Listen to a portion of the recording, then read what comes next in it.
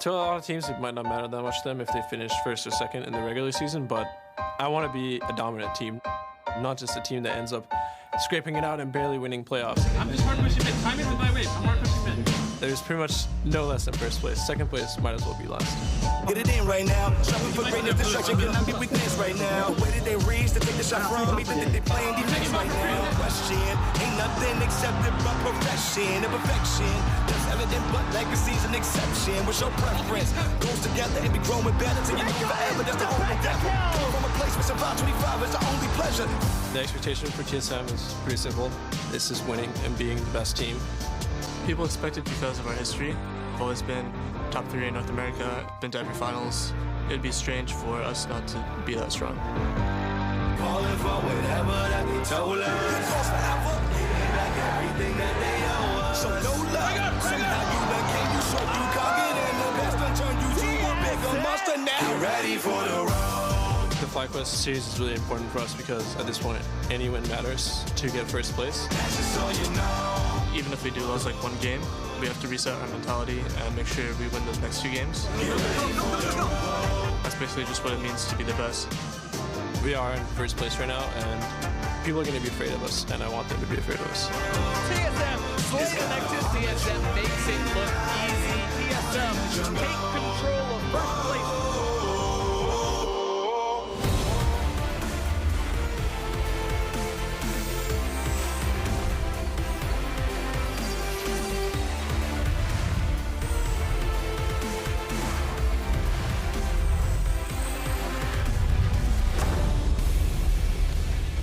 It's week 8 of the North American LCS, and there are still playoff spots up for grabs. Fans load into our studios here in Los Angeles, California to find out which teams will fight for a chance to play in Vancouver for our finals.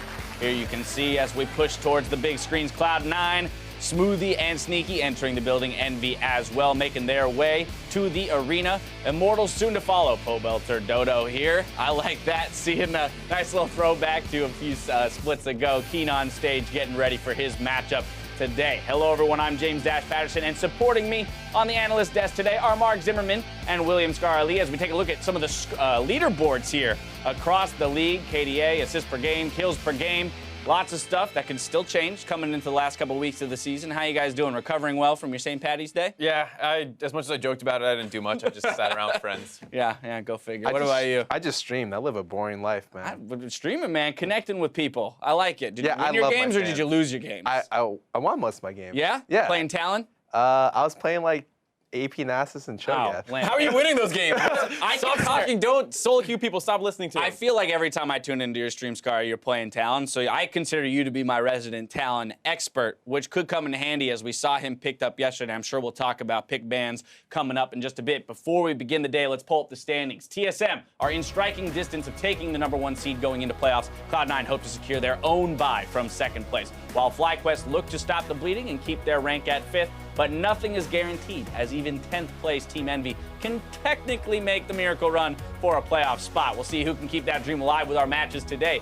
On NALCS 1, we start with Cloud9 versus Immortals, with TSM facing FlyQuest shortly after in the Battle Arena. Over on NALCS 2, Team Envy hope to overcome a surging Team Dignitas, then Team Liquid hope to bounce back against Phoenix 1 later in the day.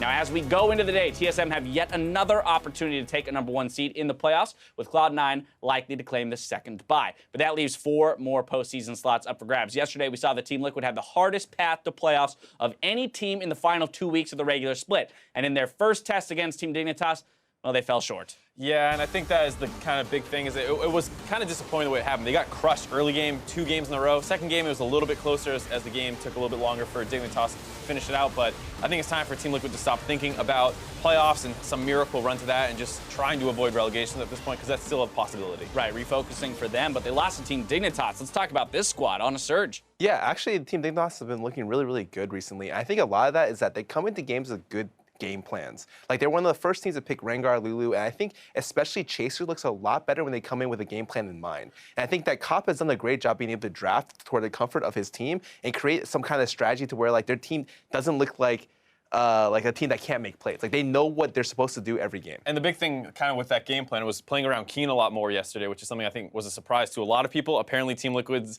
and even TSM staff potentially Yeah, they're joking about get ready for the camp top, and then they came mid. So Right, yeah. good to see, Dignitas kind of adapting like that. Right, and then of course we've got the conversation, kind of happening already. Dignitas looking like a top 4 team in the North American LCS. Of course, they still have some climbing to do to actually reach that, but it looks doable considering the fact that they have the second easiest schedule in the next 2 weeks.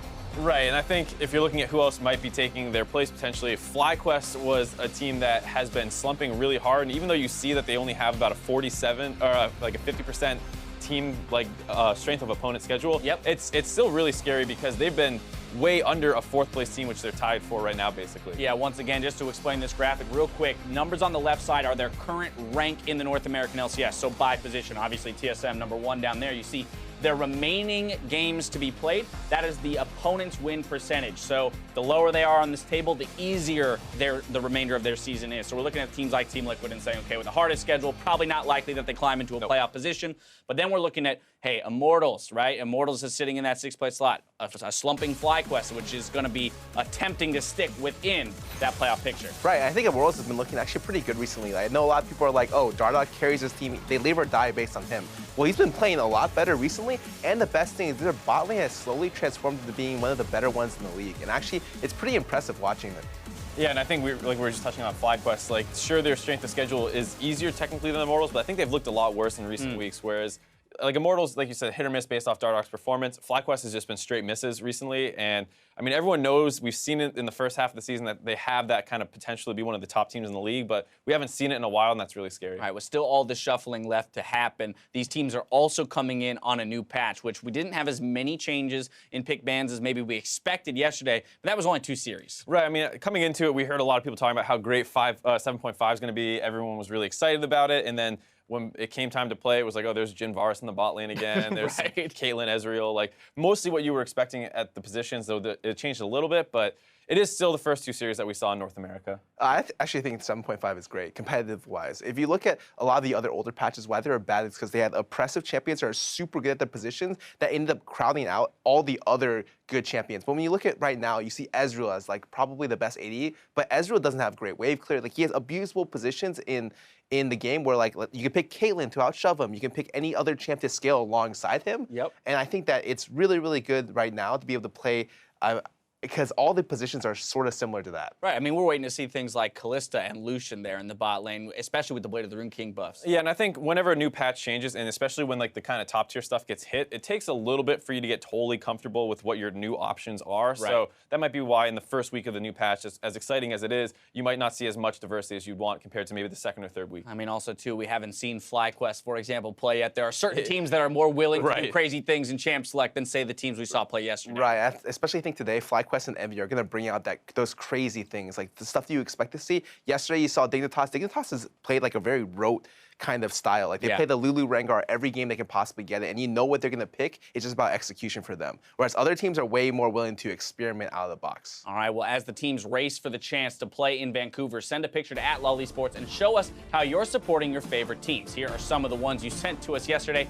Make sure to send us your spectating setup using the hashtag HowILCS, and we'll share them all during the, not all of them, that was a bad promise. We'll show them all weekend long, not all of them. I mean, if you say so, James, not gonna get much time on the analyst. Right, exactly. There will be no discussion other than that, but it's time to send it over to the casters to get the matches underway. Thank you very much.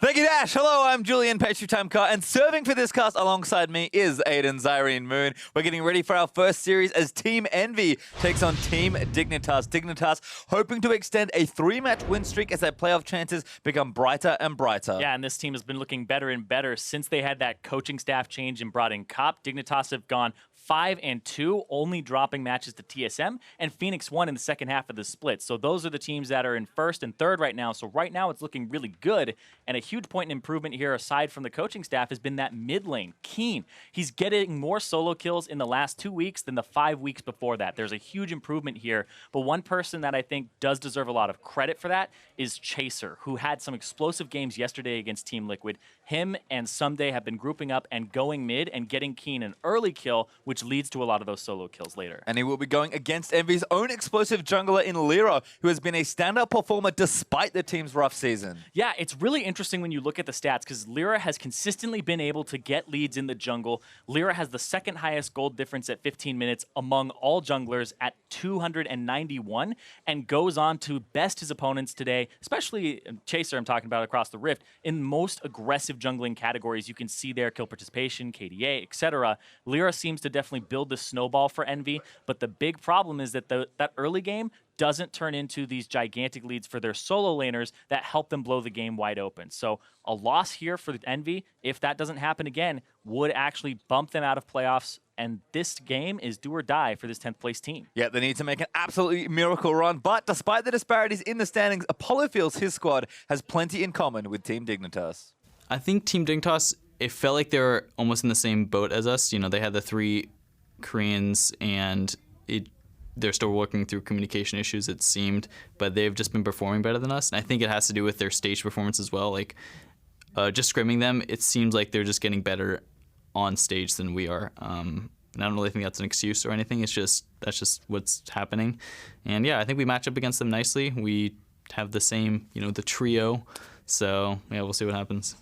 And if you think back to last split, Laud, the AD carry for Dignitas, was on Envy, and he was in the same scenario as Apollo, but it seems like the environment, the 3 Koreans on top, the 2 English speakers on bottom for both of these teams, it's kind of like big brother, little brother here. Yeah. Dignitas seem to figure it out. They seem to get that communication up, and that's what Kopp, the coach, has been lauded with most, is that the communication has changed on this team.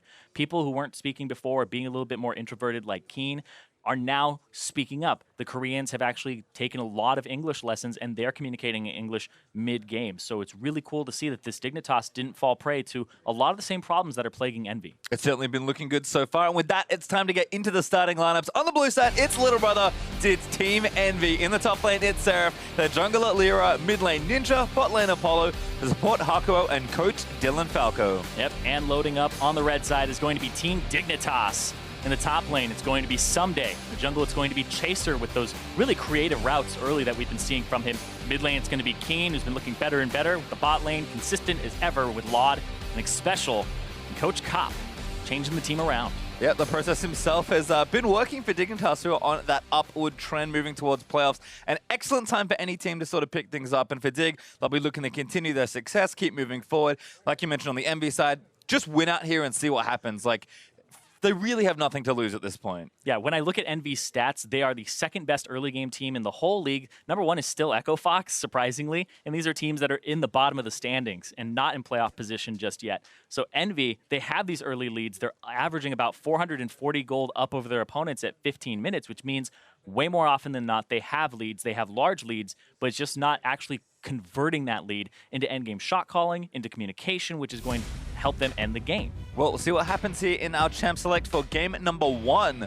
Because I think Envy have definitely shown they come prepared to a lot of these games, and when they play their picks, they look a lot more comfortable. Rengar, the first ban there on the Envy side, but Dignitas, I think, also flourishing in this environment as well. So we'll see what they have in store for their first few bans. Yeah, and I tend to agree with Scar on this one. With the pick ban now has been freed up. You don't have to ban LeBlanc. You don't have to ban Varus. These champions are still playable, but they're not that S tier. The only real kind of S tier champions that I would consider right now on my own personal tier list are Lulu and possibly Graves, because in their position, there really isn't a match for them. Ezreal also jumps up, but like Skara said, there are counters. Shen is a very common ban right now, but there are counters to him like Gangplank, etc. if you want to play them.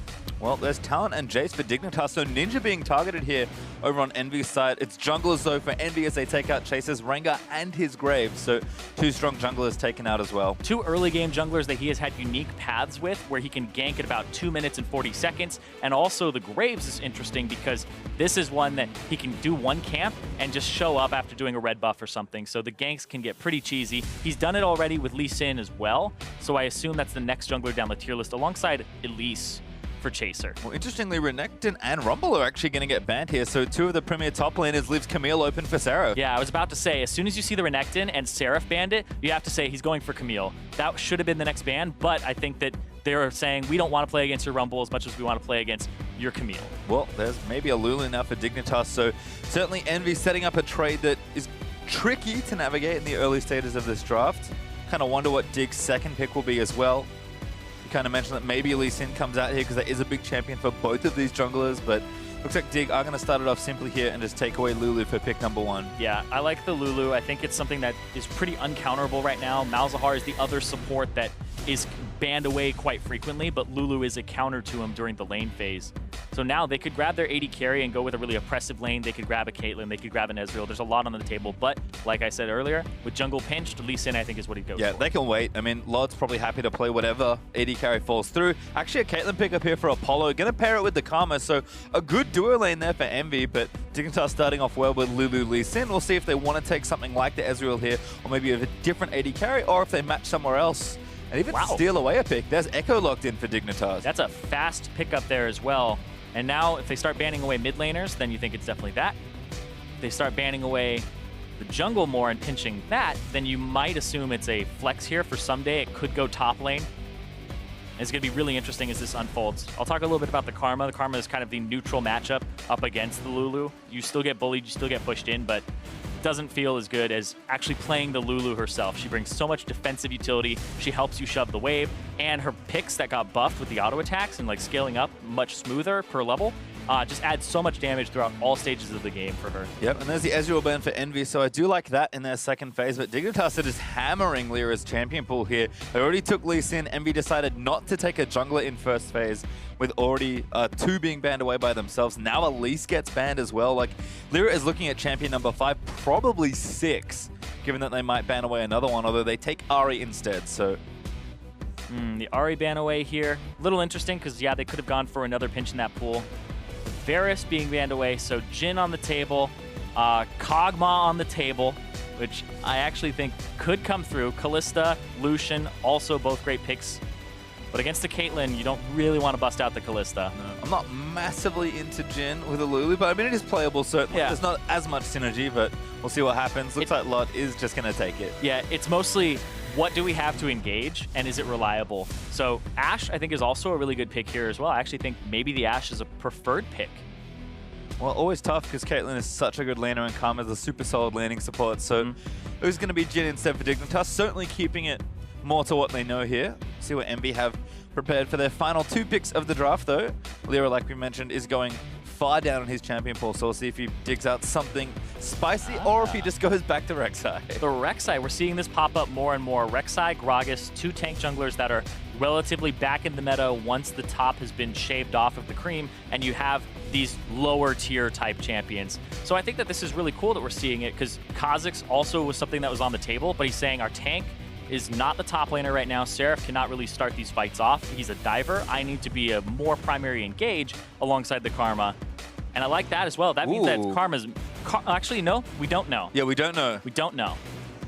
I actually think it's a Malzahar mid into Echo. I've gone around some teams and like talked to them about this where Malzahar was being played support and Echo was just popping up as like a Syndra counter and people were playing it a whole bunch with TP.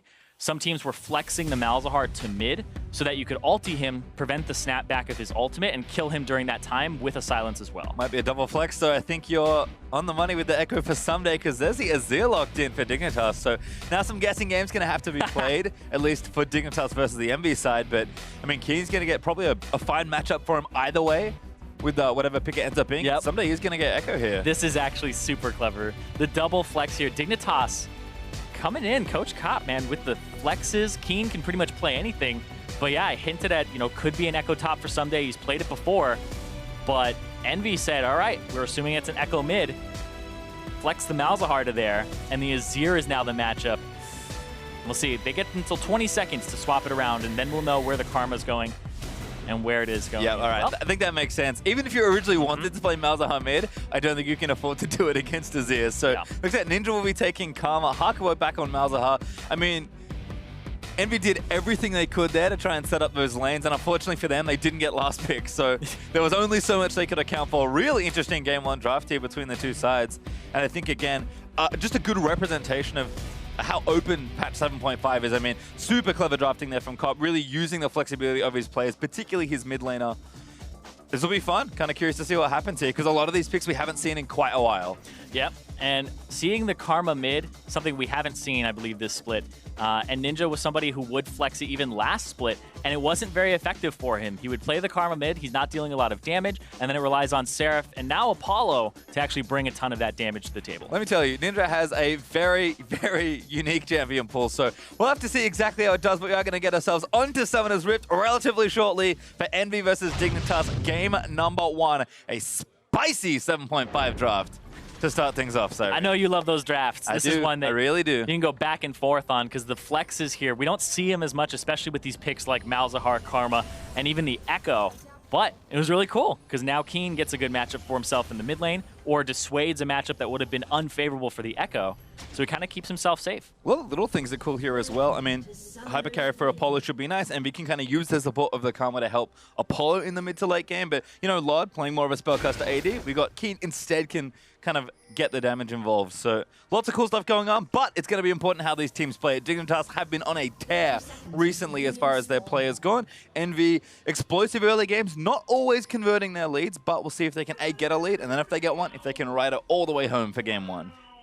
And looking across the masteries here, Deathfire Touch for the Karma for Ninja, and then Lod Silver using the nerf Deathfire Touch, which I think is fine. But then someday with the Thunderlord's Decree top lane on Echo, it's a possibility that he's going AP Echo. We'll have to find out here.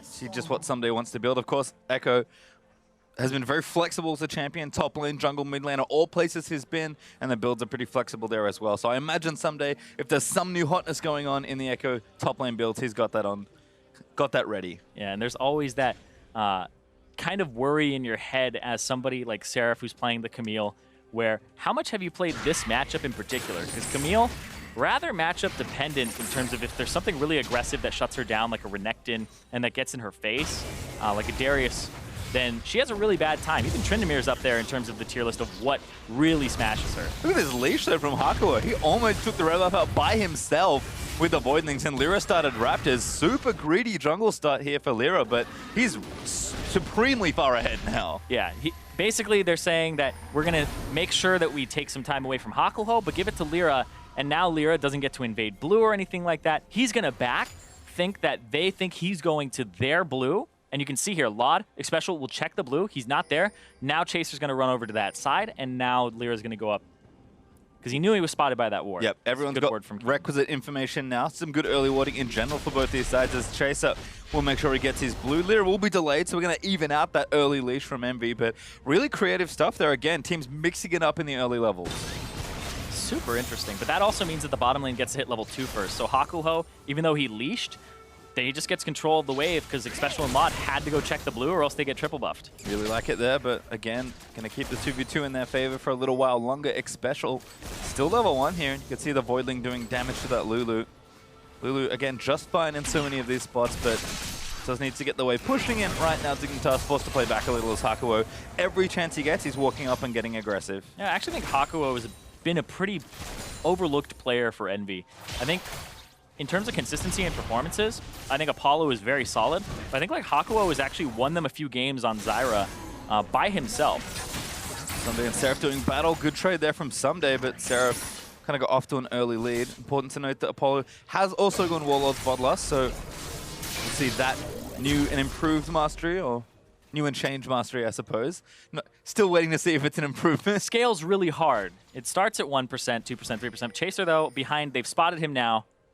All right, what's he going to go for? Especially going to flash in. Whimsy up, Apollo snares down as well. Chaser looking to tag on, but didn't quite let it. Now Chaser is taking too much damage. The Voidlings give Hakuo first blood, and they're rapidly moving towards Especial. Especial needs to keep running. Apollo will shoot them if he gets a chance. Man, first blood there going over to Hakuo. I was just saying, this guy actually wins them a few games. I've loved his Zyra ultis. I've loved the damaging supports for him. Whenever he's playing like a Malzahar or a Zyra, I think he looks like one of the best players on this team alongside Lyra in terms of high-level consistency. It's just the rest of their solo lanes getting it together and making sure that they can carry and not fall behind. Great first blood there from Envy, turning around that gank. Someday teleports back though. Seraph could get stunted, gets himself out from under the parallel convergence, and now Lyra is moving up for some pressure. Yep, clearing out the wave, or assisting Seraph in clearing out the wave so that he can back and match the teleport and may not even have to use his own, depending on the wave clear of the Echo. Let's see what happens here, but Someday's going to let the wave push in. And Lod's still low here in the 2v2.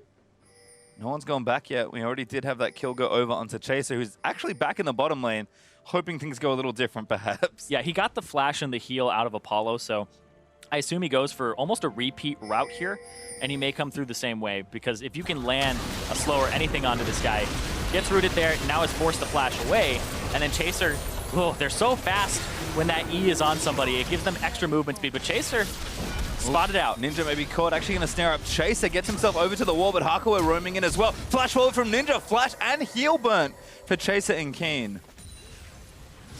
Went aggressive there, and they actually checked it.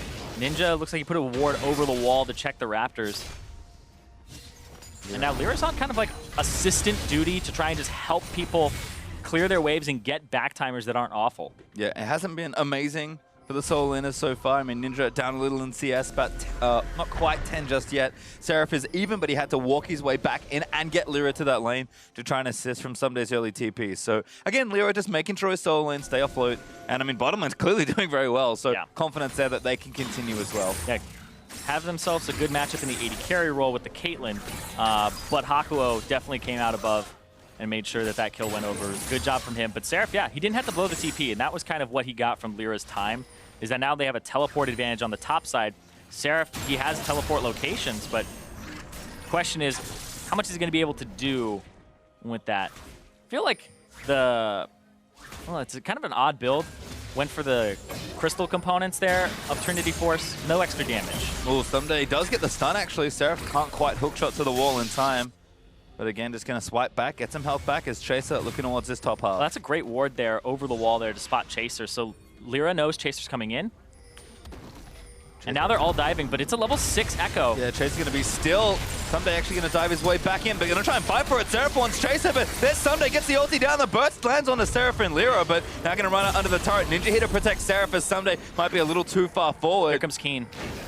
Keen rotating in. There's also a Lulu there for special. Keen gets the ult back, finds both of them with a scoop. Now Seraph going down to Chaser, and now Ninja's caught out of position. Chaser barely lives as he safeguards away, and now Ninja's getting chased down. Keen again gets himself a kill. Xpecial's here to try and seal the third as Lyra flashes away. Yeah, they're sacking bottom lane. Xpecial's actually going for a gigantic roam, walking all the way up, but this is turret damage that they give up for these kills here. And now Envy, bit behind in gold, but hold on. Someday again snaps over to Lyra. Lyra tunnels out to safety, and Someday gonna try and collapse that down, making sure that Lyra doesn't get anything else out of his jungle. Yeah, the level 6 had been there for Someday, so they tried to actually kill Chaser or Someday before the collapse happened, but it didn't work out. And this bottom lane turret, I think, might go down for Envy. Have to watch potential experience from Hakuo. There's the first turret going over, so that bottom lane that already had a lead, Apollo's 20 CS ahead and counting, and also got first turret gold. So, brutal. I mean, Lod understandably is behind after the gank from Chaser didn't go well, and Xpecial left a lane to help top side, but bottom lane looking good for Envy, and the top side still a struggle, I'll say, between the two. Yeah, the fact that they had turned around that gank down bottom and killed Chaser was huge, because I believe it gave over buffs as well, and then it just ends up being this gigantic fiesta where they're able to push in over and over and over again. And now they have the turret because Xpecial had to roam. Well, he didn't actually have to roam. He decided he wanted to roam in case. It ended up being a useless roam, but he felt like his time in lane wasn't going to be worth as much. And which may have been fair, but Xpecial is woefully behind in this game. He's level 4 as I watch this exchange again. Lyra and Chaser starting things off, but Someday already being 6 makes this really tricky. Yeah, if you had a level 6 on your Camille at this point, it's a different fight, but doesn't end up that way. And now Seraph runs to the right instead of the left. Maybe he would have been able to pick up Chaser, but what he's doing is he's running to Ninja, who is actually going for a loop-de-loop. He's going all the way around. And I actually feel like that's a bit of a miscommunication there and a misplay from the solo laners of Envy.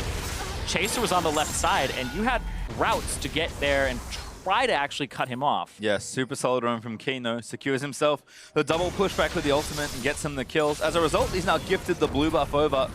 Well, you can see that damage from Ninja really chunking out King with the Mantra Qs. Fire Touch going to help there as well. But King just playing at a distance, keeping the soldiers up and making sure he doesn't fall behind. Now he has so much attack speed, it becomes quite easy to clear these waves out. Long lane bottom, though, and you have to be a little bit scared if you're Dignitas on this bottom side of the map. I mean, Lod knows he cannot go anywhere where he can't see because Hakuo with the flash and the ultimate That's an easy kill. And again, the Lulu's still level 4, so Envy have a lot of good targets here in the bottom lane. Yeah, because they lost the bottom lane so hard. Oh, Kane, so smooth. Kicks Ninja back in there from Chaser, tag over with a resonating strike, and Dignitas get another play in mid. I'm loving this trident that I'm seeing from Dignitas, where someday will come down from the top, Chaser will come down from the other direction, from the bottom side of the map, and then Keen will set up the play. They do this so consistently now. It used to be Chaser would like gank top lane, incredibly obvious ganks over and over again for Someday, but now it seems like they're trusting Keen a lot more, that they're empowering him, and they're actually giving him ganks and bringing their focus to that lane. And you know what?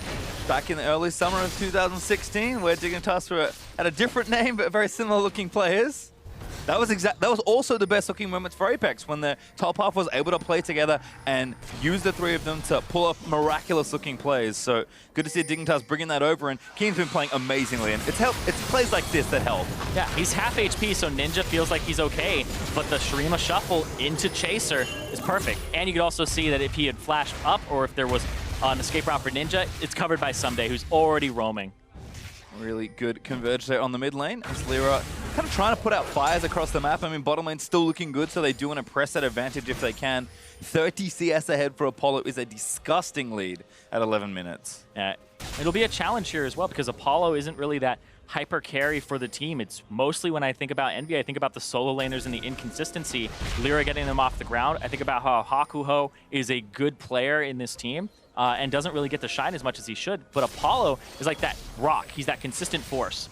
But so is Laud. And so I don't consider these like X-Factor players where they have clutch factor to them, whereas Keen, Chaser, Someday, they're going to have to, they actually have potential to go off to have that X-Factor, whereas it's kind of that versus Apollo's lead right now.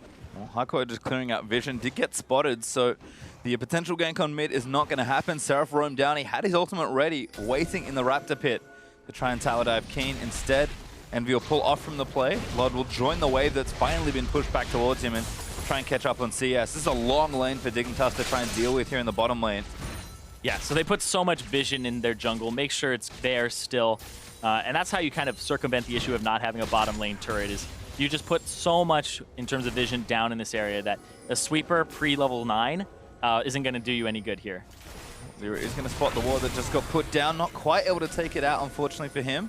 Going to have to wait for another sweeper to come back off cooldown. There is a Cloud Drake that the teams could get here. Envy have full control of this side of the map, but not really rushing down for that one. Instead, maybe they'll rotate to a different lane, try and siege up in mid lane perhaps. Or maybe Apollo's just waiting for an item breakpoint. There's Someday and Seraph doing battle, but Seraph zips away out from under the parallel convergence, and Envy, I think, have decided that, you know what, we've made enough space, let's take this Drake. Yeah, they have that lead still, even though the kills are in favor of Dignitas. It's that bottom lane turret, it's that extra advantage in the CS that they've gotten on Apollo, and it's enough to make up for the kills that have been going over and Ninja's deficit in mid.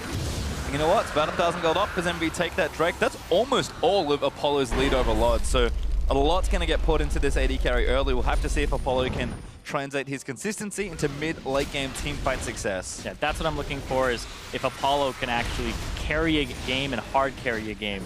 Because characteristically, I feel like he's the guy who's in the backline just assisting.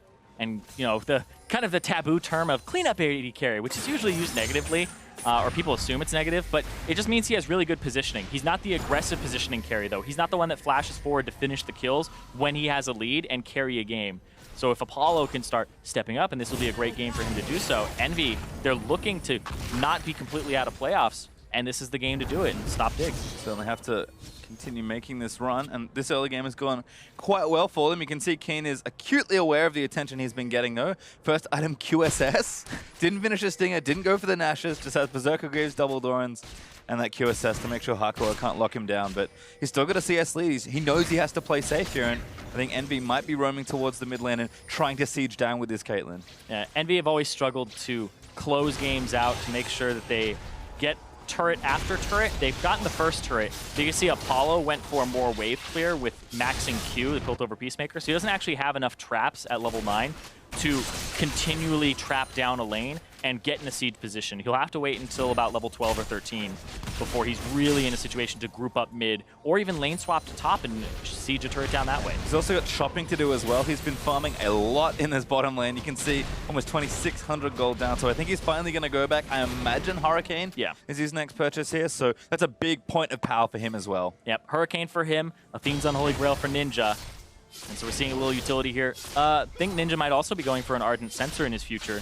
So we'll see. He's mostly going to be the buff the Apollo. Makes sense. I mean, Apollo certainly set up to succeed in this game, both in the composition they've drafted at Champ Select and how the early game has gone out. Seraph also roaming down. Actually might have a spot here onto Keen. Doesn't go in for it. Oh, swipes him down, cancels the recall, but doesn't commit with the ultimate. That's all he wanted. And now that they have the attack speed and the wave clear, they're just going to shove top in.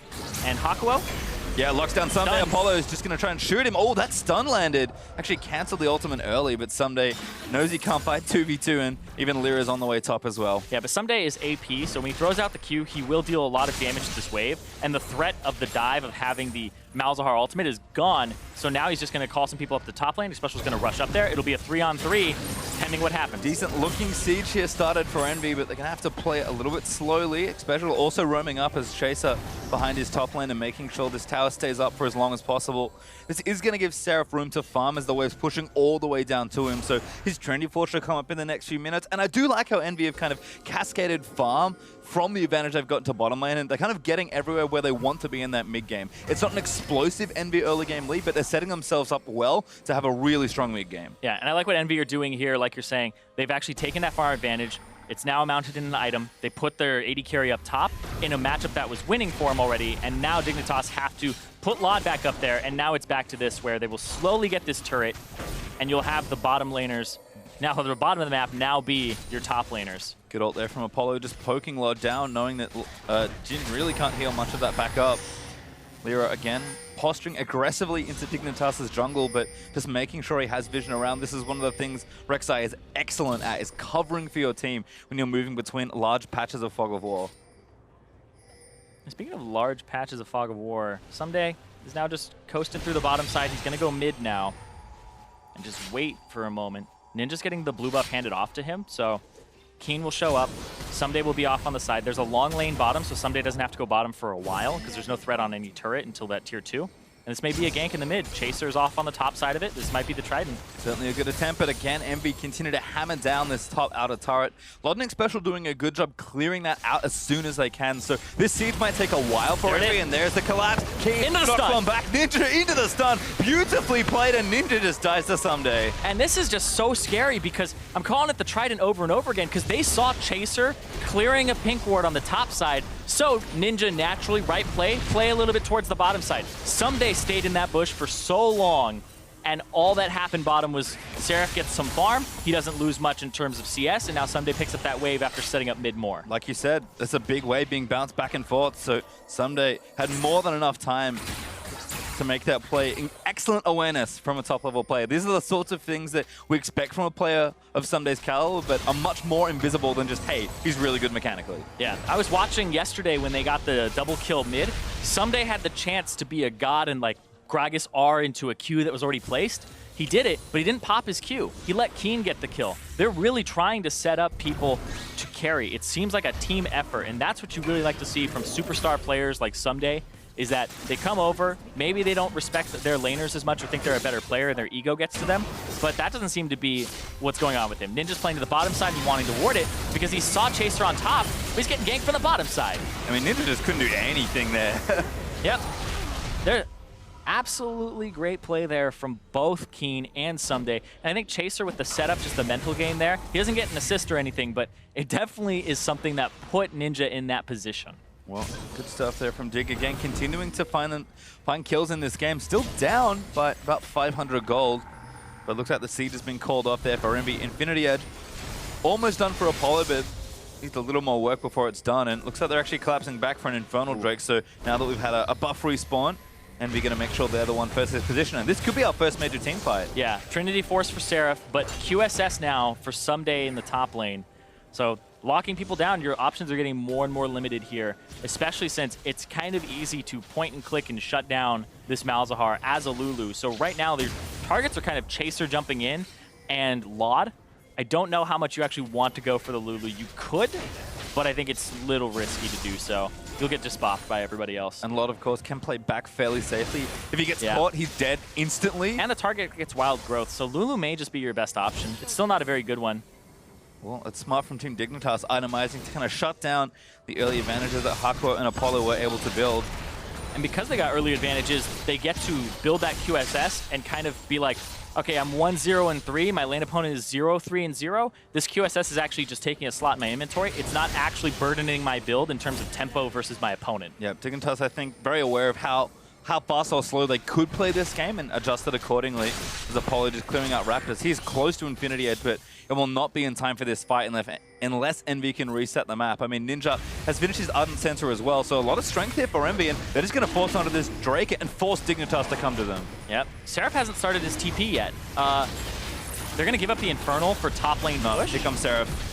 They're going to try for it now. Might be a little too late, though. Dig actually already gets it. Now Someday going to QSS off the Nethergrass. Chaser gets dove in. Seraph tries to lock them all in, but he's taking a little too much damage as Someday able to zone out the backline. Now Jin going to try into the ultimate and looks for Lyra. Last shot's good as the DFT burns him down and Seraph gets out of the way. Someday eating damage, but it's just not enough. And now Keen is going to try and complete the rest of it, but he's going to get snared up by the Karma here. Could be a little too much from Dig, but Ninja getting fire returned onto him, and it's just one kill on the Drake, but it went to Dignitas. Oh, it's so hard to play against this Dig composition at this point in the game. They have the Lulu to shut down a diver, and then they have the Azir. They have Keen to just block people off and actually deal so much damage. So once you engage, there's a lot of disengage and resetting the fight. And then you have to wait for like your Rek'Sai tunnel cooldown, your Camille E, if you don't have that swift pickup. And you can see here, I feel like at that point, you just get top turret, you go for the gold, Seraph goes in onto Chaser, not really the premier target you want, and then the ultimate comes through, but then he gets whimsied, and on the right side of the fight, Someday gets exhausted, doesn't matter, he's just spending that whole time there, and that Deathfire Touch will pick him up. Then there's one more shot left in the chamber there, and it chunks out Someday, or chunks out Seraph, but that was a fight that Apollo, he's doing enough damage now with that double item spike that could have been a fight that he takes over. Yep, just didn't have it. Just was still farming for the gold for that IE, needed about 300 more. Very close, yeah. It just wasn't enough. Really nice timing there from Dignitas. They managed to secure the Infernal. That could have been a Drake that MB valued highly, given how much investment they have in this Caitlyn to carry for them. But looks like that turret's going to eventually go down, so the overall trade will favor MB on the gold side, although maybe Lodnik Special can save this. Looks like MB are bringing a few more up just to make sure it dies. And Lod is eating so much damage from Apollo. Yep. He's not putting any traps down either. I wonder what his setup is right now in terms of where they are, because he should be setting up on that turret to just siege it down. Well, it looks like Envy will stick around long enough to make sure it dies. Someday again continuing to bounce between the long lane bot and around the midsection. That does give Sarah plenty of free time, but Kane actually opening up onto this mid lane turret should be able to take it down. Nash's Tooth enough attack speed, so it will be a turret trade overall. Dignitas buy enough time to trade turrets instead of just giving one away. Dignitas in a really good spot here. And I know that the gold is so close, but Envy have a lead. It's still not the lead that you really want in this game. You're playing up against an Echo that's building primarily AP. You're going up against an Azir. And your advantage is on your Caitlyn, mostly via CS, whereas those two solo laners of the enemy team on Dignitas, they have a decent amount of gold from kills. Great stun here from Sunday, but Seraph still fighting. QSS off from Someday, wanted to get, I believe, the Q debuff off him? Not quite sure what he was looking for, but Seraph gets out instead. Someday, I mean, he's got his ultimate, so he's pretty safe in most 1v1s, even if Seraph is a bit stronger at this point. But Envy are continuing on the siege train here. Still looking for this tier 2 turret in top lane. Might be a little too tricky to bust through Keen, given how good Azir is at protecting his turrets. Yeah, I think. All right, we're okay. Aqua. Oh no! Not okay at all! Baron on the assist there as Keen able to get the kill. I thought Meldahl was going to be okay. I was very wrong. No, there's so much damage here in just such long range. Like, the way you play against a composition like Diggs is you have to be swift. Your engage has to be very good. It has to hit true. So you have to have, like, Lyra go in, Hakuo hit somebody at the same time as Seraph is diving in and cause a lot of chaos. because there's so many resets. The Lulu ultimate, the Lulu Whimsy, you have the Lee Sin kickback, you have the Azir wall. It's just so difficult to actually do anything against this team, but it has to be fast. You have to hit them hard and as a coordinated unit, and that's why it's just the execution ceiling on Envy's team versus Diggs is very high. Yeah, and you can see Lod now with all this free time in top lane might even get the turret if no one else comes to help him. In fact, I think Dig going to be first to the punch here to try and continue grabbing himself some objectives. I mean, Lod's getting a big wave pushed in here, and this turret's got almost no health left. Just going to reload. Minion should help him out here, and that's going to be a turret for Dignitas, evening up that structure score. And you have to wonder for Envy, what the calls were mid-game when they had this Caitlyn, who I think is honestly one of the best people to have an early gold lead on. Oh, Hakuo just gets knocked up. He actually walked back onto the blast cone. And yeah, right through the Baron. Sneaky soldier. Whew. Play by Keen. I mean, Keen's had an incredible set of games recently, but this one is no exception. Yeah, Hakuo really didn't have a reason to walk up at all. And Blast Cone's not dead at that point, so it's not a misclick or anything. Nope. Doesn't work out regardless. And Dignitas even in the game back up. They're even in Drakes, they're even in turrets. And even in actually slightly ahead in gold there as well. We'll have a Mountain Drake up in a minute, so maybe Envy can find the team fight that I think they've been looking for, that they've been building towards for the last 25 minutes. I mean, Apollo probably won't have his third item completed, but he's now got 2.5 with that Zeal being a really strong component. So Envy can certainly win fights, but they have to set them up correctly. Yeah, good news for Apollo in this game is he doesn't really have to buy a Last Whisper until I would say 4th item, and you just get the 45% bonus penetration. You sit on that, and that's it. So his build isn't really attacked in any regard, and in fact he has Ninja building for him and for assistance. But we're waiting for Ninja's 3rd item, and I feel like that's when Envy will be more comfortable in this game, when they have that needlessly large rod item that will make it so Ninja isn't just a buffer, but he's also a damage dealer. Camille does so much true damage though. It's that 2-item spike and enough levels because you actually convert the Trinity Force Spellblade proc into true damage based on your level. So when you hit level 100, or sorry, level 18, it's 100%. It's the full value. Level 100, say nerf. Well, Seraph just going to take down this turret. Sunday cannot tussle right now. So Envy going to keep this pressure on. Looks like they'll fall back towards the Drake, actually. Sunday does have TP ready. Envy need to be decisive here. They're going to start up the Mountain Drake. They have their wall of traps on the left side, so it's a good setup for them. Nobody can really soak traps on Dignitas. Seraph looking for a flank. Trying to cut them off, I think. Make sure Chaser can't get in. Yeah, Sunday's not in the fight yet either. I feel like you go on to Chaser now. Seraph, what is he doing? Tanky. Apollo also headshot Kane. They're getting locked up now, and the Mountain Drake's still going in. Someday going to get assaulted by Seraph, and you can just see the damage that's happening. Dig can't dilly-dally for too long here. Mountain Drake continues to change attention, but Lyra now maybe too far forward. Drake goes over. Lod actually gets it, but Chaser is going to get locked up. X-Special trying to get aggressive, but Seraph dives into the backline to tangle them up. Looks like Seraph actually going to keep going. Goes invulnerable for a little while longer, but Lod takes him down with the last few bullets. Envy, just such a messy fight. Now Apollo's just too far forward. He needs to get aggressive and try and get more shots in, but has to flash out of the Jin ulti cone. Someday Chrono breaks out, gets a bit more health back, and Keen's going to play cleanup. Dignitas play it so patient, and they're able to wipe the fight. Dig, get the Drake, and they get the team fight. That's an ace for them. We'll see if they look at the Baron here, because that mid lane, they're just clearing it out for some pressure. I mean, Dignitas, it's so funny to watch this team and think what's really been changed. And the Enigma's been trying to solve just where are they getting their leads, but statistically, things haven't changed that much. But whatever is happening synergistically for this team has been the big moment, because they are playing so well together. Every Dignitas team fight looks insane. It's the comms, it's the communication, like you were saying, it's that synergy. And right there, they go back and forth on tanking it, they get themselves a Baron, and now they get themselves a gigantic lead off that fight. And again, Envy just couldn't be decisive enough there in that moment. You need to do something else here. Seraph's like trying to duel on the side when you had a perfect setup to stop Chaser from getting in. Envy shouldn't be wanting the fight. They should want the Drake, which will help them take turrets and help them get the Baron later. Whereas now Seraph's in the back line.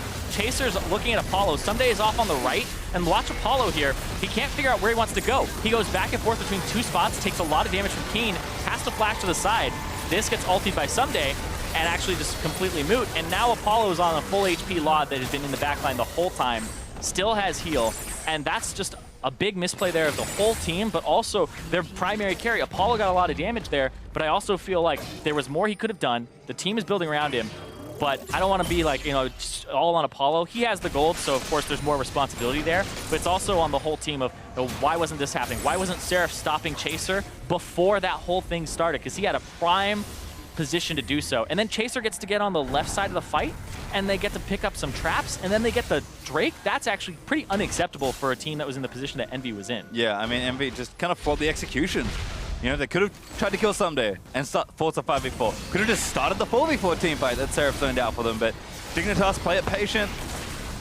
They get the Drake, somehow Lord snipes it away, and now they've got Baron out of the deal. Didn't even need Chaser to get this one. Just picked up the ace, and now they're starting to knock down turrets. Dignitas opening up a big lead now, 4,000 gold ahead. Dignitas are so good at playing reactively during the mid game. When we looked at them, even when they didn't have Cop in, they played best against teams that tried to engage onto them.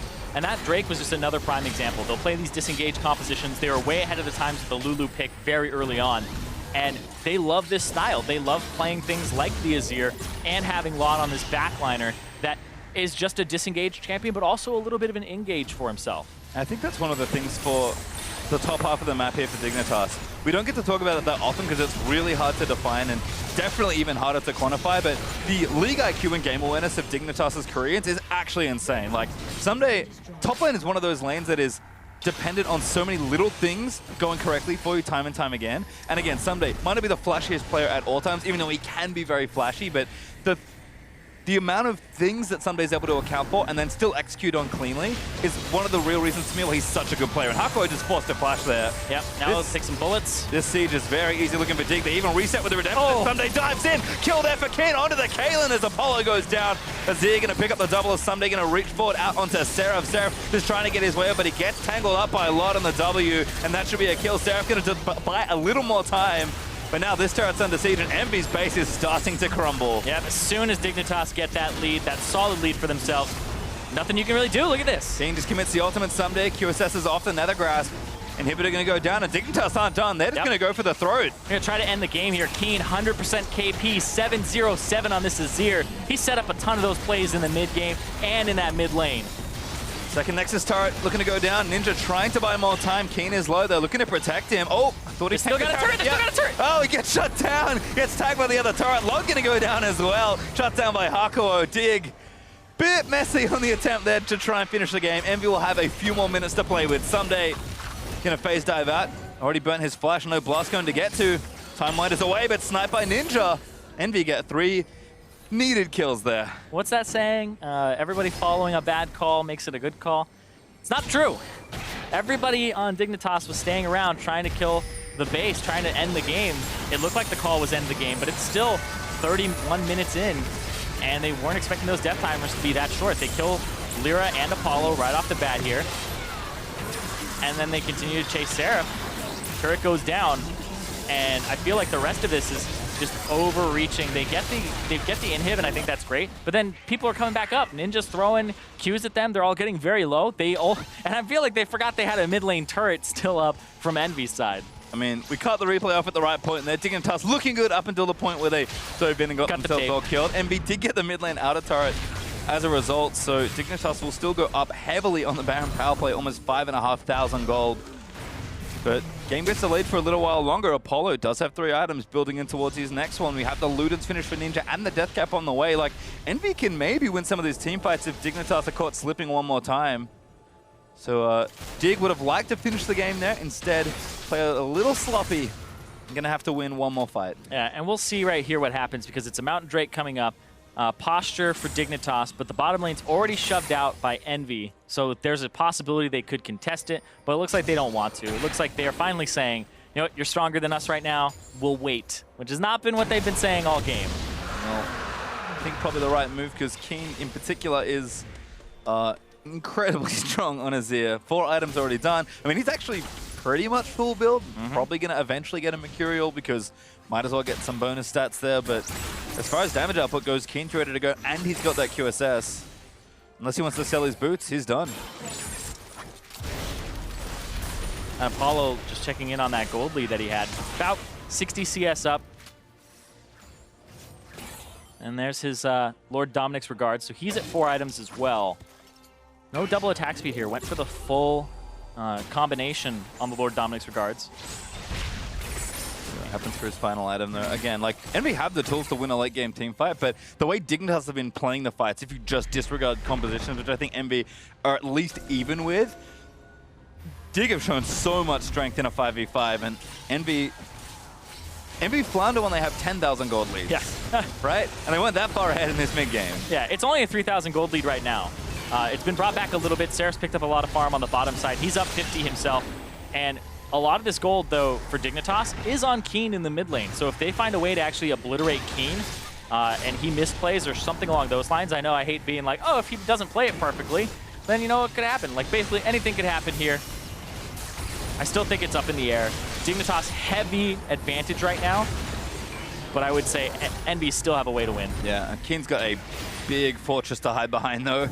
I mean, Someday and Chaser got some disengaged tools, able to zone out any divers, and we've also got the Lulu to protect Azir, who really is the more traditional-looking carry of the two that Dignitas have picked. Someday is going to stay up here in the top lane and continue to pressure down the turrets, but Baron is up in a second, and Dignitas going to get straight on it. Yeah, 2 Mountain Drakes and an Azir. This will go down very quickly, and Vlad will probably crit it for more than you could smite it for if he gets that bullet, but it looks like it's going down Got fast. it now, that's Baron over. Hakuo looking for a pick, but he's going to get himself caught Someday out. flank. Has to flash out, but the Wild Growth gets the double knock up there. Someday just tying up the backline as Keen already slayed Hakuo, and the board's going to fire down. The heal gets burnt, but Someday just buying time for the rest of his team. Seraph might be able to get a kill here, but the rest of the team's going to dive in for it. Chaser gets his way back through. Lyra gets tagged by the Deadly Flourish. Chaser is going to get his GA burnt down, but Lyra is bleeding on the back end of the fight.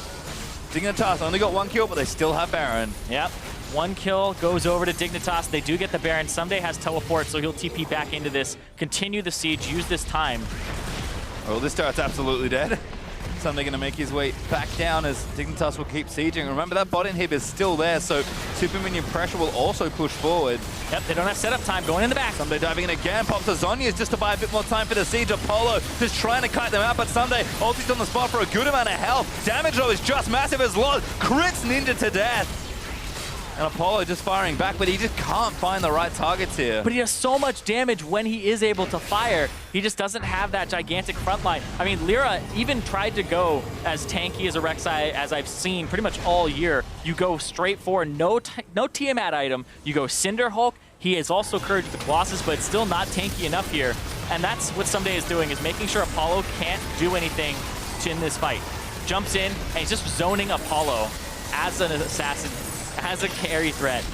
So Apollo has to back up, try to get some shots in there, and then Chaser is taking a large amount of damage in this choke point here. But you can see Lyra is just taking crits from Lod, he's taking soldier damage from Keen, and now they don't have that frontliner anymore. Yeah, well, bottom lane inhibs back up, but Someday going to check that brush as Dignitas still with a minute 45 left on the Baron.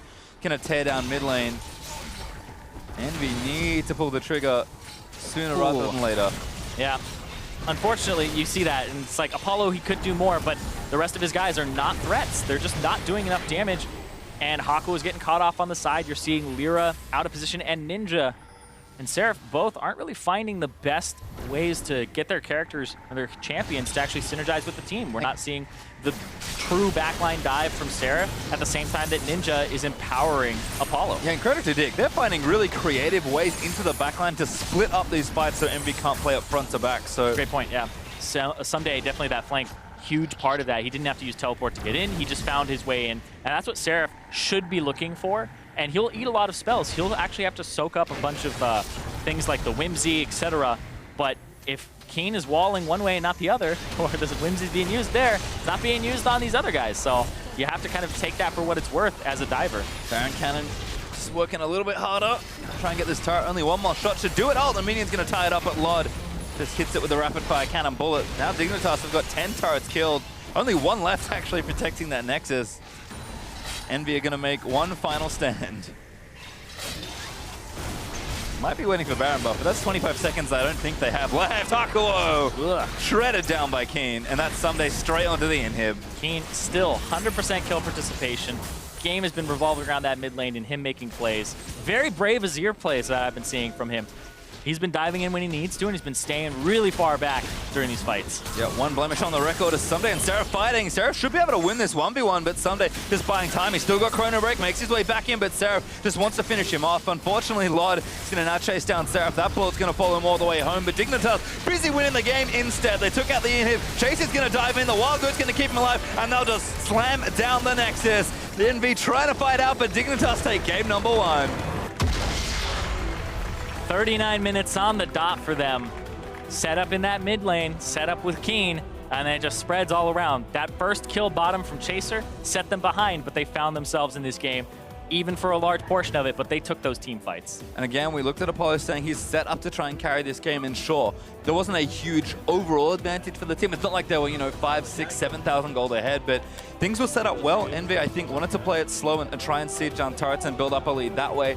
Unfortunately for them, Dignitas picked their moments exceptionally well, and the individual play was able to shine, and that's a lot of the Dignitas games we've been seeing. They kind of weather the storm from Envy. They expect to be really put down in the early game because Envy are an aggressive, strong team in the first 15, but Dignitas, it's hard to explain it, but they keep winning. Yeah, they actually are doing a really good job of coordinating the fights, and I think that's really what my big takeaway is. Watching their team fights now compared to before, they're actually going in and out at the right time. Someday is crashing at the same time as the rest of his team is going in, and Chaser is finding ways to delay the fight, especially around objectives, until he's in a good position to go for a smite. So the team is allowing setup, and they aren't having one person be like, it's time to go now, when people aren't ready. Well, we do have a couple, one replay, I believe, to look at here, so we'll kind of break down how this game worked out. I mean, this was probably one of the pivotal fights, actually, in the game. Chaser just got to walk past the top side of this where Seraph was, didn't get engaged on, didn't get anything to stop him.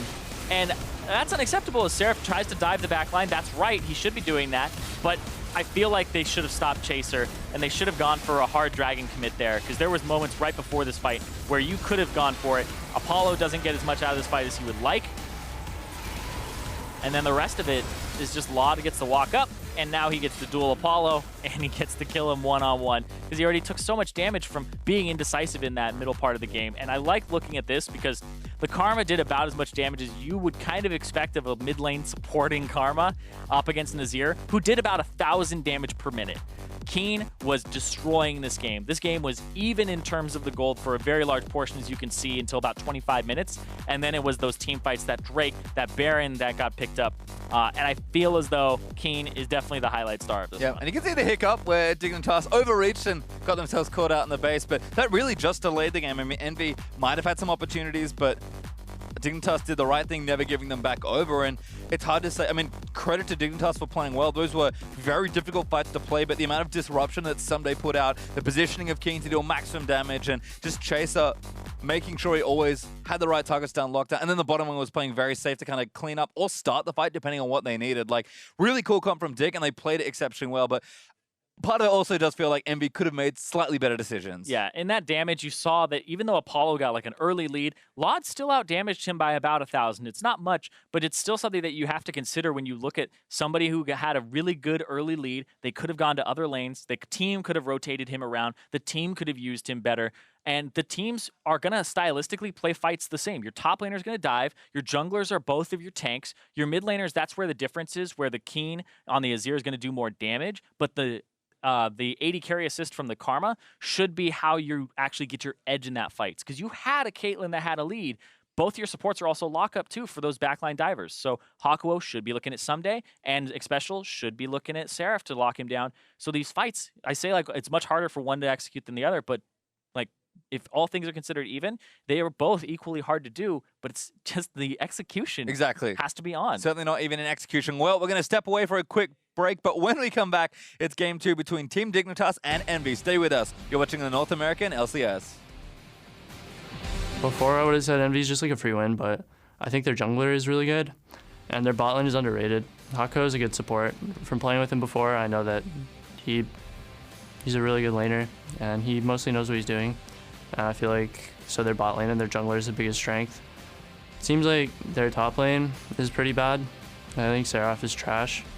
And then Ninja, he can be good, but like he throws games a lot. Like it almost feels like versus Envy, even if they get a lead, you'll probably still win because they'll just like mess up a team fight or something.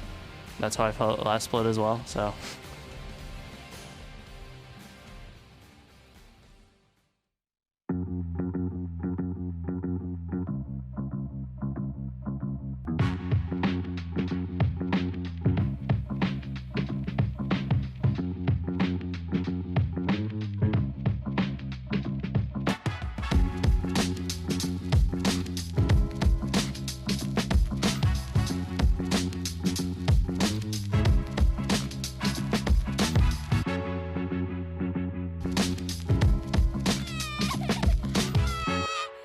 down, boys. Clan initiation. I won't settle down, Kobe. 7,000 moves It's to beat OP. Kog'Maw. It's happening.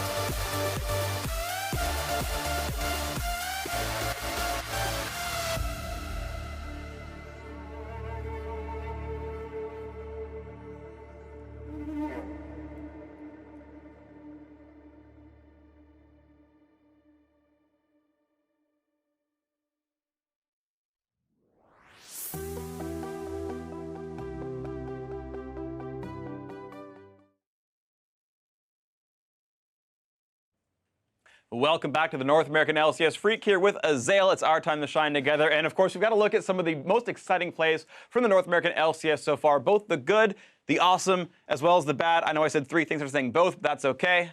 Let's get into it already. Casting. It's great. I'm going to stick to casting. Let's get started with our Week 5 series between TSM and Team Dignitas. It starts out with Hanser being absolutely incredible at this game. I mean, this one was great from Hanser, but also Chaser stutter stepped his last auto. I think he maybe was trying to give over the kill, and then he wanted it so bad. Chases gives away one, and then the second kill gets corralled in. Pretty brutal. Yeah, at this point, you can kind of give credit to Svenskeren, an honorable assist, because the Renekton knows, like, I can either give away free gold and assist, or I can do something else. Now we've got more TSM highlights. Svenskeren going hard on the Rengar. Yeah, this was the second 50-50 that Dig went for in this game. Svenskeren comes up huge for the team on this one, keeping their hopes alive and eventually taking down that series. Yep, absolutely agree. Now TL versus Cloud9, and ooh, welcome back to the North American LCS Doublelift.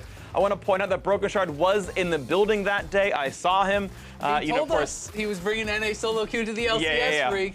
He did warn us. It's true. It's a sign of good times to come, man. Broken Shard's team's going to be in the North American promotion tournament as well, so he sends his regards. And Doublelift take away. Doublelift's going to give us something back here. This was sick. The patience on this fourth shot. The split second Jensen steps back in. Boom! Gone! Shot. All right, Double sends his regards. Unfortunately, though, it wasn't enough for Liquid to win the series. Spoiler alert, C9 still did win that one. So Jensen got his revenge, but Liquid making an interesting showing with Doublelift here. Now Immortals taking on Envy here in Game 3 of the series, and the flash engages there.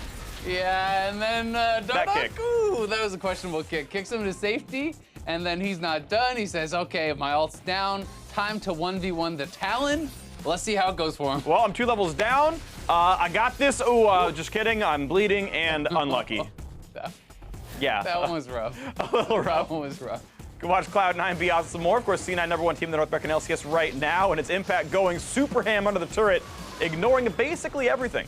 Yeah, and I'll let you guys decide. Is this an NA play for one team or the other? I don't know. I mean, Impact played it well. Bot dive, man. Also didn't do so hot on that dive. Nope. Meanwhile, more of a re-engage on the mid side. Chrono break, and he's trying to get himself away from it. He's going to do so far. And coming back in, wants to get the fighting in. That's a charm, and that's a Rengar. Now the Ez snipe. And this is premier NA plays right there. Sneaky, bringing it from downtown. That was beautiful, and I think the NA play is really the observers there, because that was great. And then this one is just straight up boosted. Yeah, Altek's already dead. He waits his flash to make sure his support also dies there. That one was brutal. All right, he can just run away and just like, all right, you try to dodge some stuff. Instead, we'll make it both. Unlucky there. So that's when you say lag. It's when you blame the jungler for not ganking. Clearly wasn't any of those players' fault at all. Sorry to Altek Lemon. But of course, be sure to call out your favorite moments from the North American LCS. Tweet us at LOL Esports. Also use the hashtag NALCS so we can find it in the online ether of all the other at LOL Esports tweets. Now let's send it over to our cast to get ourselves into the games. Welcome back, everyone. We hope you enjoyed the highlights of the good, the bad, and the ugly from the NALCS. But let's focus back on this series between Envy and Team Dignitas. First things first, Keen will pick up player of the game for game number 1. Yeah, absolutely. 100% KP for himself. Almost 1,000 damage per minute. Ridiculous player there in terms of what he was doing. And I love the Shrima shuffles. We see so many Azirs, and the most recent ones that I've seen in the NALCS have just been like picking it for the late game scaling. Not so much for that sliding in the lane, making sure you shove somebody back into your team. And against the flashless ninja, he kept doing that and making sure that he would end up being a kill early on. And he had good support stuff as well. Chaser and Someday were consistently converging together, making sure the play got set up, either covering for something or even adding to the actual engage there itself. So Kane picked up a lot of credit for his individual play and how he played the team fights, but that was a team effort from Dignitas, and a lot of that early game is on the shoulders of those 3 top Koreans. Yeah, and I think that, like you said, that Trident, as I'm calling it right now, because they have those pincer attacks that just look so good, but they're usually centered around mid. It's honestly so hard to shut down because when you look at, we've been calling Envy kind of like the little brother. When you're a little brother, it's like you don't have as much strength in the same places, right? Just has a little bit more oomph in the top lane for Someday versus Seraph. Chaser Lyra is a little bit comparable, but Chaser is honestly synergizing with the team better, and then Keen is just more consistent than Ninja. As you heard in the SOT from Lod, he's played on both of these teams, and he feels as though Envy has a lot of inconsistency in it. And I think that's true of their results and also how they've played their games. Again, Envy with 10,000 gold lead doesn't feel secure, whereas almost any other team would be like, okay, they've got it in the bag. We're going to the next game. Like, Envy, win and lose very impressively. And, they're a polarizing team for that reason, but getting it together for multiple games in a row, making sure they, take their leads and run away with them. It's been tough for Envy all season long. You can see what the bright spots are, but they're going to need to rattle off 2 straight now versus Dignitas. Yep, and that's the thing. If they lose, their playoff hopes are done, and then they're looking at getting out of relegation, and they have to focus up on that. Well, we'll see what happens here in game number 2, actually, as we are into draft for this one. Game 1 was a very juicy draft between the 2 coaches. We'll see what happens here again. Once more, the Talon and Jace will be banned by Dig, targeting out Ninja. Same 2 jungle bans there for Envy. So already in the early stages, we're seeing the exact same things, but Dig, of course, on the blue side, will have to switch up their first few picks here, as they're going to ban away the Rumble again. So sticking with that. I mean, Envy probably they actually mix it up. They ban Camille instead, so favoring that champion here. But Dignitas, I mean, Renekton's available. He'll go for something else, but don't think so. Lulu just seems a little too strong. Yep, Lulu is the uncounterable S tier at the moment that people consider to be that one and only. Because honestly, it's like you look at the comparability of a lot of roles, it's like the reason that LeBlanc was 100% pick ban was because of the fact that nothing else really did what she did, even close to as well as she did it. Whereas Lulu, it's the same thing. Next down the list would be like Karma or Malzahar, but she counters Malzahar. And Karma's just not as effective with a point-and-click instant CC that locks people up. Well, MV do actually go with that dual lane potentially. We've got the Karma and the Caitlyn. We saw it flexing game 1. So we'll see if that happens here again, as there's that Lee Sin locked in. So Lyra could also be pushed down in that jungle pool. That's already effectively taken away with the pick there for Dignitas and the 2 bans on the MV side. So we'll see if Lyra does pick up his jungle in the next phase, but we'll see what Dignitas do to round out phase 1 here. Yeah, if they pick the Echo, then it's pretty much exactly the same picks bans minus the Camille being banned away this time. The Gragas. So most likely top lane for Someday because of the fact they already have a Lee Sin locked in. Yeah, almost assuredly here, but some days, I mean, not too many players have been playing Gragas in the NALCS, either jungle or top. It is a bit more of a top laner, I think, but Someday has impressed me on the champion. So looks like we'll have a tank battle instead. Seraph going with the Shen, decides not to go for an Nectin, and this is a top laner we thought we'd see a whole lot more of, so dropping kind of lower than we might expect in priority. Yeah, I think that the Shen is typically banned more than anything, and then when it's picked, you have to consider what the matchup is, because it's not just that freebie, right? It has counters to it, where you could be running into a Gangplank. Even some people play Trundle into it and have a good time, but he knows that his matchup is the Gragas, so he's looking at that. Well, that's Kha'Zix banned for Dignitas, as Ezreal Varus once more banned for Envy. Ari also banned by Dig, so staying consistent with their mid lane attack here on Ninja. Karma didn't work out too well for him, even though in theory I liked how they approached that draft, and at least now for Lyra, so he's not going to be pushed too far down and does go for a different jungler here, much more aggressive. Yeah, it's strange because last time Dignitas was on red side and they banned away Elise Ari instead of Kha'Zix Ari. And I mentioned that Kha'Zix was still up and they didn't want to play it into something like a Lulu because you jump in, you just get polymorphed and you're done. You don't even have a way to get out afterwards. Whereas Elise, I think is a little bit more favorable for Lyra. I think he's definitely more comfortable on that champion. So we'll see what he's able to do in this early game. A lot more non-committal as well. You can stay in human form, use your ranged abilities there instead, as there's Victor up for Kayn. Pretty safe blind pick mid laner. Dignitas are going to have to finish their draft with 1 pick left for Envy. Kayn probably not too afraid of the Karma if that's going to be visited mid again by Ninja. Takes a nice safe pick here, and we'll see how Dig round out this draft. Looks like Lod needs a pick. Does he go back to Jhin? I mean, kind of has to, given what we've already seen, and there's the straightforward pick. Yeah, helps him with the engage, the disengage. They don't have the same flank from the top side as the Gragas will provide now. Not as much damage in terms of threat, but it will disrupt. And look, if Envy want to do what they did last game, they can. If they trust in Hakuo's like damage mid laners, like the Mals, like the Zyra, they can go for it here. But it does feel like you want to get Ninja onto kind of a beefier carry from that mid lane. Victor's a pretty easy matchup to try and go for, and I like this. Orianna for Team Envy really kind of investing more into the mid to late and giving themselves an easy team fight option as well. Yeah, they literally have 3 shields from 3 different people for Apollo. So Apollo, again, another game where resources will be handed to him via the abilities of his teammates. Can he use them? Well, did a decent job in game 1, but couldn't convert all the way over. See if he A, gets another early lead, and B, if he can play a little bit tighter in the mid to late game. And that's on the team as well, right? Like, Apollo, yes, he could have played the fights a bit better, but they were difficult fights to try and approach. I think Envy just slowed down a little too much in the mid game and didn't press their lead and try and siege kind of more clinically, and Dignitas exploited that in the team fight. Yeah, it's always a really rough situation because you're saying like, man, this guy should have been able to carry more. It's like, the guy literally has 5 bags that he has to carry. You handed him 2 of those bags. Why can't somebody else like pick up some of the weight?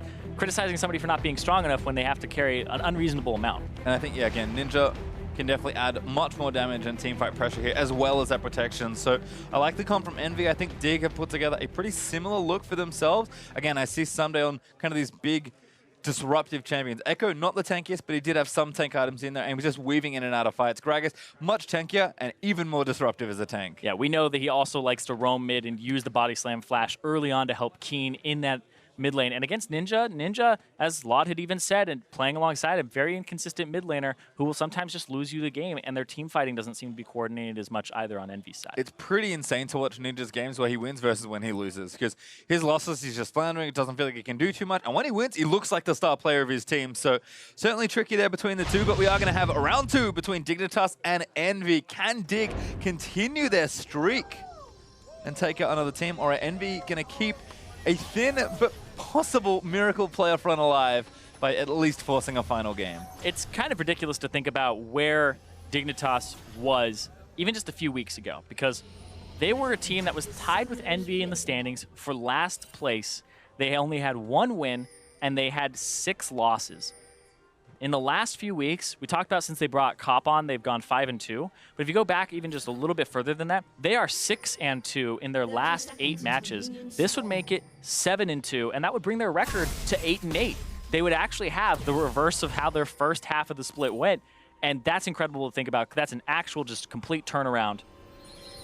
Well, certainly in prime position for a top 4 playoff spot at this point for Dignitas. Currently in 6th, and they could start climbing.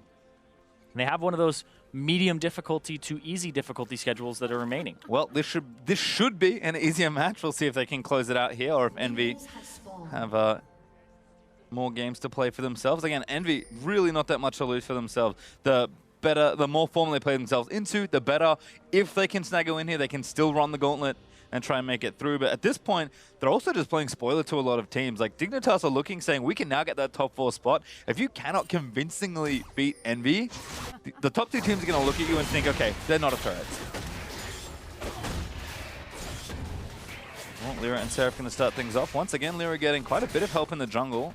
Hakuho's Miracle Leash not here this time, but Lyra going to get some good help from the Shen. That keeps all the Spiderlings alive as well, which helps us clear time. And that's a pretty decent clear for a Raptor camp for Elise. Usually, these little ones like gang up on your Spiderlings when you drop back. So he got a lot of help there, like you said. They're also taking quite a bit of damage already. Not too sure how that happened, but Kane just going to play back and continue to shove the wave. It's that Deathfire Touch Victor. You take the Q at level 1, and you auto-attack them, and it's Deathfire Touch increases on duration or has full duration if it's a single target spell, as opposed to like a dot or an AoE ability. Oh no, ignite that onto a special. Hakuho diving in for an Envy again. Might make the big play in bottom lane. Apollo still firing into Lodge. It's that level 2 power spike, able to shove up. They used Hakuho on the Karma to shove the wave, which he will shove faster than the Lulu will with the fact that his Q, cooldown, etc. and X special started with E, level 1, instead of going for Q. So it wasn't looking for a shove advantage there, it was more looking for just shielding and trading. Well, they tried Ignite for flash and heal as Chaser and Lyra doing battle. Dive in there for Chaser. Lyra with the double buff. So Chaser winning the exchange so far. It's going to be a close one, but there's the Orianna trying to make the difference. Chaser flashes out of the way, and now back in the bottom lane. Lord forced to flash out as Apollo already getting snared. Hakuho is going to get tied up, but Special looking for a great heal from Apollo. He's going to keep him alive, and now Hakuho forced to flash out as well. Oh, all those summoner spells. Apollo's the only one who didn't have to use his final summoner spell in this bottom lane in this fight here. Some of them were used earlier from Special as well. You think about when he had to flash away previously. There's just fights across, but no first blood. Yeah, been a lot of trading back and forth as Someday does get some nice damage chunked back onto Seraph, who's been aggressively taunting this Gragas in the top lane. And Chaser and Lyra were both down towards the bottom side as well, knowing that there could be more action. Someday another good boop onto Seraph. Follows up with that damage. Yeah, the wave clear of Shen very low, especially in comparison to the Gragas, who has all AoE abilities in his kit, all 4 of them. So he just constantly shoves passively. And so Seraph's trading a little bit in minion waves too, but he's getting those flask charges out. Oh, here's Chaser. Nice word for Envy, but Chaser aware of it, going to stay out of Fog of War. Lyra not down here, so we have to play this carefully. You can see Lodnik Special with this likelihood that there's presence here from Chaser are actually pushing the wave back out. Apollo going to eat that dancing grenade there as well. But with the Warlord, should be able to heal up slowly. It's much less effective than it used to be, but eventually if you stay in the lane long enough. Yeah, it takes like 9 auto attacks, and it also is charged up quite slowly via movement. It's like every 300 units you move, you get 10. So have to wait. Lyra, Blast Cone's over though. No Chaser here. Yeah, Jungler's trading places, and now Lyra's in prime position for a gank. Special already slow. He's going to get Cocoon. That's a bit of lockdown, and first blood goes to Hakuho. Now Lod going to get dove here perhaps, but Lyra already used the repel.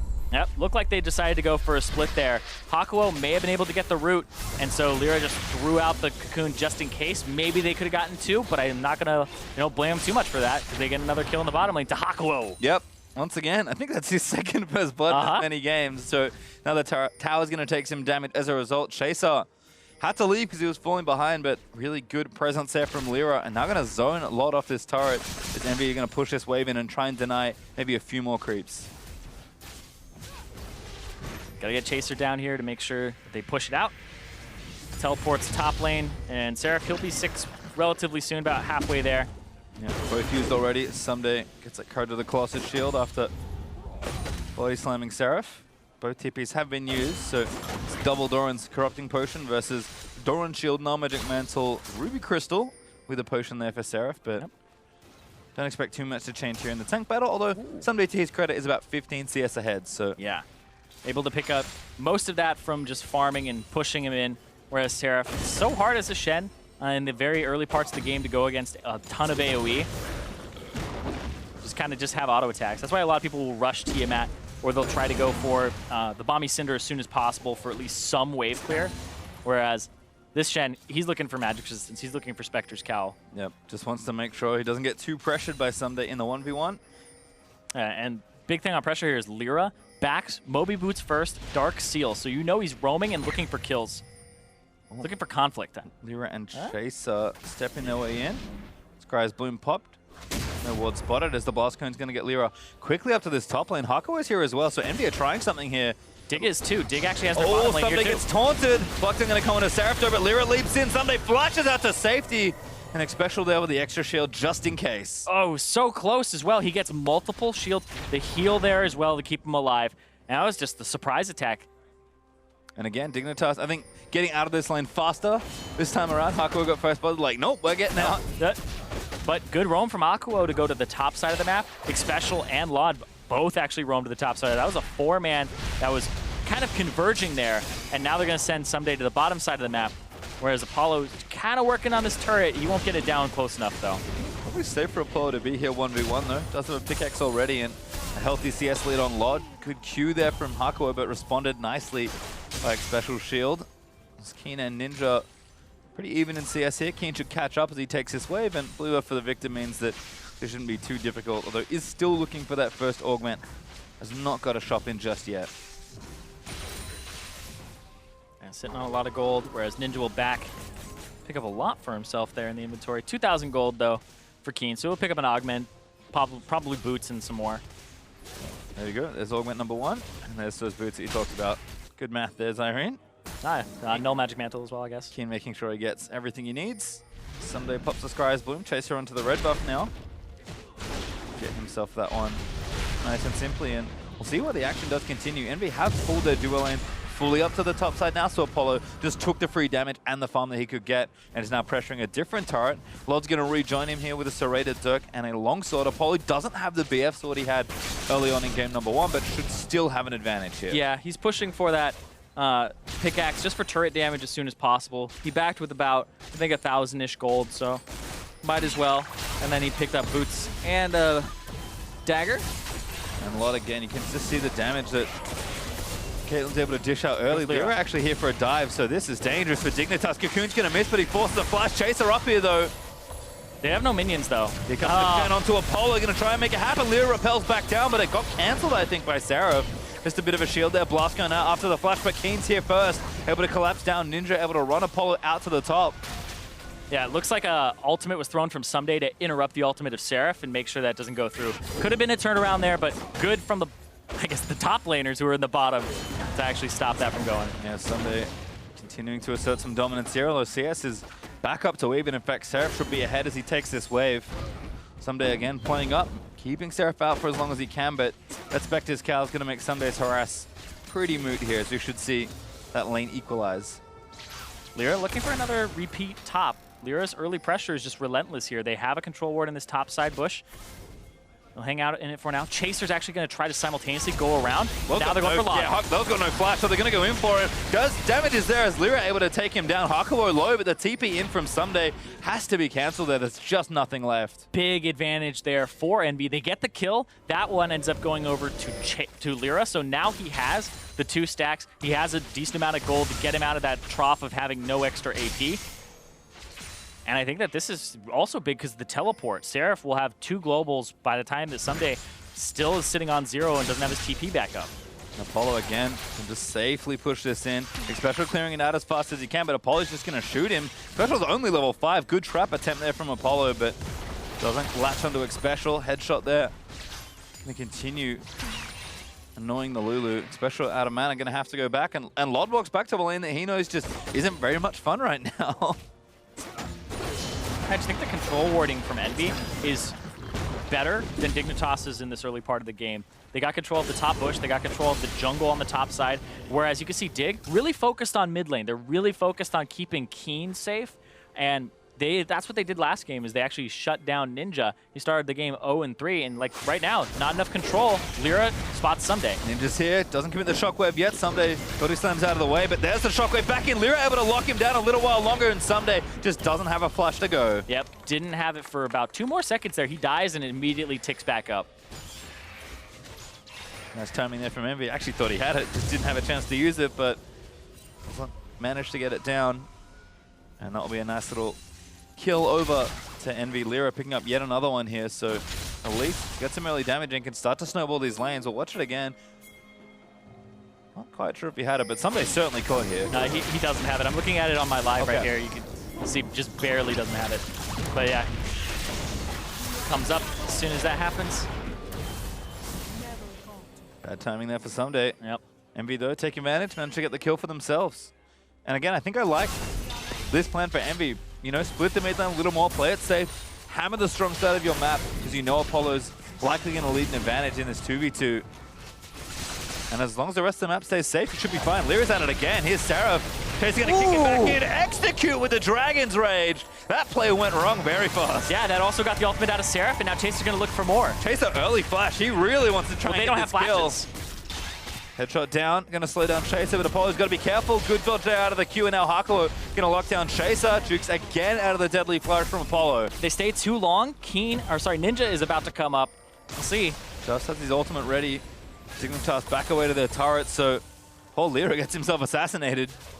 But Envy don't lose anything else. Yep, loses those stacks on the ring. Unlucky, but that's what you do when you have those Moby boots. You have like no tankiness, not for a long time. Keen, really nice awareness. Ninja a little too far forward where he doesn't want to be. Something gets it back in, looks for the assist, and Keen just needs a little more damage. Flashes over, gets him with the body slam.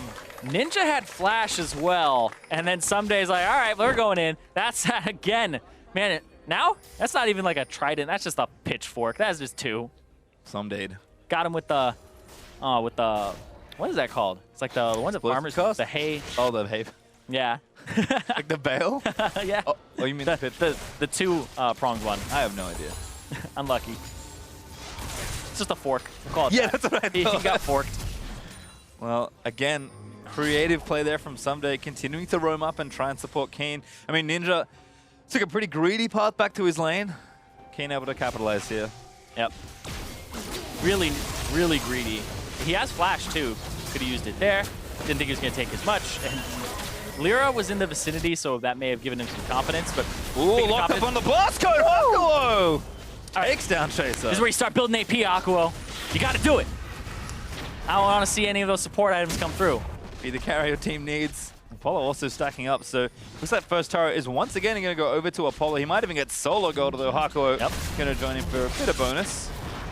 But Apollo collecting the lion's share of the gold. Lyra, ooh, not quite caught, Whimsy down. Repels over to the Grump, and the bottom lane's here to make sure it's all safe. Lodnik special, nice try on the pick, but that's all they can really do. They have to react to the pressure that Envy's dual lane is putting out. Yep, it's another 3,000 gold lead here for Envy in the early game, and just pressure from the bottom side. Hakuo and Lyra, really the big facilitators of the action. Lyra, 100% KP, constant revisits. Like, this is, when you look at the way Lyra jungles, this is like the best way to jungle in solo queue. You get the flash, or somebody in that lane gets the flash, go 2 times. It's like, do your route, gank twice, back. Do your route, gank twice, back. And Lyra does this constantly. Still managed to keep up in farm as well. And like I said, if that's the plan here for Envy, if they're going to just hammer the lane they have an advantage in, as long as the other lanes play safe, they're fine. And apart from Ninja's earlier mishap with Someday roaming up, it's actually been a lot easier for him in the mid lane, because that was a huge problem in game 1. Yeah, they've been able to keep the pressure off of him, make sure that Someday, can't really roam as much. Seraph now has a little bit more roaming power with the double global, so I think the Shen is a good fit. But the bottom lane is just completely tied up, and Chaser has to keep going to that bottom lane. And the Moby Boots gives Lyra a tempo advantage over him. Lyra cleared his jungle, now going to stick by the bottom lane, and we'll see. if he yanks twice. Apollo scaling up again. And I think trying to speed the siege up a little more now. This is kind of what was missing from Envy's mid-game in Game 1. Yep. Now Lyra can attack the turret. Oh, not yet. Has to get yet. out. Yeah, Chaser's off on the side, so they're a little bit wary of picking this one up. But they have eyes on both the mid laner and they want the jungle. Snare's good. That's going to be a kill. Hakuo on a killing spree now. AP, let's go. He got the full Eye of the Watcher already. He's got it right now. Let's go. I mean, Apollo also gets the turret, so Envy starting to siege what they need to here. We'll see if they keep pressuring the side waves. They're going to push this one out. And then maybe pings onto mid means Envy do want to try and take that down. Lyra ready for another gank. Keen has to play safe here. Yeah, so does Xpecial on this entrance here because he's running up, trying to keep him safe. He's been spotted. Doesn't get cocooned. But Envy are going to move everyone else around. Hakuo can also just throw Qs onto Keen very annoyingly through the Raptor Pit, but they might instead collapse onto the Cloud Drake. Apollo looking for the angle. Instead decides to roam down and maybe get a pick here with his support. That control was not yours to take, Xpecial. Envy protecting their territory. Yeah, could be soloed away. The Cloud Drake doesn't have the splash damage, has the single target, and you can see Lyra had about maybe 1 or 2 hits, go for his Spiderlings, and then swap off on each one. So you can see he's definitely well-versed in Elise. Certainly looks comfy as we watch this again. Chaser just can't afford to be here. Yeah, I don't know if he has an exit ward. He doesn't have a ward that sees over that wall, so it's just like a really dangerous place to be. Everybody's been in that situation where you're clearing the ward and you feel like you're in a bad spot. You're just like, I have 3 seconds, I need to get out. Oh, turns out I only had 2. Unlucky. Yep. You're in too deep already. You're committed. The controller's got 1 hit left. You're like, it's worth it. It's not worth it. Yeah, went over to the support. 3-0-1 for Hakuo, but 2-1-3 for Lyra. And this is the combo right here. These are the guys who are synergizing quite well, which is interesting to see because the Korean-speaking top half of the map and the English-speaking bottom half, and it was a problem that NB had last split, where they would always play to Seraph. It was just Seraph, Seraph, Seraph every gank from Proxin at the time. It was just keep going top. Now, Lyra seems to be focusing on the bottom side of the map. Certainly working out nicely here. As Seraph, again, just pressuring onto Someday. Does have a slight CS lead. The Tiamat will help Shen continually push down that lane. Someday not really in danger of dying. He's got that Spirit Visage already built up, but Envy definitely starting to really take over this bottom side of the map. And a very strong gold lead. 4,000 at this stage of the game is pretty large. Yeah. And Apollo's only getting stronger. Yeah, a lot of that gold advantage is 1,500 for Apollo, and then it's the jungle 1,300, and then the support role. Let's go. 1,300 for Hakuo. And again, Keen, not the same playmaking that he does on the Azir. His team fight should look very good once they get there, but Envy are really dragging out this game and trying to siege for as long as they can. I mean, a lot is a level down to Apollo, who doesn't even have his Infinity Edge just yet. It should just be a continued siege here, and maybe even a dive from Envy. Gank number 2. Oh, and Lod took a big chunk of damage there from Hakuo's Q. Cocoon doesn't connect, so not able to convert for that kill, but headshots out onto Lod, forcing the wild growth there from Xpecial. And the heal from Lod as well. So that's also going to force them back. You can see Apollo 4 points into his Peacemaker this time, and now he's going for traps. So he hit a little bit of a better stride, I think, where you're hitting mid-game and you have max traps as opposed to putting the 5 points in there. Now he's at level 11. He'll get another rank inside of his ultimate, and then I believe at 12, he'll actually have that final point. Yeah, we'll see kind of how this all works out for Apollo. Still a while to go for that Infinity Edge, but again, Caitlyn has all this time to really farm up for those 2 items and then start to get stronger. Protection also there from Ninja onto Lyra. It's a very speedy Elise. Maybe if it's plus the Cloud Drake with a bit of speed from either Karma or Orianna, Lyra can book it between these lanes, and this is going to be a tower to Envy. And I like this, that Envy, from like what you would conventionally do is you go bottom, get that turret, go top, get that turret. Someday, ooh, that's a desperate play there. But yeah, you usually just go for those outers. Because it's a damn Victor in the mid lane with the wave clear, you need to stay away from it for now. Now that you have that tier 2 down, there's easy flank routes into the mid lane. This turret is already about half HP. That's your next target here if you're Envy. You start setting up traps here. You don't care too much about the Victor wave clear. You'll walk up, get a few shots. And now that the TP is down, TP flanks aren't as big of an issue. So I think that Envy, regroup, start looking at this part of the map if they want to keep that tempo up. Yeah, and again, this seems like a much cleaner execution of this mid-game for Envy. Plan was very much the same that it was in Game 1, and the game even started a similar way with Hakuo getting first blood. It just feels like Envy have cleaned it up here. off to a substantial lead now in this game, and 20 minutes in with the Infernal Drake coming up in just a couple. And I think this might be Infinity Edge completed. Yep. There we go. Infinity Edge completed for Apollo. So he's at his 2-item power spike compared to where Laud is right now, where he has 1,000 gold in his inventory. So he'll have another piece of what he's looking for. Either it's the Duskblade and he needs, actually to get a BF sword, which he can't afford, or he's going for the Edge of Night, which will require a pickaxe. But usually the lethality build, you're like, oh yeah, it's a faster build. Not in this case.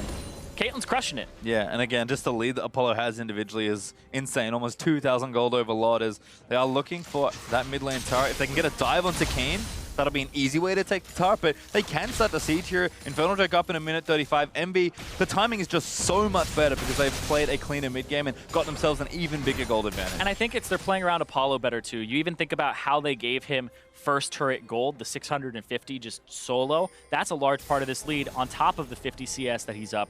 Doesn't really have kills to his name, right? It's that support and the jungler on NV that do. So they're playing around Apollo and using him better, and now they're shoving out bottom. I assume you get control of this bottom side and go mid, and you make sure that you have Infernal Drake control for the next minute. Kane's actually not that safe where he's standing right now. I mean, Dignitas are trying to get behind the mid lane, but getting cut off by Envy as they move through the jungle. Lyra, one Cocoon could spell disaster here for this mid lane, and they can even try the siege here. They think they've got a good enough angle. Especially trying to clear out these wards, and he will get this one, but Hakuo is just laying into him with the damage. And now everybody's mid. This is actually crazy. Oh, really good snare. Kick back there from Chaser. Wildgrowth's going to knock him up, but Ninja actually flashed out of the way. Seraph with a fast ultimate might turn it around. Kane locked up there after the Cocoon. Got taunted by Seraph there as well. Apollo not there. He went to push bottom lane, and now he's kind of cut off here. Yeah, this was what was so interesting about that fight is Apollo decided to go bottom to shove it wave all the way into the bottom inhibitor turret, which is a little questionable because you'd think they want to go mid, but he just wanted even more pressure on that bottom side. Well, Envy kind of let up in mid lane a bit. Kane did not die though, so Dignitas should be able to protect this mid lane turret, and now the team fight's going to feel a little more even. Envy don't have that many cooldowns to play with. And this is going to really suck for Envy too, because the fight is coming in. Someday has not gone to the top side. He has a long wave, or a long lane that can just have that wave pushed in. So he doesn't have to use his teleport to get here. Whereas Seraph, he'll have to use his teleport to get down there. He used his Stand United. We'll see if they even want this. I don't think MB can buy enough time for Seraph's ulti to come back down. Someday, not going to get the ulti onto Lyra. Hakuo going to keep him safe with the shield. Yeah, they actually haven't grouped up fast enough on Dignitas' side to look at this objective. So he'll have to back. He'll have to go top and clear it, and this gives Seraph advantage now. So it's those windows that I'm talking about, and that's even worse because now it'll probably be Keen that goes topside, and now you don't have a TP on this side of the map and can't join, so now you just give Infernal up. Yep, I mean, good opportunity for the mid-outer as well, but Envy just take the simple objective. Blue Ticket goes down. Lyra does have smite, excuse me, and Lot is trying for a steal, I think. Don't do this, observers. Oh! So the crazy thing is a lot of the times we have 5-second delays. Yep. And like we're actually just completely live right now. Like this is insane. The observers, shout out to them because they just saw him posturing for it, and he just picks it up too. There's a control ward in there. That's ridiculous. Lyra had smite, and he used it. I was like, maybe he doesn't use smite. Yeah, he used it. That's blind, man. That's actually just blind. Well, Dignitas once again get the second Drake of the game, and it's an Infernal Drake. Yep. The trend continues. And then the next one's Ocean, so there's no time that's going to be evened up anywhere short. And that's exactly what they needed, because if you just go off of like pure raw values on something like a Jhin and a Victor, which naturally has higher AP than other mid laners because of his Hex Core being a ridiculous item, that's a super worth Drake right there to pick up for Dignitas. Well, Envy can't let it get to them. I mean, mentally, more than anything else, I feel like you're just like, oh, come on, man. We set that up so perfectly, but put it out of your mind, keep playing your game. Envy still have a massive lead in this game, so they have to stick to the plan they've set for themselves. And Envy, they kind of battle themselves on these timers, and that's what I really dislike, is that they keep fighting themselves instead of just fighting the map and fighting the enemy team, where now there's opportunities where Ninja's out of position because they didn't rotate mid, and Apollo wanted to clear another wave bottom. It's like, why isn't Apollo mid? Why aren't you sieging this half HP turret You can go ahead and I don't even care if you 1-3-1 and put your Orianna on the side. That's fine. But Caitlyn just has so much power in the traps that you pull somebody to at least step on the traps, some type of tank, somebody to soak the damage so you can clear out that area. But this middle turret is still standing, and that's what's really frustrating. It's a Victor, and I understand that, but there are ways that you can pressure that down, and they just aren't going for it. I think that's the tough thing, is that their best opportunity to take that turret was when Keen was forced to go top, and instead they went for the Infernal Drake, which was a fine call at the time, but then they didn't get it, so... Well, you know when Ninja got chunked out mid? Keen also got chunked out, right? But Apollo wasn't there. If Apollo was there, it's a different fight. It looks completely different, and Keen has to back, and that's their wave clear gone. I mean, I think it speaks to the level of investment Envy are putting into Apollo this game. He almost has 300 CS at 25.5 minutes. I mean, Lod does have his Dustblade, but Apollo is quickly closing in on his rapid-fire cannon. And Envy are still trailing their marksman as well, making sure Caitlyn stays safe and trying to siege down this tier 2 in top lane. There's the point in the game where instead of going and just like feeding and funneling resources into your Caitlyn, you have to have your Caitlyn give back. He has to give back in these macro plays. Use the Caitlyn to get yourself mid-turret, and now it's going to take him forever to even go after something like top turret. Now it just feels like they're trying to get Baron control on Envy's side, which is like, you have a tier 1 turret still up, and you have about a 6,000 gold advantage.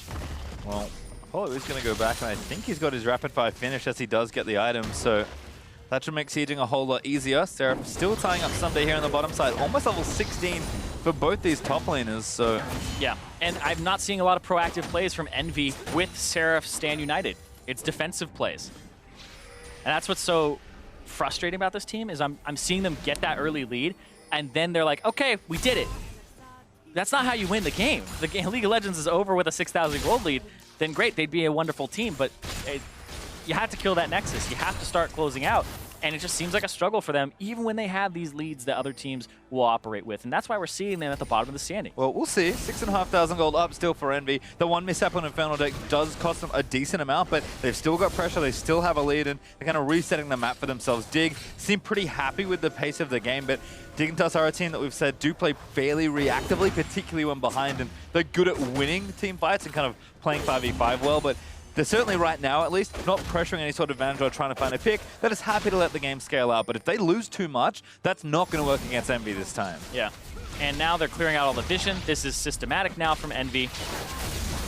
And now they're going to put traps in this choke point, I believe, is what Apollo should be doing. He's got 3 on the top. Where is he putting the other 2? Got 1 there on the right-hand side, so maybe just going to set up 1 more. You got 4 or 5? I think 5 at max rank. Yeah, he's got 5. Okay, well, 1 more to go for Apollo, I think. You can see Special just to the right of that one there. Does clear out some more vision. Again, Dignitas are doing a nice job knowing that Envy want to go for the Baron, keeping vision around the area. There's Apollo, though, all set up now. Although we did actually move 2 over.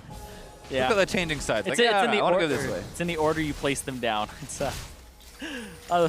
unlucky. He'll be right. He'll get them. All right, now mid lane turret. I mean, he's got a rapid fire cannon. He's got a bunch of shields. He took a turret here, but it doesn't matter too much. And Envy, with the siege prowess of the Caitlyn, able to take down the mid outer turret. And that's the thing, right? I think Envy felt that, you know what? We did make a mistake, but it wasn't a huge one, and we can still get this turret later. Yep. No, they did it. They finally got it.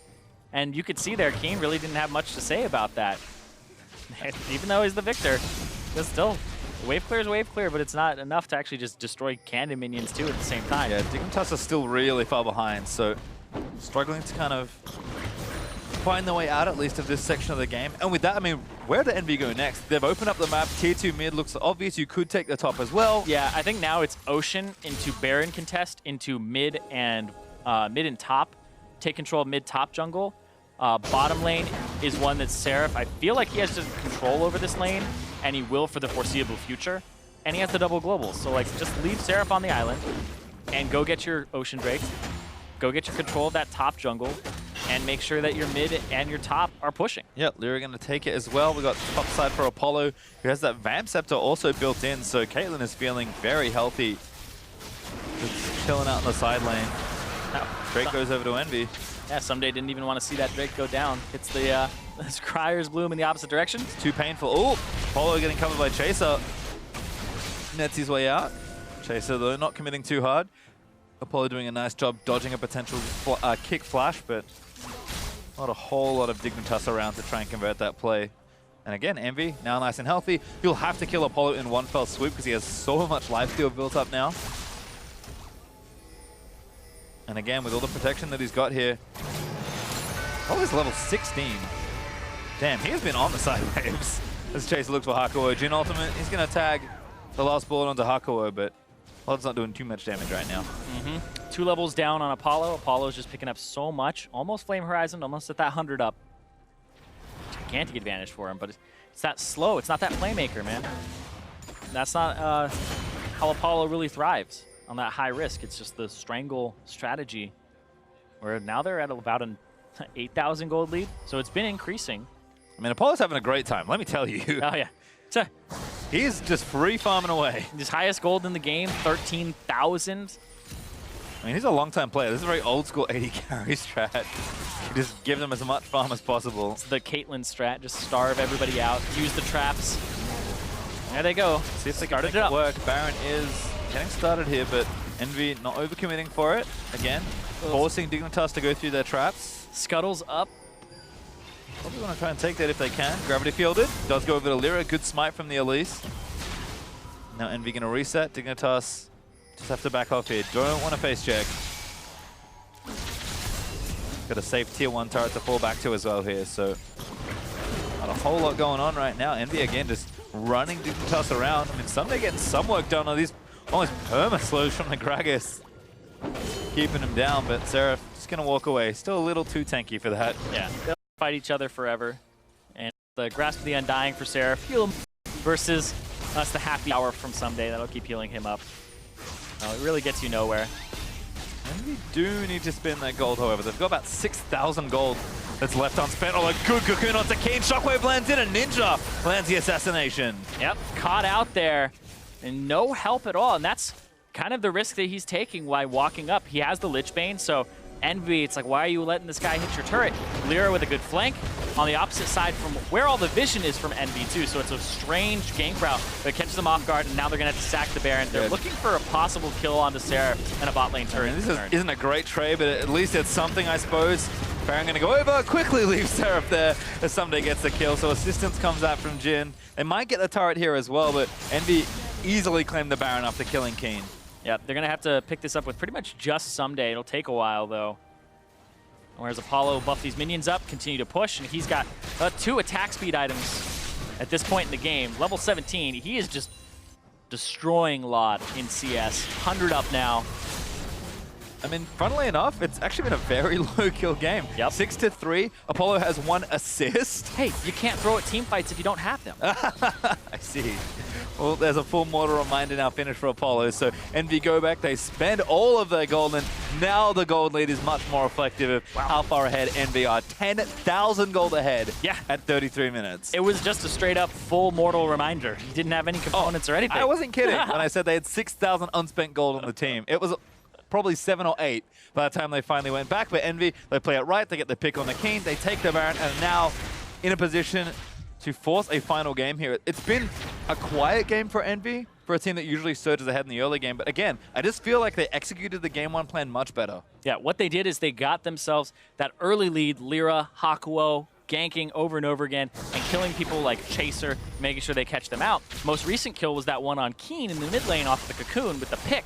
So Envy, instead of having team fights, they're just kind of splitting the map, using the Caitlyn, which they should have used in the first game, better because they're actually just moving Apollo around the map instead of putting him up in fights that are higher variance. Yeah, unfortunately for Seraph, he doesn't have Baron buff now, so his split push pressure isn't quite as effective, but Envy's pressure on the rest of the map is more than adequate here as they take down a tier 2 turret for themselves. We'll see how much damage they can do with 1:40 left on Baron. Yep, next goal is get into the base, and I think Apollo, it shouldn't be as hard as they sometimes demonstrate it to be. You put the traps down and you go between mid and top.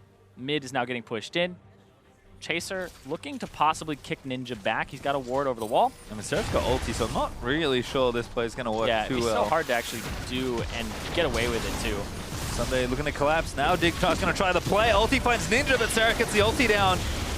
Now the rest of Envy coming over. Expression already chunked out. Sunday low, flashes out of the way, but Apollo firing out as the turret goes down. Gravity Field will snare up the Caitlyn, but Envy just have too much protection for their carries. Yeah, Keen has to go to the top side now, clear this out. Wave is on that Apollo is in there! Straight onto Lord, wanted to take him down.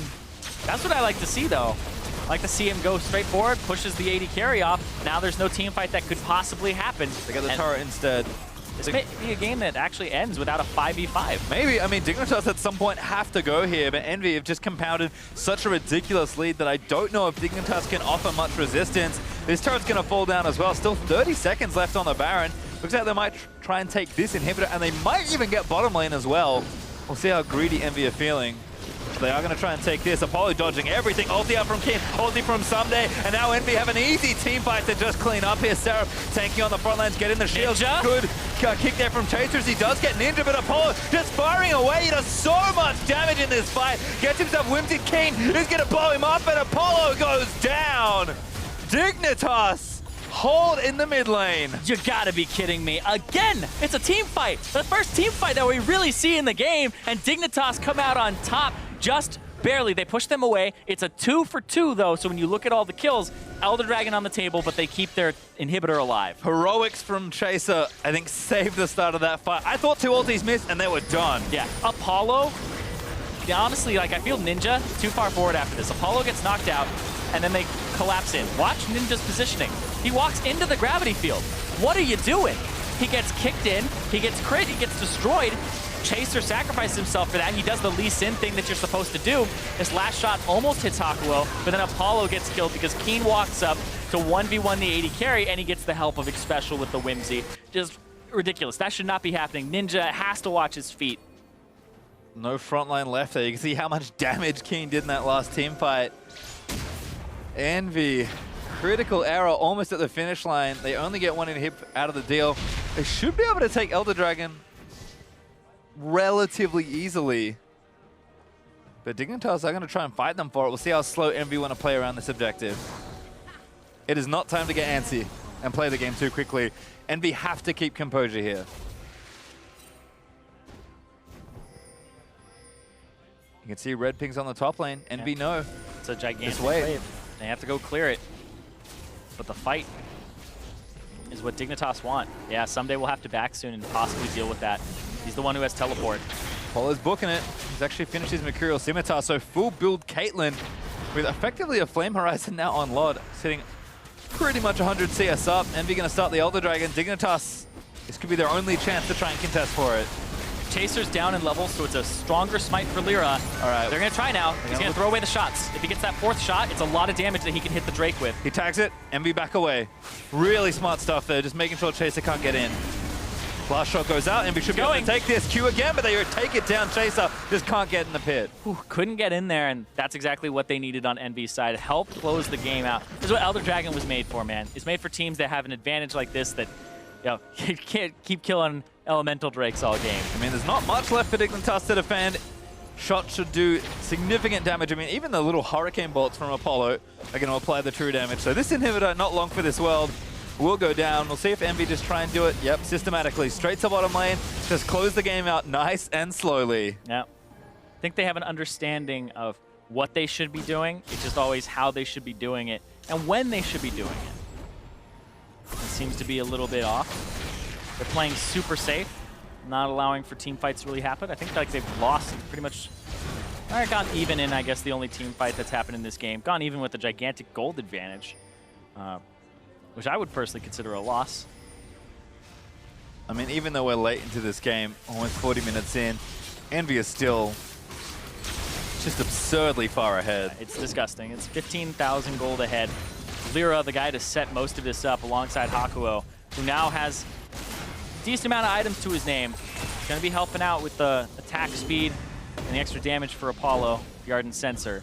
This should be academic for Envy. All they have to do is be patient. I mean, they can take Baron now as well if they really need it, but they're going to have the super minion pressure in 2 different lanes.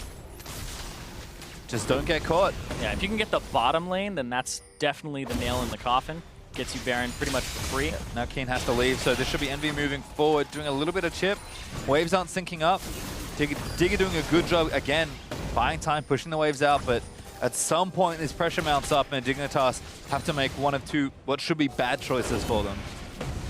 Even now, Apollo stepping up. I mean, no minion wave, but just getting a little bit of damage down is enough. Now the turret's going to start taking a bit more significant damage. I like those sweepers. They were sweeping out the E's from the Jhin, making sure that they don't kill the minions because they do a lot of damage, and they always blow up on those minions and clear them out. So just trying to stop the wave clear. Bit more patience required for Envy. Still have Elder Dragon for a little while longer. Probably only going to last this wave. We'll see if Dignitas maybe force the fight once it drops. But they're going to have to answer these waves here as well. Apollo again with the shields. Getting down into the turret. Just needs a little bit more. He's going greedy for it, but he does get it down. Sunday tries to make the play. Apollo knocked it there with the wild group, but he flashes out and now starts shooting. Someday Lyra moves Chaser out of the fight, and Seraph tanks up the front end of Keen's damage, and Nexus turret's starting to blow down. Oh, they lost their inhibitor that had respawned on the top side. This will be the third inhibitor going down. Yep, inhib's gonna go. Dig might be back in time to save that Nexus turret, but the super minion's gonna take it down. That one just walked up on a mission. Oh, it wants to bring Envy to this final game. Chaser goes down. Lyra getting assaulted, but he repels out to safety. Apollo's dead. Oh, what? Where'd he go? That's bad news. All right, well, Envy gonna try and run out of the way. King gets ulted. Great shockwave there from Ninja. Could turn things all back around, but Ninja, he's just got no health left. Hakuo was trying to protect him, but Lot, he's able to take him down. I don't know where Apollo disappeared to, but that's a magic trick he doesn't want to repeat. Seraph still fighting it out. Lyra still looking to get in there as Xpectral's kiting as best he can, but Someday he just keeps this fight going forever. Seraph's going for the base. He's like, I gotta go. Someday TP's back into the minion. Now the Nexus is open. Seraph not confident with people respawning, even just in a 1v2. The Nexus open and Seraph's like, I can't do it. Envy, I feel like they sold their souls to the devil. They're like, we would love to have early game advantages. It's like, you can never win a team fight though. It's like, okay, unlucky. Again, that's actually a straight up loss there in the team fight in terms of how many people they lost. They get more structures because of the minions pushing, and that comes with the natural advantage, but the execution is just still off. Apollo, believe what happened was he got caught out there just slightly, and then he got kicked to the side and blown up by a lot of damage that came through. But it was, we'll see it again, I assume. As soon as they, hold on, get rid of all these minions. Yeah, so let's have a look. Chaser gets the wrap around. Got the kick before the taunt, and then right into Keen's damage, Someday's damage on top of it, blown up, and he's dead before that fight even starts. Lee Sin didn't even have to sacrifice himself for that. And then Keen, good shockwave, turned around. If that shockwave doesn't come through, that's an easy cleanup there. They still have this magic damage from Keen, and that's what matters. All right, Envy Sorry is saying, you know what? Let's just do this the easiest way we can think of. We've still got supers in 3 lanes. We're going to take down the Baron. Dignitas nowhere near to try and take it away from them. And they don't even have to really fight now. Just walk the minions into the open Nexus and take the game. If Dignitas win this game, surely that's the biggest comeback we've ever had in the NALCS. Dignitas have literally 0 turrets. None. And they've lost so much in terms of their lanes. The Caitlyn got rotated around. Yeah, kill Chaser. This is the right play. Make sure he doesn't kick your AD carry back again. And now Apollo's just like, yeah, I'm going to kill you. I don't want anything to do with this again. Someday commits his ultimate already. Redemption going to heal Seraph back up. Envy should be able to take this team fight down. Chase it in for so long as Someday gets wild grip, but his GA is going to get popped. Looking for Keen next. That's a good target as Seraph chases out Lot, who's almost already dead. Apollo finally takes down Someday. Next is open, and Envy are going to try and kill the rest of them before they take it down. They're going to chase for the next few kills. They want to make sure everyone is dead. Apollo looking for the ulti. Seraph's going to take down the Nexus. Envy win the team fight they need to. Lot dies on the other end of the fight. That's an ace for Envy. The Nexus goes down, and we're going to get a 3rd game. Envy finally do it. They finally end the game. 44 minutes for themselves. Pretty sure I just spotted Apollo. It's a big sigh of relief on that one. I mean, he's 0-0-1 for the large majority of the game. And then eventually, just start losing team fights. You have enough of a gold advantage. Of course, the players can never see that gold advantage in the game. They have to kind of just extrapolate from the enemy doesn't have any turrets. We have 11. So they have to be able to say, all right, we're definitely stronger. But then when they had those fights, they didn't really feel like they were stronger because they were getting caught out. And it was Dignitas working from a large deficit. So it was really kind of showed Dignitas early leads for their enemy team, it was very hard for them to get back into it against Envy, who were playing it not as risky, because we talked about Dignitas being very good as a reactionary team. And Envy, when they weren't being very proactive and having team fights, then it was Dignitas being like, when are you going to fight us? When's it going to happen? And it just didn't happen until like near the end. Yeah, and they're like, aha, never! That's the answer. Never force a team fight. Well, we've got our analysts standing by to break down that game, so let's throw it over. Thank you very much, Pastry Time. Envy here, getting a victory and extending this series as well to Game 3. So both of the beginning series of the day. Moving on to that third game, but Envy the way they did it this time. Let's talk about team composition, because if we had any questions around 7.5 and who's going to rise to dominance, Caitlyn very quickly becoming the top tier ADC pick. You guys sick of seeing Caitlyn take turrets at 10 minutes yet? It's so much fun. I love it. I am not happy about the way that the ADC meta is trending right now. I was really excited about how Ezreal was coming back into it, hearing about Lucian being played. Caitlyn's the last thing I want to see be S tier in the bot lane.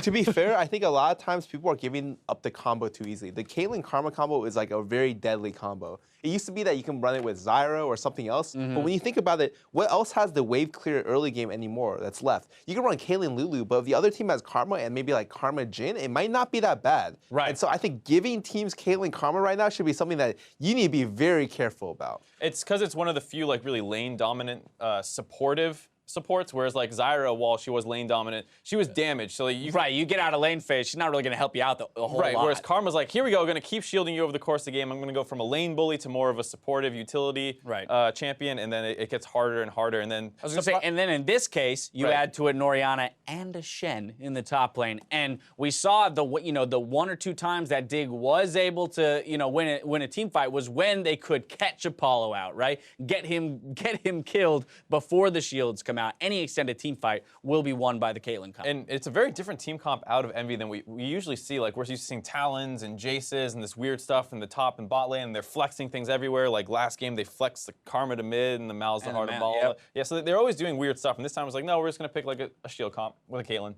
And it worked out well. Well, and it feels like maybe this is the beginnings or the beginnings of a winning formula for Envy, because this team is no stranger to having early game leads. That's been one thing that has been relatively consistent for them throughout the split, is that they do put together gold advantages from the 10 to 20 minute mark, and they're just not able to close. Well, in this situation, Scar, I feel like this team composition gives them a lot more permission to close games out in a couple different fashions because of the safety that's provided to a long-range ADC. So when it comes to sieging turrets, a lot harder to screw up. You know, it's really interesting because even if you look at their first game, they played Karma mid lane. The biggest thing is this series, they've been putting more power toward the bot lane, a difference that they haven't done the entire season. It used to always be, oh, they got the three-man shell, they got the Ninja, the Seraph, Lyra, that's what they're going to do every game. Now it seems like they're okay letting their bot lane do a lot of the work, and I think that might be the solution for them because their bot lane has been very consistent. Now, on the side of Dignitas, let's talk about them real briefly. We had Laud going for the Jhin on the lethality build, so seeming to be a little bit behind the curve, at least, in terms of how we saw Jhin played yesterday with back towards that Essence Reaver, crit build. How does Dignitas adjust now to what we're seeing in Envy's playstyle and their draft here in Game 2? I think a big thing that we were talking about was we always say, oh, Keen's playing a lot better. A lot of it comes because Chaser has been assisting him very well in the early game, and Chaser did not have a good game. He bumped into Lyra a couple times in his own jungle, and then the Karma would come and support, and so Chaser was kind of handing these kills over while they were kind of losing control of the game normally anyways with the pushing power of the Caitlyn. So those two things kind of comboed together. Yeah, I think a big thing is they can just look to ban the Karma. I would say cut the combo somewhere. It's obvious that there's a lot of teams out there who are really confident running Caitlyn Karma because it's like, why wouldn't you be confident running the best early game duo in the game? Right. Yeah, and of course, if we look at this game here, and not only do you have early power in the lanes, you couple that with the Elise in the jungle. No surprise that those kills are coming through early because she, very adept at getting into lanes, getting early kills picked up, and he will actually be picking up player of the game, Lyra, that is, in contrast to Chaser, who did have a struggle in this game. And I just realized they do ban out a lot of the problems that they have, and they ban out a lot of the mid laners that Ninja's been really, really good on. So maybe rather than banning away Karma, they can just take it. I mean, they have a couple ways they can do it. I do kind of like Dig's idea of getting rid of the Talon, getting rid of the Jace, the Rumble, these kind of carry champions in the solo lanes that we see them trending towards. And I think if Chaser's able to have a little bit of a bounce back game in game 3, maybe that's all you need and you don't need to worry too much. Though I do agree their bot lane having so much pressure 2 games in a row is concerning. And so if you break up the bot lane a little bit and then continue on with kind of targeting Lyra and Ninja this way, or Ninja and Seraph this way, I think that's a good idea. Yeah, of course, Envy does move back towards, or back to the blue side this time around. So when it comes to Dignitas maybe taking away the Karma or the Caitlyn, right, they're going to at least have the opportunity to do one of those 2 things. We'll see if Envy decides to put such high priority on the Karma with a first pick. They did pick up the Camille in that game 1. So it will be interesting to see how they adjust because they only have that single pick, whereas Dignitas gets the 2 in the first rotation. You know, anything else you guys want to touch on in terms of these 2 squads? We know that Envy is pretty far outside the playoff picture at this point, and that for Dignitas, this is actually looked at as an expected and a must-win in terms of really putting themselves solidly into the playoff scenarios. Right. I think when you look at Envy's side, like technically, mathematically, they're in the playoff. There's some weird tiebreaker scenario where they still end up 6th, but it's so far outside. Not at all. You know, yeah. So yeah, that's probably not going to happen. Great. For Dignitas, though, pressure is starting to mount because expectation with this squad is building rather quickly, right? You got the whole, you know, Coach Cop coming in, you know, meme and how much he's turned the team around. We're seeing Expecial excited about the prospects of the team. So kind of from all angles, now we've got pressure being piled on to Team Dignitas and expectation. Earlier today, we were talking about them being a 4th-place team in the NALCS. They're not even there yet. I think the big thing is that, like, the bottom of the league is not that terrible. I don't think going to a 3-game series against Envy is, like, a joke anymore. The way, like, maybe in previous seasons, going against P1 to a 3-game series was, like, a joke. Because, I mean, TSM went to a 3-game series versus Envy. Like, everyone has played 3-game series versus Envy recently. Yeah, I was about to say, I can think of a couple other teams higher up in the standings that have gone to 3 games against Envy. Well, either way, this one is going to a 3rd game. Meet us back here in a few minutes to see if Team Envy or Dignitas come away with the victory.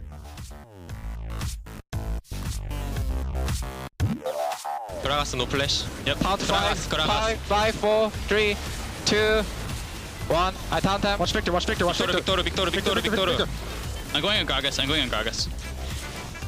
5, 4, 3, 2. End the game. Go kill him, No, kill Jin. Yeah, kill. Actually, just end it. No. Let's go there. Let's go. Okay, minion OP. Oh, okay, nice. Trap house. Nice.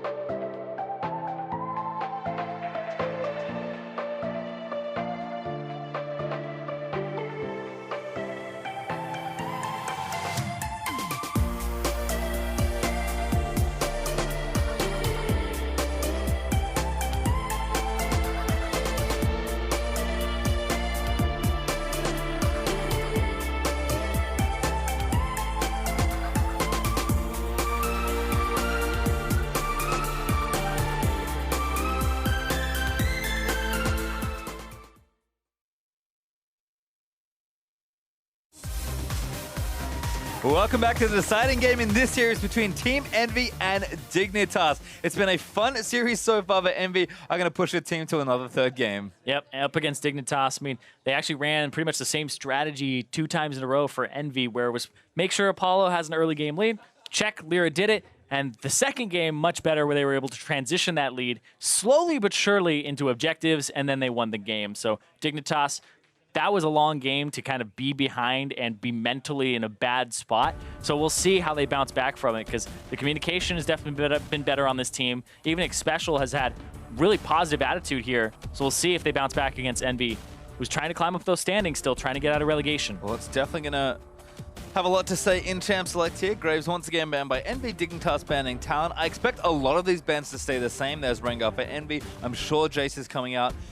But I wonder if maybe the third bans, especially for Dignitas, are going to have any changes here. Caitlyn sticks out to me as such an easy champion to take away here. Well, it's either you leave up Rumble or Camille, and they're going to ban Camille. Oh, okay, so last time Envy was on blue side, they banned Renekton. So it's like, hey, he doesn't want to pick this. He wants to first pick Rumble if you leave it up. Well, Dignitas, I think this is a very important ban. They do ban the Rumble again, but I mean, they could go with a lot of different things here. I don't think they need to first pick the Caitlyn, but oh wow, they're actually going to do it. Wow. So they picked the Caitlyn over the Lulu. They say, we don't even need it. They didn't need it. They paired it with Karma and it did well, and that was huge. Yeah, I was expecting maybe a Caitlyn ban instead of the Rumble, but I like the Camille ban, because if you take the Rumble, they will take Camille if you ban Caitlyn. So that's actually really interesting. And Dignitas like, yeah, we're going to take the Lulu here. And but yeah, now they're going to pick an ADK. They go, okay, no more Jhin for me. I'm going to go to Varus. Yeah, no more Ezreal Varus bans. They pick it early, so the junglers still on the table with 2 banned away. The Lee Sin is what Chaser had been picking up and playing, but it seems like Elise and Lee Sin are both pretty comfortable champions for these 2 guys. Well, Envy are going to probably have to blind pick a jungler here. I imagine they take Karma, and then they probably want a jungler here just to make sure Lyra's pool doesn't get pinched. There's the Karma we expected. So Envy going to run the lane back for the 3rd straight game. We'll see what Envy here have for their last pick in this first phase. Lee Sin, Elise, both good champions. Lyra, player of the game in the previous one. They're going to take the Lee Sin to try and pinch that champion pool just a little bit more. Well, certainly both these junglers have looked good on it, so Lyra going to take it away from Chaser, but give it to himself also. Just wonder what Dignitas want to do here for their next pick. They kind of go into this next ban phase knowing that one of our lanes is going to get targeted. They have some control here about what lane that's going to be based on what they pick. They decide we don't want junglers banned away, so I think Keen's going to get targeted as a result. But it looks like they are going to take Elise here and give that one over to Chaser. Yeah, Dignitas now actually get to target the top lane if they would like, and pick their top laner, and then counter pick mid into Ninja. I assume that's what they would go with here if you pinch Seraph's pool a little bit more. He does have a strange pool of champions. Certainly does. There's a lot open here though. Dignitas, 10 seconds left for this second. It's his first ban in phase 2, excuse me. And we've seen a lot of Ahri bans from Dignitas this series. Yeah, Shen's a consideration for them, and that's the first ban for Dig. Yep, ban the Shen away, or if you wanted to pick the Shen, you ban something like GP. There's the Renekton in response. So top lane bans, top lane pool, getting worked here. The Ahri is what is kind of left up, like you said. Yeah, pool is shrinking really. 4 total top lane bans between phase 1 and phase 2. Dignitas, only 1 ban left here. They will get first pick out of the phase, so a lot to consider here for both teams. It's actually been a really good set of champ select between these 2 teams. If you really don't like Ahri, you ban the Ahri here. Otherwise, you ban something that Seraph plays, like the Kennen. Yep, top lane Kennen. Have seen from Seraph quite a number of times. The Dignitas going to continue to pick on him there. I'll probably give someday counter pick as well, I have to think. Although I guess you have 2 good options for your solo laners. I feel like if you're so afraid of the Ahri, you'd pick your top laner here for someday, and then, or you pick something pretty neutral and benign mid, like an Orianna, or even Victor. But I think you save it for Keen. Maybe even go with Echo again and flex it. Yeah, that's true actually. Lots of options here. Gonna take the top lane tank though. Someday gonna pick up Nautilus. Played a lot of that recently. So we'll see what Envy want to do to close out this draft. Ahri's open if they want it. I've seen a lot of teams blind pick it. I know I've talked to a lot of different mid laners and they don't think Ahri's that good as a diverse pick, but gonna be taken here for Envy. I don't think there's too much that can go wrong here. And it was banned away from Ninja twice, and there's Maokai actually for Seraph, so I'm gonna go into a tank v tank battle here. That's cute from Xpecial. Seen a bit of Mundo pop up here and there internationally. But no Mundo this time. Xpecial having fun with it. I think it's Vladimir for Keen. Oh, would he do that to lock up the Ahri? Ah, okay. This makes sense. Yeah, a different way to lock her up and a lot of damage that he could bring to the table. I like that with the front line more than if he had gone with something like I had said earlier. So I like this. Consistent DPS. They have the front line. And it's also something that stops the Caitlyn from getting away sometimes. I think it's also a pick that Keen can play a bit more proactively on. His Azir was very proactive in game number 1, and his Victor, I mean, Victor's kind of just has to chill out and let things happen around him, especially with the Rylai's nerfs. Doesn't really buy the item anymore. So I think Keen, this is kind of a middle ground champion for him, but Cassiopeia should enable him to have some really strong team fight performances, and that's always been the biggest difference for me. Can Keen affect some of the early game and the team fights, and does he have a good team fighting mid laner? Because he's shown up on Vladimir, Cassio, Victor, Orianna, Azir. Like, he has so many different picks that he's happy to play. And yes, he's also played Assassins well in addition to that, but I just think that right now, with the way Dig are playing, Sunday's playing a lot of tanks and a lot of enablers. Chase is always going to be an aggressive jungler. So it does kind of fall into Keen to do a lot of the heavy lifting, both in proactive plays and in making sure that he's got enough damage to carry through team fights. Yeah, and that's the issue is Chaser didn't get to really go towards mid in the last game. He had to keep going bottom over and over again, and Lyra was there. So if Lyra's camping for the bottom side, that'll shove in. It's going to be really good for Envy. So what's Dignitas' answer? Do they let that happen? Are they a little bit faster on pulling the trigger and get their Trident down? Because that's what frees up Keen. I mean, let's be clear. Step 1 is absolutely make sure the bottom lane doesn't fall too far behind. So I guess we'll have to find out what happens in just a second. Game 3 between Envy and Dig coming right up. So we get ourselves onto Summoner's Rift. Oh, Envy would deliver such a blow to Dignitas if they were to win here. And also keep their dreams alive. I mean, playoffs, very far removed, but getting out of relegation is still a possibility here. I feel like the biggest win for Envy, if they do beat Dignitas, is that Ninja and Seraph beat their old lane buddy. So you even heard it in the break, right before the break, where the call was, no, go after, kill Jhin, kill Lod, go kill Jhin. The game is yours, go kill Jhin. It's like, all right.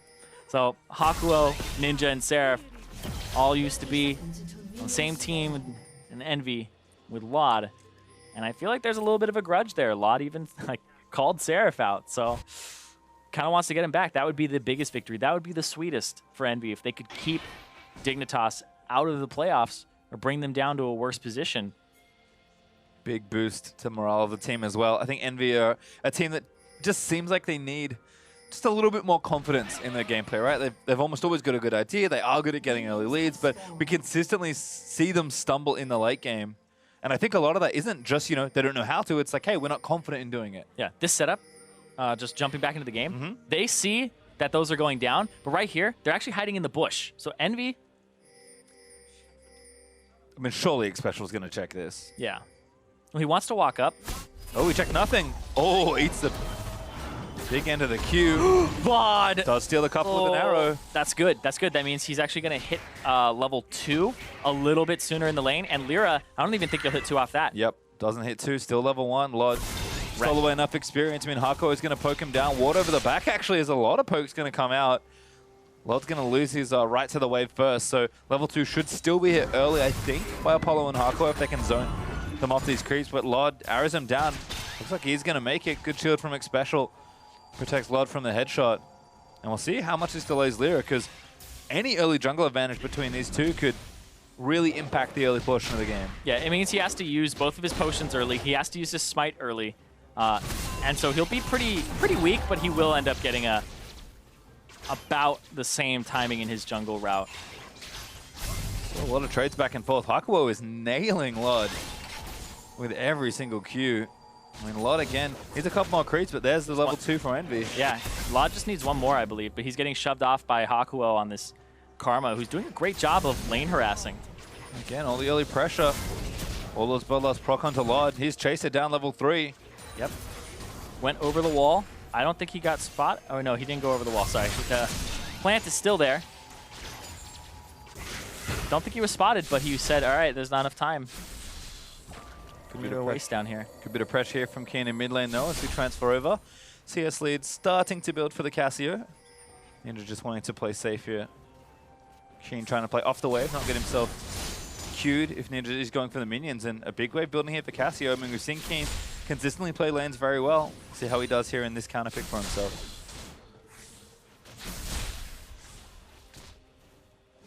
Ninja's just chilling out, which is kind of what you have to do. Yeah, I like how they both took cleanse as well. Yep. No Ghost here for the Cassiopeia. Has the Storm Raider Surge to kind of do that instead.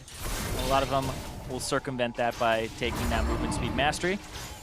And then Ninja, on the other hand, cleanse for himself for Petrifying Gaze, also getting caught up by Elise. Yep.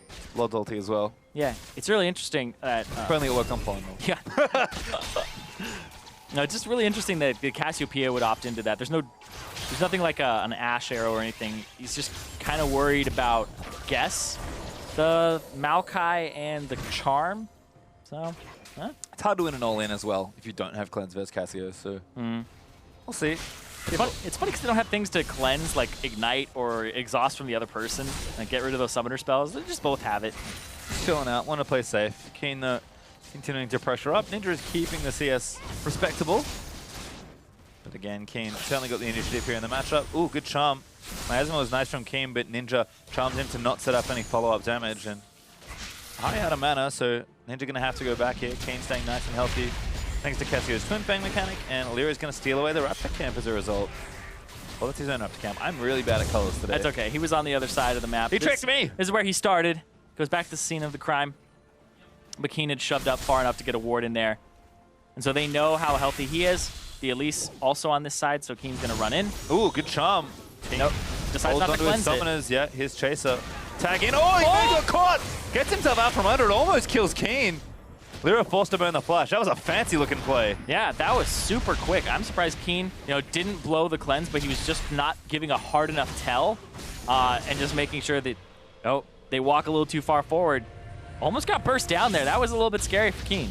Well, Keen actually does stay in the lane. Ninja forced to go back, so Lyra able to hold that wave and let Ninja go back here. But Keen's going to be up a decent amount of CS. Should be able to go back with a healthy buy after this wave. Yeah, 12 already. We're going to reset things here. Lost chapter now for Ninja. Got a refillable also, but no control ward, so it's going to be a little harder to protect himself. There's the tier for Keen. And an all-magic mantle plus a couple more consumables. Keen feeling pretty healthy in the lane. Should be able to stack that mana up. Next blue buff isn't for a while either. And, Cassiopeia, not too much worse for wear. Whenever she has to go. Someday forcing a flash. Nice stuff. Yeah. Someday does this a lot on Nautilus, I've noticed. He's like really good at pressuring other tanks. Yeah, and especially since just the matchup is so good now. This is actually Lyra coming in for a gank onto Someday, who got under turret. He's taking shots. Oh, a little too much perhaps, but Elise is right behind Someday. Kicking, Q lands in. Lyra with the first blood, but now Ninja getting chased down by Keen. Keen flashes forward and takes down Ninja. Got him after returning back to lane. Just a little bit more in terms of items. That was a pushing advantage there for Ninjas. All those minions you can see. Keen just taking the damage and bursting him another solo kill. Still had his ulti as well, so Keen just punishing Ninja for a misstep there, I have to imagine. Nice play from Lyra, but good play as well from Keen. Yeah, just confidence there. As soon as he saw Lyra topside, he knows that he can all in. Keen decides to go for it. Ends up with another solo kill. The Cassiopeia, just ridiculous amounts of damage. We'll see it here. He's losing the shove. And now, level 6 comes out for Ninja. He tries to turn it around. Now he's on top of the Miasma again. He can't do another. There, waits for it. Charm missed. And just enough twin fangs and landing the poison too. That giant wave, you said it. I mean, if Keen had been in the wrong spot, he would have died to minions easily. Yeah, it's also big that he kept going back on the Miasma because it gives the Twin Fang poison the extra damage. Well, Ninja, I think a bit of a miscalculation, but well played by Keen in a tough situation to get himself the solo kill. Now up in CS, approaching 20 at 15 right now as Ninja returns to the lane. And this seems like a much better lane for Laud and Special. But Lyra's here. I was going to say, about to get a little worse, depending on how Dignitas can play around Envy's jungler. Kick back up for Lyra. No flash, though. And Lyra, I think, just having a recall here. Dignitas not taking the bait. Like we're going to walk up. Again, just get some poke down, but Lyra's already back off to base. Yeah, it's about timing. Ooh, nice ult from Lod. Apollo gonna get ignited. That's an easy kill. Hakuo got chained up as well on the other side, so Lod gonna try and shoot him down. Hakuo does have his summoner, so he'll be safe, but Dignitas just snipe Apollo. Yeah, Lod, so much damage coming through there. Was able to get the ultimate off, gives some extra blight stacks, and then just pops them. No heal either. Nice stuff there. Apollo just dying a little too quickly. Oh my god, it's down to the bottom lane now. Dig is doing what Envy were doing, and they might get their first turret of the series. We'll see what happens here. Damage is good from Chaser with the Elise. Red buff was helping out as well, but Lyra managed to clear out the wave. Apollo now going to come back with a healthy buy. Lod's going to have to get his buy-in sooner rather than later. We'll see if Lyra can maybe cancel a recall and just buy a little bit more time as Keen returns to the mid lane. I think he could really do there in bottom. But Ninja able to get that wave pushing, and there's the recall cancelled. In fact, Lyra might even go in for it. Special has to stop his back too, because it's like, I'll do it. Special, if he leaves, that's 100% you're going in. Well, now the blue buff actually could be in danger. No, just goes over to Keen in time. I like the presence of mind from Envy to try and make a play there. But might even find Chaser sticking around. Yep, think they go now if they're going to go. Yeah, Chaser's pretty aware of what's happening, so they're going to wait. Might be trying to catch someone coming down the lane. Ooh, but Dignitas is tipped off on this. And they see the Chaser's standing there like, wait a second. we know that you know that we know. Now Hold on. Collapse on the Keen. Charm's going to miss. Lyra, though, looking for the Q. Outplays the ulti, and Lyra gets another kill. That look back. Oh, that was awesome.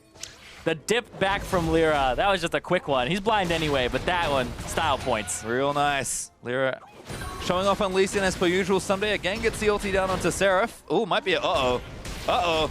Not the solo kill you're looking for. Hook from Someday. Seraph gets out of the Riptide. Yeah, the Riptide. Maybe would have done it there if 2 hits had landed. But yeah, the Maokai after being nerfed definitely makes Nautilus a much better person in this matchup. Much better side to be on. Lyra, yeah, now he's just doing the thing where you see where the enemy jungler is, you know his mana, you know that you have advantage here. This takes away the camps, gets himself a little bit of an EXP advantage. Yeah, 2 kills he got. An early warrior now completed for Lyra, and he's making good use of it. Kane caught in transition. A really smart collapse from Envy. Yeah, the fact that, ooh, that was so good. That was the Q, turnaround, take the Q, and then get the kill. And that kill also does go over to Lyra.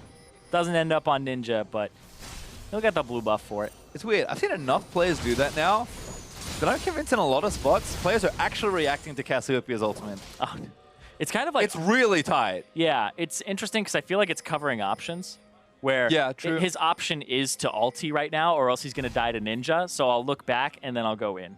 I feel like that's kind of how you have to do it, is if I was the Cassiopeia player, when am I ultiing, right? Just standard, and you just outplay that. I don't know, I just remember Dardock doing it like 2 or 3 times in a series. I'm like, is he really just guessing every time? That seems pretty sick to me, but... Well, he's kind of in the other person's head saying, if he doesn't Cassiopeia ulti here, he's screwed, right? That's true. You just create a situation that's not favorable to begin with. Yeah. We'll see. We'll test it out, Cyrene. 1v1 me. Cassiopeia, best my mouth. You'll probably win. Get that going later. I don't know, man. I don't know. You play mid lane, so... I do click a lot of buttons. Yeah. Not all correctly. I'm about to out you as a dirty Yasuo one trick. Oh, no, they don't. If Pacer is your favorite caster, think again. Good ult again. Hakuo knocked him with a wild growth. Little too much damage on the combo. Lod flashes forward for the kill. Double TP's coming in. Seraph is going to find his way down first. Lod absolutely left out to dry, and he's going to be the trade. Yep. You know that he wanted to kill Lod there. Immediately jumps in on him. Maybe he could have locked somebody else up. Lod looked pretty dead to rights. What? Really wants that kill. It's the guaranteed. Picks it up himself, too. Kind of what he gets for aggressively flashing to steal the other kills, so he's going to pay for it. Someday comes down, not able to get anything else done, and Lyra takes his own red buff. Yep. Continuing to speed through the jungle. Saw the ward afterwards. Yeah, didn't see it when he initially went through the bush, but we'll see it now. It'll be good. Polo cancels Someday's recall. Someday's just like, this happens a lot. Just chilling out. Yeah, and now there's at least Sin coming to the bottom side. Someday might be dead. Like, Apollo's acting like bait. He's like, look at me, I'm just a little itty-bitty Caitlyn. I wonder if he's still there. Let's find out together. Oh, now Someday's caught out. Hakuo gonna face check. Sunday's like, I'm going after Apollo, but he's got no help. A special's here, but Paul's gonna flash out of the way. Someday pretty tanky though. Does snare down Hakuo with a W, but Someday taking too much. Lyra goes back in for it, kicks him in. Flash from Lyra's gonna cost him his life. No, he gets out of the way. Special looks for the Q, but doesn't land it. Shutdown goes in. Cocoon from Chase is great. Charm lands in onto Lod though as Ninja's down first, but Keen also here is Special tanking up the turret. Good stun there into Ninja, but Ninja cleanses out of the way. Might not be enough as he barely gets out from under it, but Lod still firing away. Takes out Apollo and Ninja. He wants to try and trade, but he's now got not a lot of health He's about left. to have the Q. Lod charging it up. Looks for Ninja. Doesn't quite land it, but this turret's going to go down. He's still hanging around. It's like, he's just actually baiting out some of those abilities. There's like, oh man. That's crazy. And now Seraph is just pushing mid turret in. I don't know if he's getting anything for that. Lod? Oh! He lands. Ninja, this is why you don't stick around. Very greedy from Ninja. It's like, why? All right, anyway, Lod, 4-1 and 2. Just really fed now on this Varus. He's going for a crit build as well. You augment the build. This is Envy setting up a play here, but it's just been so long that Special's on his way. Lyra's on his way. Lod's on his way. They're all coming in. Someday flashes, pulls Lyra a little bit further back. Lyra almost gets out here. Hakuo doesn't really block the first hits there, and then just those last little bits, the red buff is what does it there. Special picks that up. Tanks, so that when Chaser comes back in, doesn't die. Chaser flashes away, stays alive, and then great ulti there from Keen and Miasma, but then picks up. Lod gets the kill, and then they wait. That could have killed Ninja. Now they're waiting. Lod, ultimate, coming back up, and he's gonna throw it out here and dodge the charm. Well played. It's like, why even risk that? And hold on, the Fed guy. Lod growth again, still firing Oh away. my God. Apollo is going to get the kill, but he goes down to Lod. Lyra now getting chased down, going to get repelled onto by Chaser for the kill. Envy loses 2 pull and trade in bottom lane. It's chaos down here. Yeah, that's 2 more for the Dignitas side. 4, 2, and 3 now for Lod, but now Chaser is picking up some of those kills. Special 206, doing some pretty good work here. But that's that crit build coming in. Lod actually, I believe, got a crit off of just the Zeal for himself, which was big there to actually kill Apollo. And one of the changes that happened to the Varus in the preseason, and around a little bit towards like some AD carry changes, was he actually gets more bonus attack speed from his passive based on the amount of bonus attack speed he has. So attack speed builds were how people were originally building him. Then it was, okay, let's try some like Blade of the Ruined King, which has so much attack speed on it. Then I was like, okay, maybe that's not the greatest.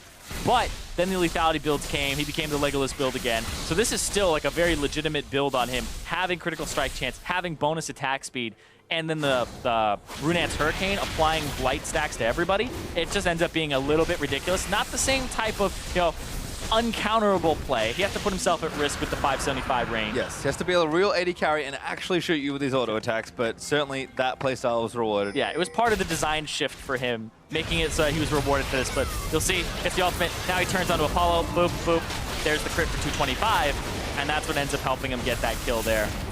Whereas if that was a normal hit, not the same. I'll chase it down there as well. Dig, trade off in the 3v3. A lot of components. I mean, both Kim and Apollo should have pretty similar looking builds this game. See the early AD items with the BF sword and the pickaxe, and now building in towards their hurricanes. But Lod will beat Apollo to the punch, you have to think.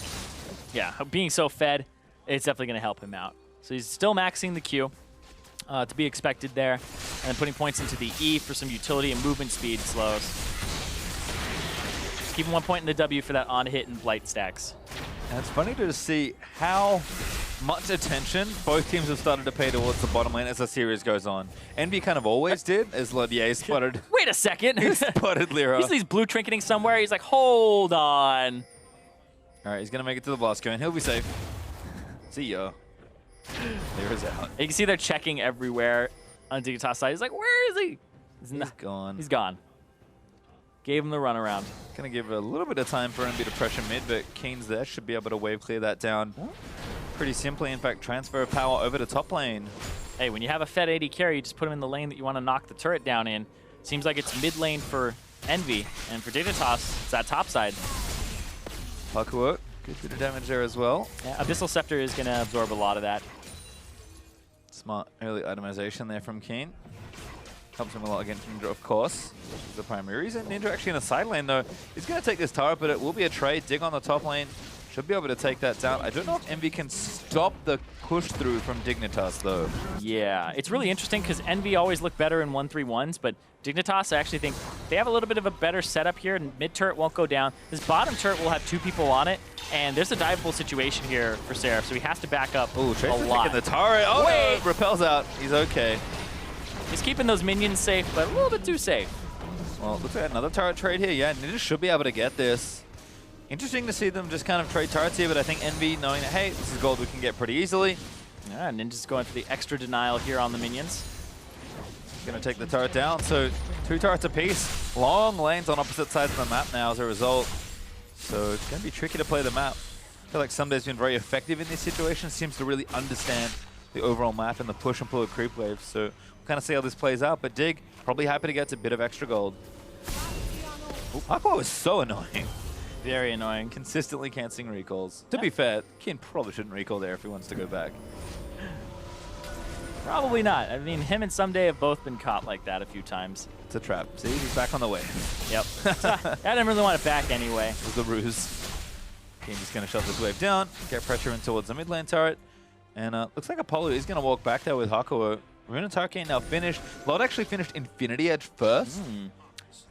Not awful because of the fact that he already has some crit chance to help it out, whereas Infinity Edge by itself, not really a good buy. You need some more critical strike chance behind it for it to be efficient in terms of how much gold you spend on it.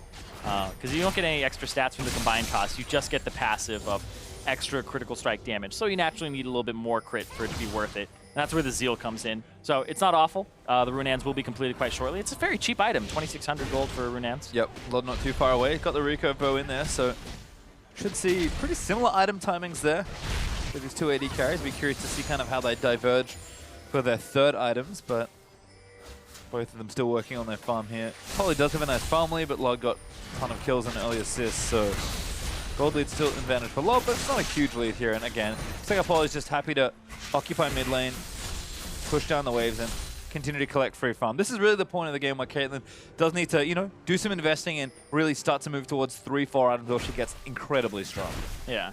Having that 2-item spike when the second Drake comes up is pretty big, making sure that you can actually fight it. Whereas here, I think that the Drake fight, just from like a champion standpoint, would most likely go in the favor of Dignitas, also with the lead. But you know, if they can get control of the area, if Ninja can get a good flank, and Seraph can lock down Lod, sky's the limit. Blue buff over. Ninja's doing a lot of side lane pressuring here. Yeah, I honestly think Ninja looks best when he's not in mid lane. When he's on a side lane. When he plays something like the Talon, right? It's why it's being banned away from him, because he can go do those things where he's farming side waves and keeping pressure up, and then Seraph does the opposite side of the map. So when Envy split 1-3-1, I actually really like the way they play the map. Ooh, nice. Blue buff over to Ninja though. Lod not there with the snipe. But good attempt there. Ooh, wrap around onto Apollo. Great flash from the Caitlyn. Tracer gets headshot, but that should be mid-turret here. Dignitas just brute force for it. Ninja not there in time, and that's turret over to Dignitas. Hey, that's the type of push that I'm expecting from a team that is near the top of the standings. Dignitas were actually in the inverse position that Envy were in last game. Envy were in that position where they could have gone for a mid-turret like that, and they didn't. And they're the ones who had the Caitlyn. They didn't force it down ever, and it took them till like 30 minutes in the game to do so. Well, bad news for Envy is that Lod's now finished his 2 items, and there's 15 seconds left for this Mountain Drake. Apollo does not have enough gold for the IE, and he doesn't have time to buy it even if he did. So yeah. We'll have to see how they play around this objective. He's got 1,200, and then he needs the crit cloak, which is 800, and then he also needs the combined cost, which is about, I believe it's 600-ish. So he's a bit far back on that. He only needs about like 300 more, 200 more, but he'd also need that back timer. So, but honestly, nobody's really set up for the Dragon involved. Yeah, Drake is like, people are ignoring it. Kind of weird to see Ninja drawing so much pressure. In fact, he's staying there just to make sure they can continue doing that. But yeah, Red pings onto the Drake. I think Dignitas like, hey, probably want to take this. Yeah, Keen is going to spend a decent amount of gold, buys himself an immediately large rod, and he's going to rush towards this area. Now that the Cassiopeia, I mean, you want this Mountain Drake on the Cassio. It means that Baron is just butter, and you can just cut right through it. Well, again, Ninja going to stay and continue to pressure here. Yeah. Looks like Apollo did actually find time to go back. He got Berserkeries and the IE, so we'll make it in time for this fight. Barely. If they Unless Dignitas start at the Drake right now, which is what they're doing. I feel like this is wrong from Envy. They have Ninja in the top side, and he's just continuing to push. I like it when he's pushing. I don't like it when he's doing this, because this is a Mountain Drake going over to a Cassiopeia. They have the gold advantage, and you sometimes have to seed Drakes to get turrets and get gold across the map. So for that, I like it if that's the call that they're making on Envy's side. But I decide to just give it up. Yep. See kind of how it plays out. Only 2,000 gold behind now for Envy, but Dig now with 2 Drakes to nothing. I think again, Caitlyn probably wants to invest a little bit more. Apollo's been heavily in the side waves. Ooh. Keen is actually going for Seraph on the bottom side of the map. Call for Baron though on the Envy side. Yeah, this is a call for Baron, I believe. Seraph just buying time for his team. I think Dig might know about it, but Seraph again, if he can delay for a while, this is really nice for him. King needs to be there for the fight. They're going to have to like poke off with Varus or something. Like Varus not super tanky. He takes a lot of damage from this Baron. This is going to be a slow Baron here. What poke from Varus is the other thing. I mean, Chaser can steal it is the other thing, but Ninja's over the top instantly. Wants to try and take down Lod. Keep doing Baron. Yeah, they're kind of taking it, but Lyra's taking a little too much damage. Lod is actually attacking it over the wall. Seraph's going to go down here, and Dignitas might sweep it all here. Baron's going to reset health. Envy back away from the pit. They just don't have enough armor. They don't have a tank there. Lyra, he has like a chain vest, and that's it. And the Baron has so much attack damage, people forget about that, and it's all physical damage as well that he'll be doing with those autos. So the person tanking him is going to take a lot of damage unless he's a pure tank. Well, I like the attempt there from Envy, but Dignitas do the right thing, threaten Envy enough so that they can't convincingly do the Baron and pick up the kill onto Seraph. Seraph doesn't burn anything there. He's got his flash, he's got his teleport, so they can reset for a bit more pressure, but the kill maybe they didn't need to give away. Envy playing a little fast and loose here in the mid-game. And again, I think just trying to get to the point where they're comfortable, where Caitlyn's got a lot of damage built up to 3, 4, even 5 items and really stocked up. And then they can try and find that team fight. Or maybe just continue sieging. But right now, being behind Dig, don't have too many options for pressure right now. Yeah, I like the call from Dignitas, but it's such a risky one where Keen goes bottom and helps chase around a Maokai. That could have been a Baron, but it could have been a lost team fight as well, because you have 3 people on that side, and those three people are an Elise that's squishy. You also have an easy-to-catch-out Varus with a Lulu that'll help a whole bunch. Like, don't get me wrong, but the fact it's a Lee Sin and Ahri, and even like the rundown potential of a Karma that was in the pit, if Envy deny vision well enough, then they can just take a fight instead. Yeah, well, instead Ninja is just continuing to pressure the top lane. Really committed to pushing down these side waves.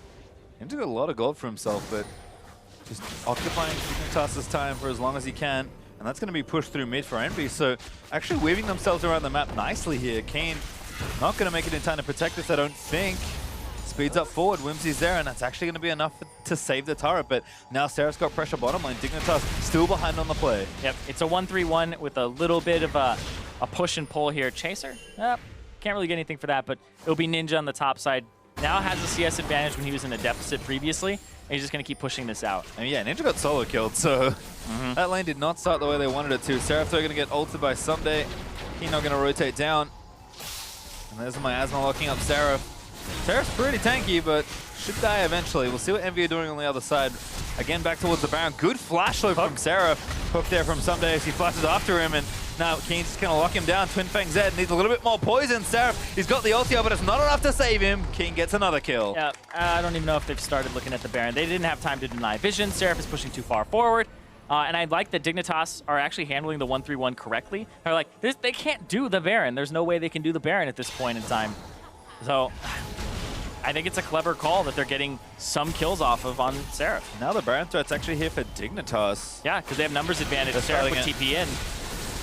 Oh, they spot Ninja. Ninja actually burned the ulti, finds Keen actually for a good little pick, but the ultimate lands on for the Varus, and Keen's on a killing spree. Redemption is going to heal them back up, and Envy needs to do something here. Lyra are going to try and find a steal.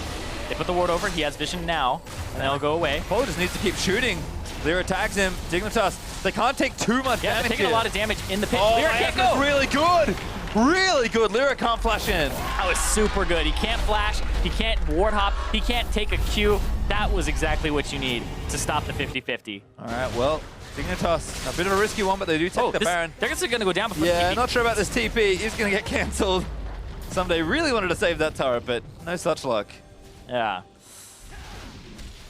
Interesting. Does get the cancel, so lower cooldown. Alrighty, Dignitas with the Baron. Gonna walk it down mid. Mountain Drake number 2 up in just a minute. As Apollo gonna go back and invest in those next items. Lobdo already finished his 3rd. Phantom Dancer available. Yeah, I like the attack speed as well, and it's the most attack speed you can get out of one of those items, one of the Zeal build items. So he's just doubling down on that passive. You get a kill, minion kill, get even more attack speed, so you just keep auto-attacking, and it looks like it's working out for him so far. You see Apollo can't build another crit item though. No rapid fire cannon, has to go Last Whisper. Should be building it next, but Dignitas can start doing real damage with his Baron. Chase the tag, but pretty tanky-ish for the Elise. There is no that much damage. He actually has a lot of armor built in. Oh, doesn't quite land. Someday gonna keep running for it. Ninja actually gets caught by the ultimate. Redemption gonna heal him back up though. Dignitas storming through Envy's jungle. Yeah, Mountain Drake up in 15 seconds, but they want to push down the bottom wave. Use some of this Baron time. Oh, he got Lod, but Leary doesn't go all in for that one. Leary's crazy, man. If anyone was going to do it, thought it might be him. Somebody's just zoning everybody out, though. Yeah, he doesn't care. Cassiopeia, Keen will go solo the Drake. He already has a Mountain Drake to his name, so it's about 500 every time. Yeah, you can see just healing up as well. From his ease, Poison helping out. Fair and balanced. I mean, Cassiopeia's a good champion once you get going. Kane's certainly gotten going in this game. Cassiopeia's super good. That's 2 though, so now they shred these turrets. Someday is a big problem. Yeah, this trap line is interesting. Someday can walk on it and absorb some. But then there's Chaser on the side, and they're just gonna kind of just let this minion do its work. I like that control ward as well, just above Lod, covering for the flank that Lyra might try and go for. He's off to the side looking for it, but Dignitas just being patient here. Seraph trying to absorb some of the poke, but they need to kill this Baron Cannon. Hako doesn't quite get the snipe down. Sapling, ooh, does get it down in time. No more impact damage, so that's to wait for the explosion. Dignitas just gonna wait. 40 seconds left still for the Baron. Whew. And the fact that the Ahri return Q does true damage hurts through the Baron buff up, which is about 80% damage reduction, I believe, for the melee minions. So the wave clear quite good. Nothing to worry about here for Dignitas. Big wave prep already for the top side, so Envy probably going to have to give up this siege here. We're going to lose 1 turret, but I think they expected that. Doing a nice job trying to minimize their total losses, but now Ninja has to get pulled back. He'll defend this, and all their waves are going to naturally push because of the mechanic where if you're up in levels, your minions are stronger. If you have more turrets, your minions are stronger. And since you can even just compare, like Ninja down level to Keen was down 2, Lod 2 up over Apollo, and then in the top lane it's 1 there as well. So overall, Dignitas just up. I would say like pretty close to a level, maybe 75%, but that's still enough because it just goes off of small things. It doesn't have to be like a full level up. It's percentages. Well, Envy still behind, but trying to defend. Dignitas haven't quite cracked the inhibitor turrets just yet, and the Baron buff did drop off. The next dragon will be Elder, so certainly something to worry about there, but Caitlyn's going to continue to get stronger. Ninja's building up to his next items, and Seraph will get very tanky as the game gets later. Sure, some days nice and tanky now, but no one really out-tanks Maokai in the late game. Yeah, and now the Void Staff coming through for Keen, but it's going to be a while until Lod picks up a Last Whisper for himself. He does do a lot of magic damage with the Blight stacks, but that's few and far between. So him hitting Seraph isn't going to do that much damage. Something that he has to worry about a bit, whereas Keen will do a lot. Well, Envy, we'll see how well they can defend here. You can see Dig, not a bad Baron power play, but not a huge lead that they've built for themselves either. Yeah, it just feels like Envy when they aren't making proactive plays against Dignitas, and Dignitas has an opportunity to turn them around. It's definitely a slower game. You think about how even Lod got fed this game. It's a proactive play from Envy that got turned around. Dignitas kind of continuing to demonstrate how good they are reactively, but Keen has also had a good game here on the Cassio. He's 4 items in with 2 left to go. Don't need to buy boots on the old Cassio. So he again is going to make up for any sort of damage deficit that Dignitas might have been worried about. And again, I think Varus does more than enough damage here, especially with this type of build. So Dig, going to play it slow. Probably just going to wait for the next Baron here because sieging with that's a little tricky. Yeah, they also have 2 Mountain Drakes, so if they get on the Baron, you have a very small window as Envy to even contest it. Ninja just guiding his way back. Going to collect all the CS there. And again, Envy just have to wait. I think Apollo we really have to look to see when that next item's finished. He now has that Phantom Dancer, so actually getting there as far as overall items go. Yes, Mercurial Scimitar is now completed for Lod, but it's kind of an interesting arms race between these characters because Apollo is still up in CS, and Total God looks good for Lod because of all the turrets that Dignitas have taken, but Envy are not out of this game at all. Especially if Dignitas make a mistake setting up for this next objective. Yeah, they do have some levels to work with on Dignitas' side. A lot of advantages across the board. And their carries are pretty fed too. When you look at where the gold went on Envy, a lot of it went into the jungle for Lyra. He picked up an advantage for himself, but their carries are all behind. About to hit a real big point of contention. Baron up in 40 seconds. Elder Dragon will follow a minute after. King just went back for a shop, so yeah. He's got a needlessly large rod added in and 3 controllers just to make sure they're prepared for these next objectives. That's crazy that he purchased 3 of them. A mid laner, normally your support will do that, or your jungler, but he's really contributing here, making sure that they can pick this up, because this is the make or break point in the game. If this Baron goes over to Dignitas, they'll pretty much have a very high chance of winning the game, whereas Envy, if they get a steal, if they win a fight around this, that's the swinging point. It gets them right back in. Yeah, and Apollo, I don't think it's going to get a time to go back, so Envy going to have to fight with what they've got right now. Completely dark as Lyra gets cocooned up. Charm under the Spiderling, though, isn't going to kill it. Yeah, apparently Spiderlings don't want Fox Ladies because it didn't even affect them. Seraph again, going to get some shields and run out with his ultimate on. Charm is going to miss onto Keen. Orb of Deception misses as well. Dig still have waves pressing the top and bottom lane, so again, just have to be patient here. You can already see Envy blue pings onto some of these side lanes, starting to realize that we kind of need to do something sooner rather than later. Dignitas going to fall back to the Baron Pit, take down the Scuttle Crab, and set themselves up for this objective. Dignitas again, there is no reason for them to rush here. Yep. Blue trinkets for Envy as well. They still have them up, so they can check. Better check soon, because this Baron's going to go real quick. That's more than 1,000 DPS. It's dead. That's gone. That teleport's not even going to complete. In fact, he's like 2 seconds late. Although the teleport's going to come in, they're going to try and start a fight. Chaser gets charmed up, but cleanse out from the Arya. Seraph forced to flash away, hooked up by Sunday on the front line, so his Apollo just needs to get the DPS down. Seraph finally going to fall, but his GA's going to pop. Blood gets kicked back in, but King with a huge 4-man ulti, going to turn the rest of the fight around. Envy still fighting, but Apollo has gone down. Lod should be able to clean up the rest of this fight. That was a massacre between the two. Yeah, 3 for 3. Oh, great flash from Hakuo. Lyra looking to tag Lod. Snare lands in onto Sunday as Hakuo is going to save his teammates. 6 people died. Yeah. In like 30 seconds. That was crazy. That looked like it was going to go over to Envy for a bit there, but then the ultimate from Keen saves it. The Baron buff, they're going to start forcing their way down here. They have the damage. They have the tankiness. Yep, they're going to break this. In fact, might even get a second with a huge wave top lane. Lod's going to work on this inhibitor. Plenty of Baron left to try and take it down. They're going to make it 2. Lod onto this turret. Respawn's not quite there just yet. In fact, it's 5 seconds for Apollo, so they might be able to get 2 here. Hakuo going to try and zone away Someday. Lod going to get chunked. Lyra attacks Lod.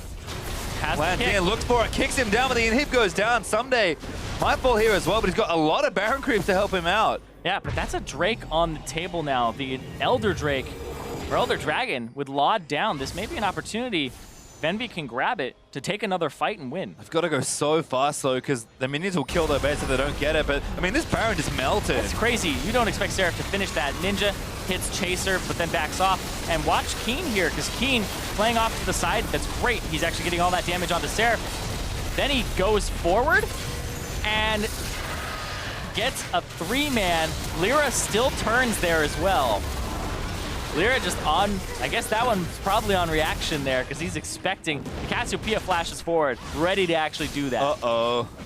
Envy, a little late to this strike. Lot up in 10 seconds. Envy are just going to brute force it down. Both junglers have smite, so this could be a 50-50. You got to keep Chaser out. How does Lyra have 2 levels on Chaser, by the way? Never mind. Smite much stronger. That's Elder Dragon over to Envy. Yeah, he's the one who got those early kills. So Chaser behind Lyra in the driver's seat in terms of jungle, but it's just those solo laners. They have it. We talked about at the very beginning. The leads that Lyra gets early have not been transitioning to his laners. They don't end up picking up pressure, and the game just slowly collapses around them. But this Drake, this Dragon, it's just a single one. It's the 45 true damage burn, nothing more. I mean, keeps it off the table from Dig. That's the important part. And Envy do keep the game afloat for themselves here. I mean, Ardent Sense now finished for Hakuo. He's got a Redemption, got a QSS for Apollo. That was certainly would have helped in the last team fight. I mean, we're getting close to max builds for almost everyone here. Seraph got a little while to go, but other than that, things looking pretty full. And Envy can certainly win a late game team fight with this Caitlyn. Yeah, I'm waiting for Hakuo to have a Locket or for a Locket to come through for Envy because it's just so much damage in these team fights that is not being absorbed. It's on the way now, but Hakuo can only build so many items as a support. I assume that's what that Null Magic Mantle is going to turn into. Frozen Heart now for Seraph. He is really just looking to try and take out Lod here. That's the goal. Stop Lod from making playoffs. Stop Lod from, once again, thriving. Well, Dignitas just going to, again, take their time with this last push. Lyra, long distance for the flank. Yeah, there's a lot of minions coming into the base, though. Super minions mid, super minions top. Dignitas, they really just want to... They want to end this, but it's an Elder Dragon. The Elder Dragon won't be on forever, though. Pretty low duration on it. And so they're waiting that out as it's already past halfway done. Yep, Dig have to be pretty patient with these waves, though, and they don't have Baron anymore. So they're going to have to do this the hard way and just wait out the super minions. Yep. Gotta watch for Ninja's charm as well. And that trap wall, the trap house. Yep. Top wave coming. Apollo knows he has to go over. They're actually nets early just to meet the wave as soon as possible, but he's got to clear this real quickly. Yeah, but they don't have a wave bottom for a long time. If you see the mini map, it's coming in. It'll be about maybe 7 more seconds here before it crashes. Someday taking all the traps though, so that's nice. And Apollo going to run back, reset it again. Lyra again popping out of the base gate, trying to find an angle on a flank. Resetting all the traps. All right, that super wave in top's looking a little scary now. Yep. Gonna run back, and now, once again, a few more seconds if you look at the bottom. Yep, these waves are aggressively desynced, actually. Yeah. So Envy kind of recognizing this, playing it smart. Dignitas might have to be a bit more proactive under this turret. Yeah, Someday is just snatching up all those traps when there's no Caitlyn around to give those headshots. Now he has to pick all these up, kind of kite them over to the side too. But he does so much damage, you can see right there. Yeah, Apollo is just melting through these super waves. Oh, but they actually get some access to the turret with the wave there. There wasn't the wave clear. Lod's for it, but yeah, now has to back away. That regen's going to take too long, I think. And now it's back to clearing the wave top for Ninja. And these inhibs are so close as well. Now they actually move Ninja. I actually like this a lot from Envy. I mean, Ninja's nowhere near as good at clearing these out. He's going to actually leave the Nexus turret to kill that super. Yeah, clear the casters. They do the most damage. And then join back up. And buy some more time. Lyra finally looking for the play. Tags Chaser. Someday gets Ninja. Tender Corruption's going to miss, but the Depth Charge going to follow. Someday eating too much damage, forced to get Wild Growth. Lyra. Oh, that was risky looking. Yeah, but that buys them some time. Go back to clearing these waves, but here comes the next minion wave. Apollo going to go back, but he doesn't want to. He needs to be there for the team. Yeah. He's got to be here. He's got to stay here. One inhibitor did respawn, so there's no super minions in that wave either. Second one going to join soon after it. Wasn't that long between, and this turret's still healthy. Dignitas back away. Yep. Envy, a successful defense there. And now it's only a 4,000, almost 5,000 gold lead for Dignitas. But that's it. These 6 items coming through for Lod. You're not going to get much more powerful than Apollo. This will come down to those team fights. Baron up in 30 seconds. Inhibitors intact for Envy.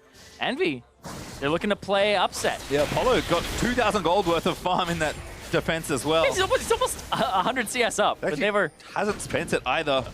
I mean, they know they have to defend for this Baron. But Envy are in a position to win a team fight and quite possibly win this game. Dignitas going to need to make sure this Baron take is nice and clean, but Scuttlecrab goes over to Envy. Baron is up. Envy are actually first to the area. Dignitas, I think, have bottom wave pressure, but they are taking their time, maybe too much time on this play. Envy are onto Baron now. Yep. There goes the blue trinkets. This is the critical team fight. What happens here? Envy, do they pull away? Apollo's still trying to shoot down Someday. They need to threaten the Baron for as long as possible, but they can't take too much damage. Hook on Lyra. Someday kicked out. Keen actually going to get jumped on by Seraph. Ninja looking for the charm, but doesn't find them. Apollo still firing away. Someday trying to be disruptive as Seraph is taking a little too much damage. Redemption going to reset at Keen. Already blew the ultimate, but Apollo is still doing it. Lyra off to the side trying to get a kill. Can't even angle down, but Apollo gets taken down. The main damage dealer falls. Ninja trying to kite out from under X Special. Chaser picks up the double kill in such a decisive team fight. They're just so tanky. Someday stays alive the whole time. The shield's coming through. Everything. Ninja's dead. Keen isn't going to go down. Actually does get the kill off the other end, but I don't think that's enough. It's just Lyra and Hakuo to defend the base before. Yeah, they have to do kind of damage control here, clear out the minion waves as much as they can, and this will be the thing. Do they walk behind and try to clear that minion wave? It's not that big. They've spotted them. Yeah, they're going to try and pull the wave. They're like, give me those minions. Can they win a 2v3 here? Probably not. Lyra's forced to That's all he's trying to do. He's just trying to make sure they don't have minions to push into the base. Now they got to go mid. They got to clear that one. Hakuo running back down, going to hit the recall button, but inhibitors are going to go down here. They're going to, again, buy themselves some time. But we're in the same situation, kind of. Baron's up. Dignitas should be able to get it here. Yeah, and there's immediate pings. No need to not rush straight forward. So watch this fight again. This was so close. Yeah, the kick through onto Keen. Seraph's like, that's time to go, but there's just so much shield. The Seraph's Embrace comes through for Keen. The shield on top of it. Lod gets chunked, but he still can throw out damage. And then the really good redemption to reset the fight there for Dignitas. And that's it going down. And that's the TP from Seraph. Seraph went in. They might actually be able to cut him off. Keen is very far away from his teammate. Who they get? They're going to look for Chaser. Someday gets Lyra with the hook. Lod just going to keep fighting while Growth is there. Seraph is taking up so much. Apollo finally going to arrive. Lyra takes out Chaser, and now Lyra's on to Lod. He needs to kill him, but Keen's here to try and turn it around, and Envy immediately back away. Yeah, very risky from Envy. They actually took a 3v4. They didn't have Apollo or Ninja there. They're two main damage dealers, but they walk away with 1 kill on the Chaser and a little bit more time to breathe because that's 45 seconds. That Baron buff will not be pushing in their base for that long. Cut down the waves, buy more time. That's all Envy can afford to do here. Crazy TPs from Seraph so far this game. It's ones that you're like, all right, is he still going to take that? And he does. Someday barely has any mana. Can't really throw out much other than this, but you can see on the minimap, Apollo not there yet, but the nice kick through from Someday onto Chaser deals a lot of damage using the bonus HP of the Nautilus. And then they have to disengage as soon as they see Keen around that corner. Ooh, again, Dignitas may be caught out here. Someday going to be the target, but Apollo eating a Q there from Lord. Keen should have enough here. Seraph just not that tanky. Hakuo going to eat the death touch. Lyra looking for the play, tries to kick Keen back, but doesn't land it. Ulti out from Keen as Lyra is still fighting it out, but Apollo now snagged up. Keen already went down, but Apollo has to live. Something goes down, but it's a shutdown for Hakuo. Apollo dies, though. Yeah, he gets killed by Krugs and Thornmail. He doesn't have enough lifesteal still. Even with Warlord's Bloodlust not being every hit, it takes him so long, but he goes down. And Lod's still alive. Ninja needs to assassinate him, but Lod has X Special to protect him. These are such tough waves for Ninja and Hakuo to clean out. They have to try, though.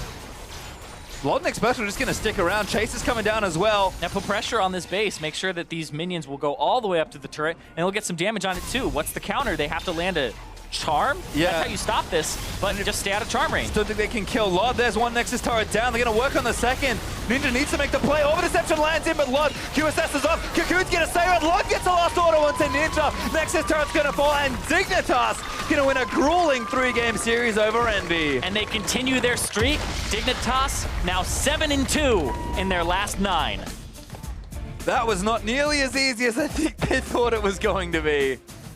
Despite the advantage they built up, still a tough game through to win, but Dignitas shows some resilience, and Envy put their heart and soul into that game and still couldn't quite close out the series.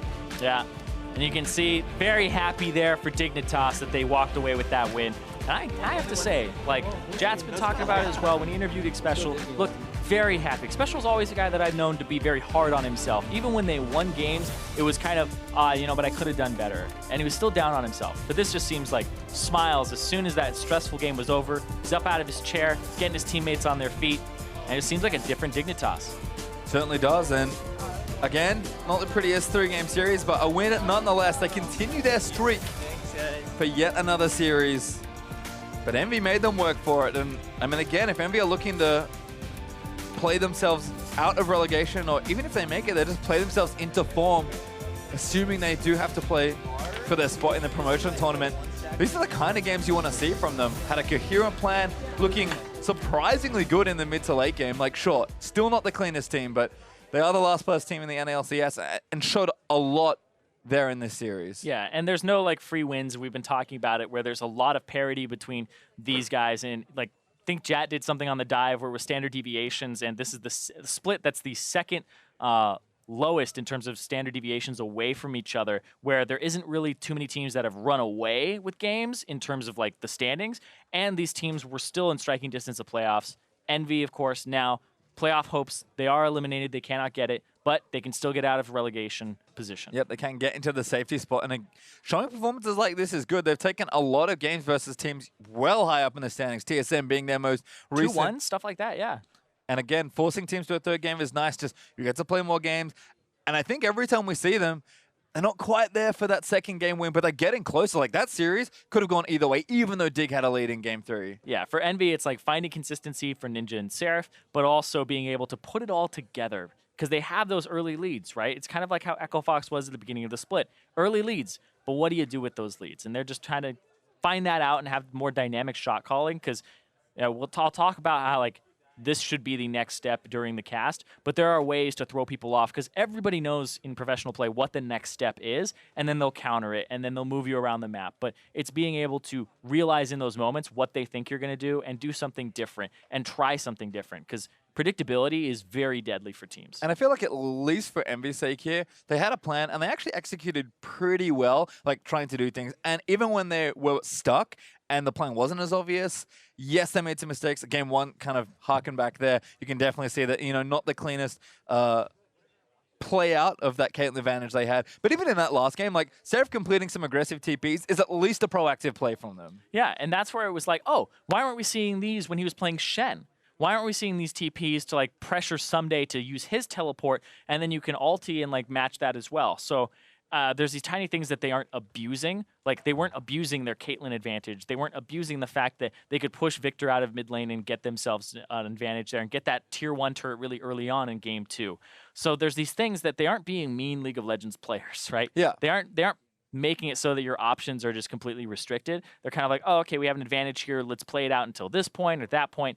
And the team fights, though, I do have to talk about those because they do not look good for Envy, and that's a communication issue. That's being on the same page, and that's easy to say, hard to actually do. Yeah, and again, it's a process that takes time, but at least you can see the progress there for Envy. However, we are going to check in with the analyst to break down that series win by Team Dignitas. Thank you very much, gentlemen. Dignitas evening up their total match scoreline to 8-8, 500 here in the season. I mean, they're a half game up on Immortals now in terms of match records. So, what we were talking about a week or two ago with, maybe they'll make a run to playoffs has now completely come to fruition. They are very much in that conversation. Gotta trust the process. Gotta trust the process. You can't count yourself out till you're actually out. Ever since Cop showed up, man, the team just turns around. They really have. But we do, of course, have to temper this win a little bit with the fact that, hey, they're up against Envy. This is the lowest ranked team in the North American LCS, so we did expect this win, in terms of the remaining matchups that Dignitas has left. And of course, even here in Game 3, didn't come crazy easily for them. So still plenty of things to be cleaned up for Dignitas. But at least in this one, they showed us their ability to recover a little bit. Right, and I think you look at that Caitlyn first pick for Envy. Seems like it was working for them all series, so I don't hate it. You're definitely on a patch right now where there's not like a ton of like, oh my god, this thing's crazy, grab the Camille, grab the LeBlanc, get this thing. There's tons of OPs everywhere. Everything's a lot more baseline right now, and I think if the Caitlyn pick's working really well and you identify that as the bigger part of the bot lane to grab, then go ahead and grab that Caitlyn. Yeah, I was pretty underwhelmed by Ninja's play throughout this game. I don't know, every time I saw him team fight, it just seemed like he wasn't able to get off the ground. And typically when you're looking at Ari, she has either great flanking positions or like she's able to get like really good charms in, but it seemed like Ari wasn't able to ever get like good damage into team fights. And so it was literally just, okay, they stack everyone on Apollo, but they don't have the shield comp that they did before. So. All right, well, you're talking about Ninja on Ari, so I'm going to bring us to this replay here. 42-30 into the game. This is the Baron for Dignitas and a 3-for-1. Oh, and it starts off and it looks okay. Like, it's not too bad. Somebody's clearing out the traps. They're just baiting. They're taking no damage. It's so late in the game. And Apollo has 5-6 items right now. Somebody starts it, and Seraph goes, and they're on Lyra right here. Charm's gonna miss. Yeah, this bait's keen to go in. I thought Ninja was going to go so hard here. Log gets half health, and then nothing really happens. A little surprising to see Ninja not opt into that like full dive there, seeing how much damage he did to Lod with just a small, with just a spirit. Right. And in this team fight, you'll see a lot of problems. And one of the big problems is Apollo's positioning in team fights sometimes is a little bit suspect. He got hit with the knot hook, he got hit with the knot off the knot ulti, and he died instantly. And that's the big thing, I think, is those two things in combination where, like, usually an Ahri needs to, like, win the fight for you instantly. If she's just dashing around the back line of a fight, it's hard for her to contribute after that point. So when she doesn't go hard on Lod there, and she just goes back to melting front line, you're not really going to outperform a Cassiopeia in that situation. Maybe your Caitlyn can carry that team fight, right? But, like, that's where the problem with positionings come in, is that Apollo did go down early. You can only carry a team fight if you're alive. Right, it's hard to carry from the grave. Maybe if you have redemptions or something. Unless you're Kog'Maw. Yeah, I guess there are champions that can carry from the grave. James' favorite champ. Old Zyra, maybe. I don't know. Yeah. But here we go. Dignitas able to put together the victory here today. Player of the game going to go to Keen here on the Cassiopeia. I mean, we've talked about the success that they're finding recently, right, is a lot to do around the play in the mid lane, right? Chaser finding ways to get Keen off the ground, and then Keen having an effect on the game, because we expect that out of Someday, for example. But Keen stepping up gives them more tools to victory. And it's not even that. Like, if you look at Someday actually goes mid a lot too. Like, it's not even that they have one jungler. It seems like a lot of times they have two. A good example is that second game where even though they lost, Gragas had like great ulti mid lane. Oh, yeah. And punted back the other mid laner for Keen to get a kill. Yeah, and I think even this game, I think the thing I like was that they came back a little bit in the game. They were losing a little bit. Keen got picked off going back up the river that one time, and from there it looked like, uh-oh, it feels like Dignitas, if they don't get a lead, sometimes just get crushed. This time they did battle back. They had that nice 3-for-1 in the bot lane, and after that they got control back in the game and slowly got advantages over the course of the game, and were able to win it. So that was good to see. Well, lots of movement in the standings already after our first two series of the day today. Dignitas going to be very happy to pick up this win here. There's more League of Legends coming up after the break. We'll be right back with Team Liquid versus Phoenix One. By Someday on the front line, so his Apollo just needs to get the DPS down. Seraph finally going to fall, but his GA's going to pop one. Gets kicked back in, but Keen with a huge 4-man ulti. Going to turn the rest of the fight around. Envy still fighting, but Apollo has gone down. Lod should be able to clean up the rest of this fight. Okay, focus. Through fight. Ari no, I learn. Okay. Through fight. Okay, through fight. Okay. Bar so strong. Listen to Okay. K-Till. Ari. Ari. 마카이. 아, 아깝다 형. 공이 안 날라갔어. Let's go, Channel. Let's go. 리신 careful. 리신. No, I'm okay.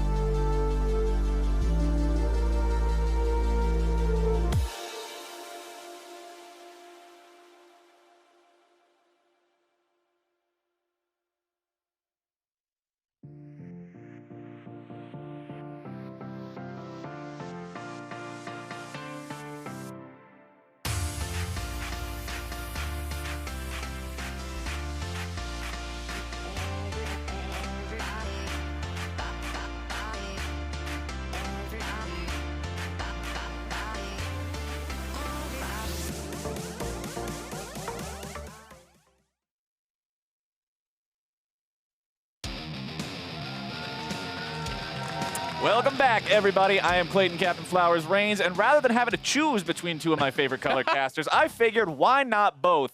And I've got a tri-cast with Aiden, Zyrene Moon, and Isaac Azale Cummings Bentley today. All going to be rocking this one together. How you feeling, boys? Feeling great. Yeah, I mean, why not have both? Why not have both? All right, well, we are having both, and we're going to have it right here, right now. We're jumping into our second match of the day as Team Liquid take the stage against Phoenix One. After making yet another change to their starting roster, Team Liquid still couldn't manage to find a solid performance last night. Yeah, even though they brought in Adrian, it seemed like almost everybody in the game was struggling, and these changes are definitely not the solution or the instant solution that they were looking for. Yeah, really not. I mean, they struggled against Envy. They got smashed by Dignitas. They got smashed by C9. You know, we've seen a handful of games from them, and it's just not the results that they wanted. Yeah, they're trying to look to get into playoffs, but that is becoming less and less of a dream. If they lose here, then they don't have hope. But at the same time, now it's kind of refocus, relegation zone, try to get out of that for TL. Yeah, exactly. I think at this point, you're really trying to fight for that 8th place spot, try to avoid relegations because they're all but mathematically eliminated pretty much from playoffs. Today, Doublelift goes up against Arrow, who actually took a moment to share how Doublelift inspired him to play the role. You know, that movie Harry Potter, and that I'm not sure when it is, but that ministry that some people say when Voldemort watching, he's back, like this thing. So I tweeted that one because he is Doublelift, he's back. That's why reason I'm be pro gamer, because I am very impressed with his montage highlight, like maybe season 2 or season 3 Graves kiting movie. So I'm very excited there. Arrow looking to be the boy who lived against the bot laner that shall not be named. Yeah. Today's matchup should be a lot of fun between these two. I mean, Arrow definitely is so far the AD carry that's lived. Lowest in deaths for AD carry, highest KDA, basically all the way up there. He's basically the carry that Phoenix One needed.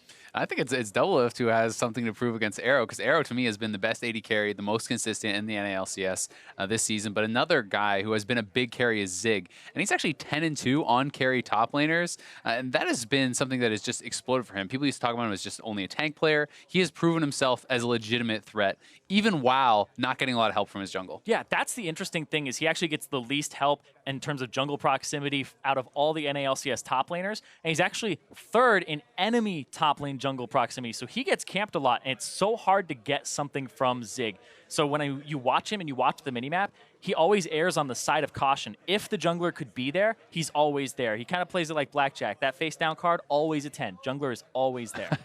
And I mean, if they can continue their hot streak, not only is their playoff spot going to be all but guaranteed, they could contest Cloud9 for a first-round bye. I mean, Cloud9 lost again today. P1 has been looking so dominant. They could sneak in there and steal away that second-place spot. Yeah, and they actually play against Cloud9 next week. So if they end up winning that one, there could be some tiebreakers that happen. There could definitely be some craziness all the way up until the end of the regular split here for Spring 2017. But now it's time to jump into those starting lineups. So let's check out the blue side with Team Liquid. Lorlo in the top lane, Rainover in the jungle, Piglet at mid, Doublelift bottom, Adrian supporting him, and who can forget Coach David Lim. Yep, and which means on the red side, it's going to be Phoenix One for this best of 3. In the top lane, it's going to be Zig. Jungle, they're starting Meteos today.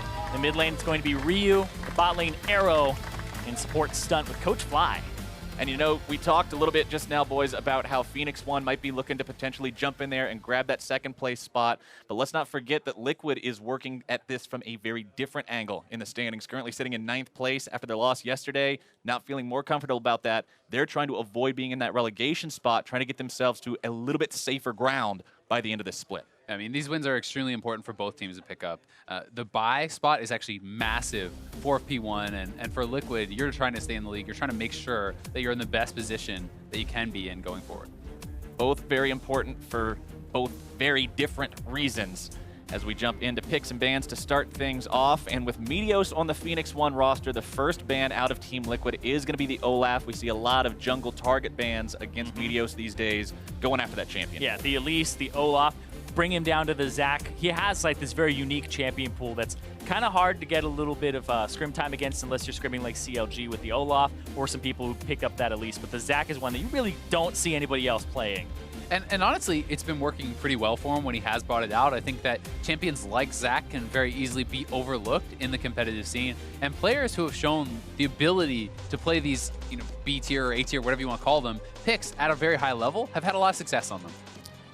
Well, Liquid going to go ahead and complete their bans by taking Rumble and Gangplank off the table as well, giving respect towards Zig. We talked about his numbers just a moment ago. Yeah, you have to. The guy's even blind picked Kled a few times. I've talked to him. He's like, it shouldn't be working, but it is. And when I watch the way that Zig plays and I talk about him like backing off, we say he's 10-2 on carry top laners. He's not really a carry top laner in the traditional sense. He'll play fighters like GP and Kled that have things that like assist his team, but he's not taking over the game on these champions. He's assisting his team. Yeah, that's fair to say, but he certainly has had some games where he has taken over. And I think, in the Kled in particular, to kind of relate that to what your exact point was, it's so hard to practice against this, not just in scrims, but even in solo queue. Almost no one plays Kled at the highest level, and he has really been able to shine on the champion. And nobody plays it like he does because he's been playing it for so long, and he's at that high level, so it's very difficult to get practice against it. But yeah, he's like a low economy carry top laner, so he doesn't require attention, which we talked about, where he has the lowest jungle proximity, which means that the jungler is not assisting him top lane, but he's still playing things like the GP, like the Kled. Well, Lorlo did go ahead, lock in the Shen first and foremost for Liquid, so they're picking up the top lane right away. Phoenix One look like they're going to be responding immediately in kind with the Nautilus to match it.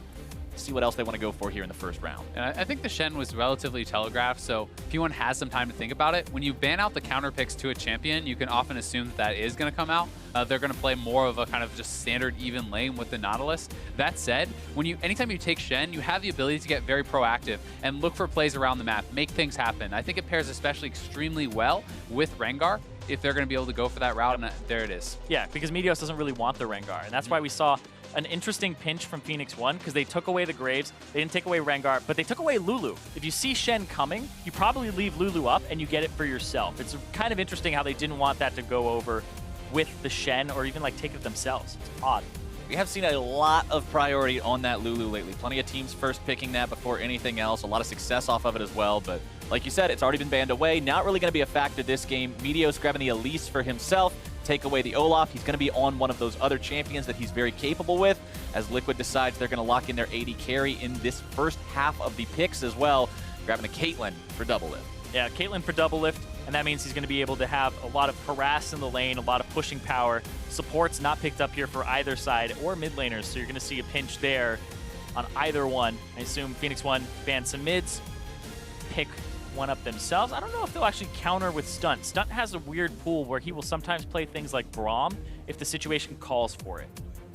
That's certainly something they could look for. A little bit surprised to see Vladimir banned away after the performance that Piglet did bring out on it, but he could have been doing well in scrims, and sometimes these bans that don't always make sense from the games that we have seen can make a lot of sense when you have those extra games that you're practicing against those players. Along with the Vlad, Talon banned away here in the second part of the banning phase. Liquid trying to keep that out of the hands of Ryu. Saw it picked earlier today to not an amazing amount of success. No, not a lot, but it actually did work out pretty well yesterday when it came out in the mid lane in the NALCS, and so it is something where you have to give respect. I think Ryu has been one of the best, most consistent mid laners in the league pretty quietly. A lot of attention obviously goes to Bjergsen and Jensen, rightfully so, but Ryu is right up there in my mind. It has some of the best games, and along with Arrow on this Ezreal, who has been crushing on the pick lately, there's going to be some pretty big threats coming out of P1. Yeah, Arrow, huge threat for them. Ryu, he does fall a little bit when he plays against those top mid laners, but he does have a stride of consistency that he's hitting lately. And mid laners are going to be the focus across this entire second wave of bans. All four, Jason, Cassiopeia, the second bans coming through as Ahri is locked in for Phoenix One. And Zyri nailed it. It is going to be Stunt with that flex support pick, leaving that till last. They're comfortable picking the Ahri blind here, not saving for that last pick, and that does mean that there has to be some flexibility, something that you think is going to give you a bigger advantage both in bot lane or perhaps just in the team fight at large. Yeah, because they could go Zyra or Nami here for their Caitlyn alongside it, which means you have to have something planned here, whether it's a Nami to keep yourself safe, maybe even Soraka and go super defensive, but we'll see what Stunt has in mind. And I do love Nami Ezreal. I think that is an incredibly powerful comp. The Tidecaller's Blessing in combination with the poke that Ezreal can already put down, does work extremely well. And Nami is such a powerful laner. When you're going up against someone like Caitlyn, you often do want to have a little bit of a buffer to get you through lane. That said, you can go for the aggressive melee support picks, but that's super risky if you're going to do that against a Caitlyn Zyra lane. Yeah, that's pretty much like you're going against the bottom lane here. And hold on, was it Nautilus the whole time? Nautilus flex, perhaps. Oh, wait, okay. All right. No, all right. I thought we were going to get duped a little bit. Just a little bit. All right. We all got really excited there for a second.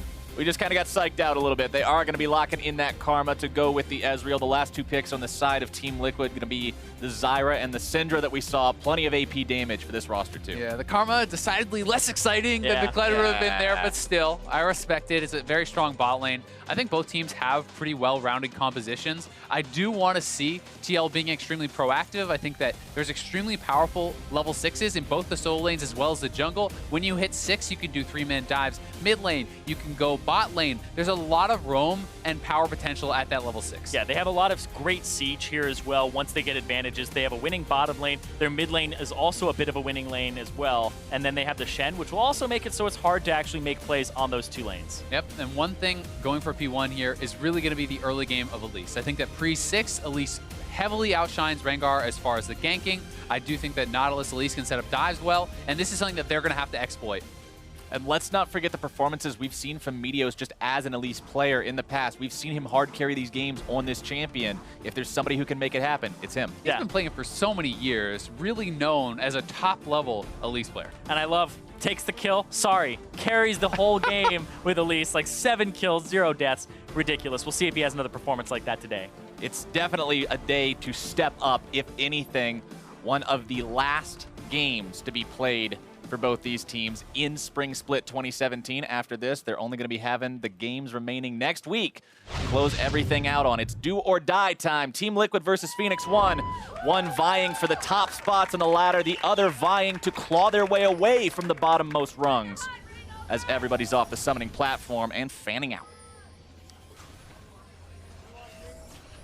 So jungle starts more important anytime you do have kind of one of this early game jungle mismatches. Elise looking to get things done early. Rengar really would love to just kind of get vision, power farm to 6. So both sides are going to be trying to either hide or track their junglers. Yeah, especially since it's Rainover as well. He's very good, and people talk about how he's so smart all the time about his routing.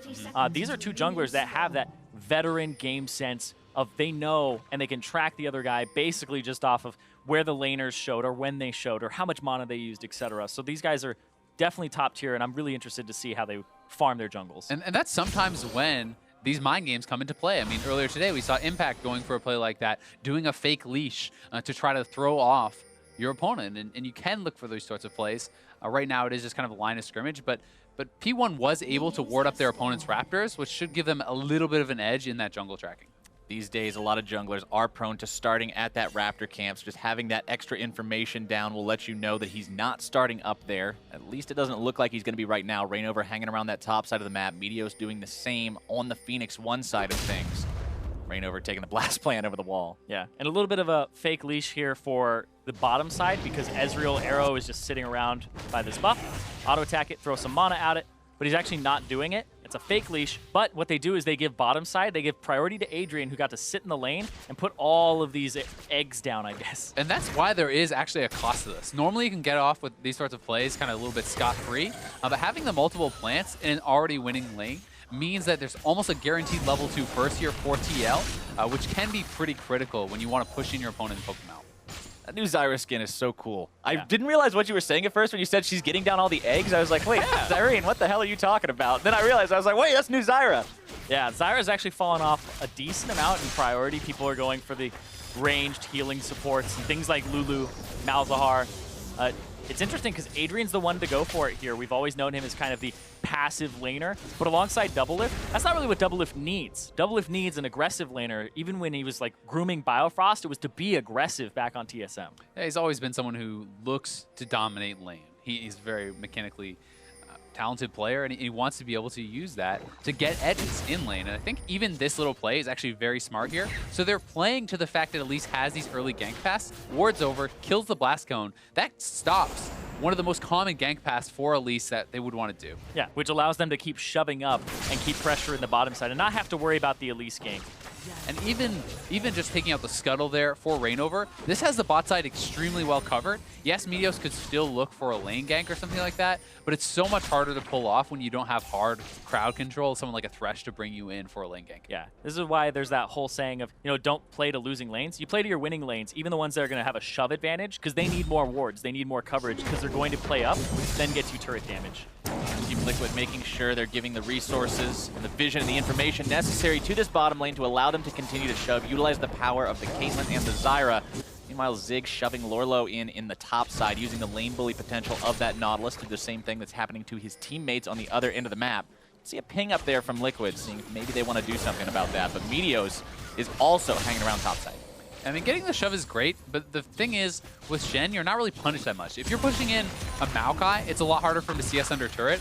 With the Shen Q, you get so much bonus damage on the minions that it's almost comically easy to last hit under the turret. So unless you're actually able to get their health blown up that they can't threaten for the CS, you're not getting too much of an edge there, besides just the additional pressure. Oh, and I like this. They're actually using, in the bottom side, that shove advantage they have to just kill all the plants, kill the blast cones, kill the Scryer's Bloom, and then they also know Elise is not on this side of the jungle, so top side beware. Lorlo's going to take a back, just like Zig, and he's actually going to TP. Yeah, the timing has actually been very impressive that they're doing all these on the bot side. Very well planned out. The scuttle, then as their wards expire, they go for the Scryer's Bloom. They really are thinking well around what P1's game plan would be. Yeah, and you can see after they hit the Scryers, you get like an internal timer of how long before Elise could be on this side. Doublelift has a ward, and I assume that once they shove up again, he'll go try to place that. Meteos now trying to take control of the Scuttle Crab on the northern part of the river, grabbing that for his team. A couple of wards being thrown down here as well as Reignover walks over some of that vision, shows up just in time to see Meteos has already secured the crab. Stun going to be stunned up down here, taking some damage from those little dragons, but nothing really to write home about just yet. Adrian and Doublelift still doing a good job controlling this lane, but the CS is being kept even by Arrow. Yeah, exactly. Unless you can actually poke them out enough to make them base, with a range support plus Ezreal, it's very easy to farm under your turret. Likewise down there. But the big advantage that I would say TL is getting from this early game is the fact that Reignover is just being able to farm to 6. And when he hits 6, that is a very powerful spike for him. And if you can get that first ultimate to work, you really can start to snowball oftentimes on Rengar. Oh, also spotted out Meteos there in the jungle, a little bit behind in terms of his capping and his level. Rengar's so quick as well. Just about to even that up, though. Just a smidgen away from hitting that level 5. But, of course, we know that when Reignover hits level 6, it seriously enables great new gank opportunities. Meteos not really telling the same story with an Elise. And it even more warding focus on the bot side. He bases instead of going for long swords or going for early call fields, as many players do. He goes for the early warding totem, gets 2 more wards down there. They're so heavily protecting their bot lane, and it really does speak to the game plan. They want to be able to keep them safe, as that's the most vulnerable lane. It's the one that is pushing. And now they're reaching these power points where Shen is 6. It's so hard to actually go for a gank like that now, with the threat of the Rengar counter gank at 6, the Shen ultimate coming in, and Piglet is hitting a point where he's going to be very, very strong. Yeah, and in this matchup as well, where once he hits breakpoints and point and clicks and can maybe blow up Ryu, we'll see. But Ryu does have the exhaust and try and negate a bit of that burst. Speaking of the Syndra burst, I'm hoping that Arrow remembers the last time he was Ezreal into the Syndra, and we saw him try to make those 1-versus-1 outplays, and he gets outplayed by the incredible mechanical aptitude of R plus Ignite that ends up putting him in the grave. This game, he should be a little bit more aware of exactly how much damage will be coming his way. So Phoenix One really has to be respectful of the burst potential on this Liquid roster. You do, but at the same time, how do you really play around the fact that a champion can press 1 targeted non-skill shot ability and do all of your health? Just pink the spears, Azael. Come on. You just build a Banshee's Veil first, sit in the well. Question mark ping your karma once you die. Yeah, that's what you gotta do. Make sure you do it until you can't do any more ping. That's the way to do it. Get the point across. Start flaming the team. That's the key to success. Well, P1, they talked about how the environment is actually very positive right now, how it's quite good. They've also been making substitutions, even in the bottom side, right? It's even Adrian versus his replacement on Phoenix One against Stunt. Phoenix One, they were in a really good position in the standings, just swapping Inori and Meteos in and out, but they actually gave away Adrian to Liquid and found Stunt as the replacement. And that's something that's pretty interesting to talk about as far as the change in fates for a player like Adrian. He went from being on a team that was near the top of the league to now being on a team that is potentially facing relegations. You know, that is a big swing for both him and Stunt. And Stunt has really been shining on his new team in his new role. And I think it's feeling like he's unlocked when he's playing with a player as good as Arrow. He's given every chance to shine. It's interesting as well because, like, Stunt, I was talking to him. He's actually very proud. He hasn't lost a series. I mean, he should be proud. Phoenix One as a team right now are 5 out of 6 in wins in their last 6 series over the past 3 weeks. This is a team that is really just unlocking all across the board, turning on and making things happen series after series, game after game. Piglet narrowly dodging away from the charm there. The stun comes out in retaliation. Here comes the R. These two mid laners looking to go all the way. Ryu getting himself bursted, but not really in danger of a full combo. Merc treads. So I guess that's how you play against it. You get the Merc treads. Stack some of that early magic resistance. Sometimes you see a Negatron, sometimes you just decide to go for the Merc Treads. Keeps you away from the CC. And I mean, you can certainly build around the fact that, and plus, it's just a double Doran Cinder right now, right? He's just using the ultimate to try to get some sort of a lane advantage to chunk out his opponent. And you can build into things like an Abyssal early if you want as well on Ryu and not die, but there's still a cost to that, right? Even if you are surviving, then your assassination potential on the backline is so much lower, or at least it is quite a bit delayed. And you know, with the emphasis put on Double Lift, he is going to be a big threat. Double Lift always capable of being a big threat if he's on a hard carry champion, if he has a team built around him. With a Zyra to provide peel, with Piglet to burst down anybody that gets near you, with a Stand United to give you that shield if somebody jumps on top of you. They got the tools to put Double Lift in a hard carry position this game. I definitely agree, and I think that that barrier of execution for Phoenix One's comp is quite a bit higher, because I feel like when you're team fighting on a champion such as Ahri, you have to be able to get flanks off, you have to have good positioning, whereas TL actually has a pretty strong just front-to-back type composition where you can fight and just hit the front line. You have Zyra for the disengage. There's not as much of a requirement for them to set up a really good flank. Yeah, as soon as you flank in, the Zyra can disengage the 4 other members that are not part of the flank, so it becomes very difficult, like you're saying. Well, gentlemen, we've crossed the 10-minute mark and still no blood on the Rift, no turrets reduced to rubble. Both teams really wanting to play this one slow and steady. And you have to be consistent, too, when you're playing it slow and steady. If you let up for just 1 second in your warding, sometimes that's when the Elise slides in. Certainly can be the case, but I think they're just kind of nervous about the Shen, honestly. And when you put yourself in a position like this, you have to be willing to either make plays or be confident in your later game objective control, your team fighting. And in a slow-paced game, I actually do favor TL right now. I think that they're getting more out of just farming it out and playing it very, very slowly. Seems like Zig making his way down bottom. Making his way downtown if he can. Here comes the ultimate. Charm not going to be finding the mark. Meteos is here into the mix. Clinton's going to be used, and now the counterattack from Team Liquid. Zig going to be forced to run away. He's big, but he's not quite big enough. The damage comes through. First blood is out for Lorlo, but Arrow has made his way into the fight. Stunt right beside him. Meteos grabbing the kill off to the side as well. 2 for 1, Phoenix 1. Yeah, they get a couple kills there. They're actually going to be able to push for the mid lane turret here. So despite first blood going over to TL, it's P1 who will get more. Yeah, Ezreal shows up. Arrow actually roams a little bit faster. Double Lift stays down bottom. Adrian also gets a little bit of that fight, but not as much as Stun. Good stuff for Phoenix 1. We talked about everything going so slowly, and then all of a sudden it explodes in the mid lane. Yeah, and some pings onto the Infernal Drake, so it looks like it might be a reset here for P1 into a possible Infernal take.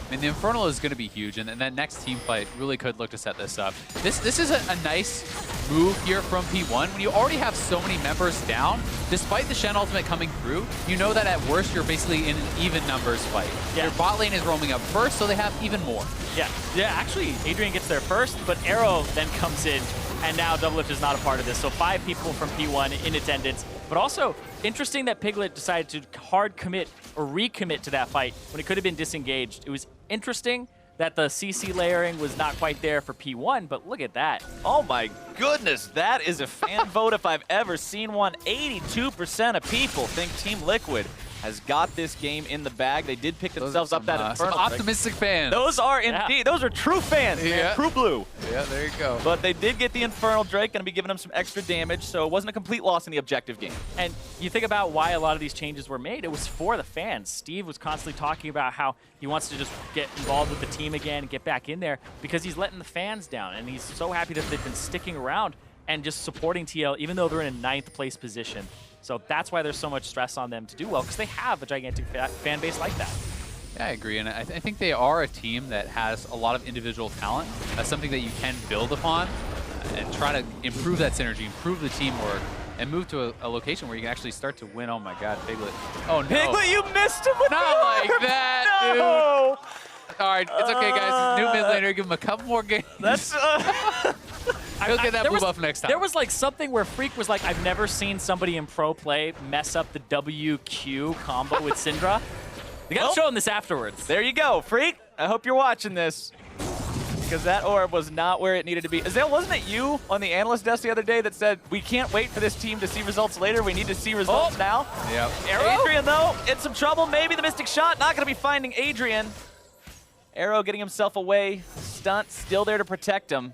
Very close. Yeah, very close fight there. When you commit to actually going for the kill on the support, though, you're very vulnerable to the retaliation trades from the AD carry, because Doublelift is there pumping damage into his AD carry, so they can't actually stay around even in 2v. Ryu's going to wait here. He's actually going to bring in his Elise, and he's, well, okay, so he didn't even ward it.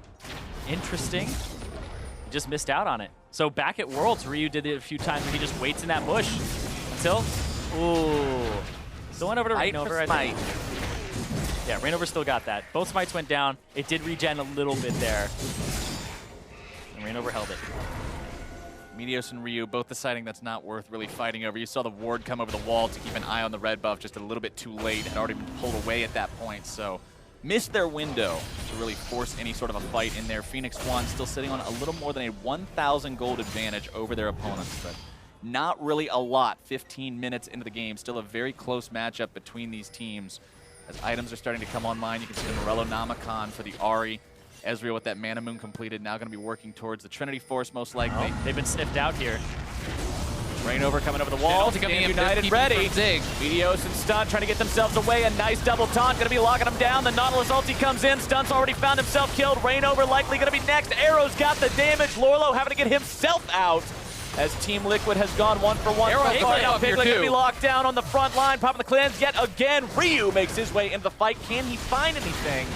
I don't think he will. The Spirit Orb fired off, trying to wait on this flank still. Ultimate available, Summoner spells too. Keep your eye on Ryu if this continues. Lorlo also has teleport. Sticking around a little bit on that pad. I don't know if he'll go for it. There he goes. Adrian just goes way too close. Piglet's gonna be locked down next. Ryu's looking to make the moves. Doublelift gonna be charmed. The damage comes through. And Phoenix One punish the overstay. So well done there from P1. Yes, Lorlo had the TP, but it's way too late. He can't react in time. Zig knew he could make the dive. Still very healthy. And P1 gets so much out that fight. Super good. They get themselves that turret, a second turret of the game for them, and now they have almost a 4,000 gold lead. Really well executed, super smooth. Yeah, the dive, especially the play with Ryu and Zig working well together, landing the charm, setting each other up, was so on point there. And this is a scary spot now for TL, because P1 has the ball starting to roll. You know, Arrow 204 this early in the game, this guy goes off when he gets a lead. Yeah, and Meteos also 100% KP, the 105, but has the Proto Belt, has the challenging smite. We've seen what he's able to do once he gets rolling on an Elise. 3 different players on the Phoenix One roster, boys, have 100% kill participation right now. Zig, Arrow, Meteos, all been a part of everything the team is doing. It's like we talked about him before the game. It's almost like they're doing really well right now. They are doing incredibly well. Oh, but TL looking to make a play up topside. I don't know that this is going to work. We'll see if they commit to it. Turret is still standing. Rainover trying to make the moves. Ace in the hole going to be channeled. Stun getting himself taunted, and he goes down. Adrian barely going to be escaping from Arrow. Ryu grabbing the killing spree onto Piglet elsewhere. That was a solo kill in the mid lane. Yeah, and that's a big commitment to the top side. 4 members up there. The bot lane is already pushed in here from Zig. He's going to get some damage done. And thanks to Ryu getting a solo kill, they can shove up mid here too. And P1 again get more. Yeah, and that solo kill looks like there were no flashes, exhaust involved either. Ryu probably just lands a charm and blows him up. Ryu just made it happen. His health bar didn't even go barely below half against the Syndra. They'll get this turret. They'll get damage on the bottom turret. Reset for Cloud Drake. P1 looking pretty good. Turret falls. That's number 3 heading the way of Phoenix One. Still none for Team Liquid. Part of that 5,000 gold lead is that standing gold from the objectives that they'd like to be able to reclaim if they could get any footing in this match, but everything just seems to be slowly sliding into the favor of P1 further and further. Yeah, we talk about the lane matchups where it's bottom lane, losing lane for P1 a little bit, mid lane, the Syndra has a little bit of a better matchup into the Ahri, they counterpicked it, but it just, P1, they started making those proactive plays later and countering the plays that were coming through from the Stand United from TL. And now those lanes, they're definitely winning for P1 now. Not in the sense of the champion, but the items, the itemization, and how far ahead they are. I mean, Arrow is actually way ahead. When you take in consideration the fact that he has all these extra kills plus the cull, he's actually 1,500 gold up. But Zig gonna be forced to run, and TL do finally strike back and get that turret down. They need to try to make plays where they can. Make plays where you are strong, because right now if you go into an even team fight, P1 is certainly going to come out the victor. You got to find ways to sneak that gold back a little bit closer to a fair fight, because fair is just not what Phoenix 1 are looking for at this point in time. Cloud Drake being secured by Meteos. Yeah, Meteos is going to do Cloud Drake. Bottom side's going to be shoved in here, and it's just Lorlo to defend against Arrow and Stun. And that turret is pretty close to going down, so TL will have to pull their bottom lane back and put it down there before that turret goes down. Shot barrage fired away. Maybe to stop some of those backs. It's likely not going to do anything, really. Just aggroes the Rift Herald. Makes him a little angry there for a second, but we're not really going to see anything else out of it for the rest of the game, I would be willing to bet. Arrow and Stunt continuing to push up down here. Lorlo being chipped away at and gets himself back. Yeah, Lorlo tanky enough at this stage that they don't want to risk a play coming in, with Rengar out on the map. And just really a nice play here from Ryu. Has a lot of patience, makes sure that he nails that charm point blank. And that gets the kill, and he's going for it again on Piglet. Gonna make it happen twice almost. That charm doesn't find its mark. Piglet keeping himself safe off to the side. And Ryu's not even having to use summoner spells to do that. And that first one didn't use summoner spells. The second one here where he chunks out Piglet, gets his flash, puts Piglet in a kill position for the next one. Piglet is in a really rough spot against Ryu's Ahri. If every single time he walks away from the safety of a turret, Ryu's able to do that, you've got a real problem for Team Liquid as the top lane tier 1 now falls. Phoenix 1 going to be making that their 4th turret of the game. That 5,000 gold lead still remaining strong. Everything's kind of stagnant in terms of the gold difference between these two teams. Granted, they're not falling further behind, but Liquid is not closing this down any either. They aren't, but if P1 can get a fight pretty soon, one of the biggest things to recognize is that it's not just the gold lead, it's the item completions. So if you look across the board for Phoenix 1, they have so many 2-item members, whereas TL is all 1 in pieces, and that just makes you so much more efficient. This is essentially the most ahead they could be with this gold lead. Yeah, it literally, like, right as this is happening, Luden's Echo completed for Ryu after that one dive mid, and then the Trinity Force for Arrow. So these 2-item spikes for them are huge to the 1.5 that are coming out here. And look at that, nice stun. Combo damage coming out though. Meteo's gonna be forced to repel. Rainover still grabbing the kill onto him now, looking to make even more happen. On to Stun, a double kill for the Team Liquid jungler. Arrow kill is low though. The wall trying to keep himself alive. Arrow grabbing the killing spree onto Piglet. Adrian gonna be dropping next. 3 versus 3. What are you doing? Rainover's gonna be pulled out and shut down. Zig sets it up. They can't reach Arrow after they reset that fight, and he just cleans up. He gets 3 there and helps take him down. Yeah, so much commitment to killing off the support and the jungler. Zig walks in so tanky,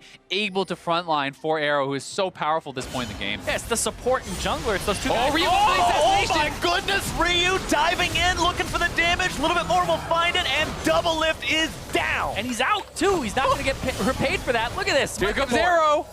Arrow wants Lorlo, not quite going to be able to reach him, but this P1 team is just going off. Yep, Arrow's now going to rotate down to the bottom side where Zig has this gigantic wave. They're winning skirmishes that they're down in numbers because they have gold, and then they just reset and keep going. And you can see, like, Zig doesn't really do anything in this fight. He's bottom, just wasting away. Then he TPs, comes in, and this is what kind of seals Rainover's fate. Arrow, great Q, hits Piglet, reset, hit Adrian. Hold on, stun, caught. No art. Stunt may be in some trouble. Meteo's trying to stop these guys from going any further. Rainover and Piglet both going to be down below around half HP. Arrow and Stun hurting as well. Ryu trying to find his way into the fight. Flash going to be used from Adrian. Piglet caught out and has no way to escape. Tries to ult to take one with him, but it just won't do it. Arrow's seen that one before. Walks up on the Syndra. Throw the heal down. Get me a shield stunt. And even just having the early null magic mantle is actually pretty key here. Good. And they're going straight on to Baron. 22 minutes in. I feel like TL need to try to contest this. You can't afford to give this up when this far behind, and they're going to go for the fight. Phoenix One demands an answer from Team Liquid now. Lorlo Ryu looking for Rain over. Ryu over the wall, looking to find Rain over if he can. A little bit more damage might do it, but Adrian over the wall, grabbing the kill onto Arrow.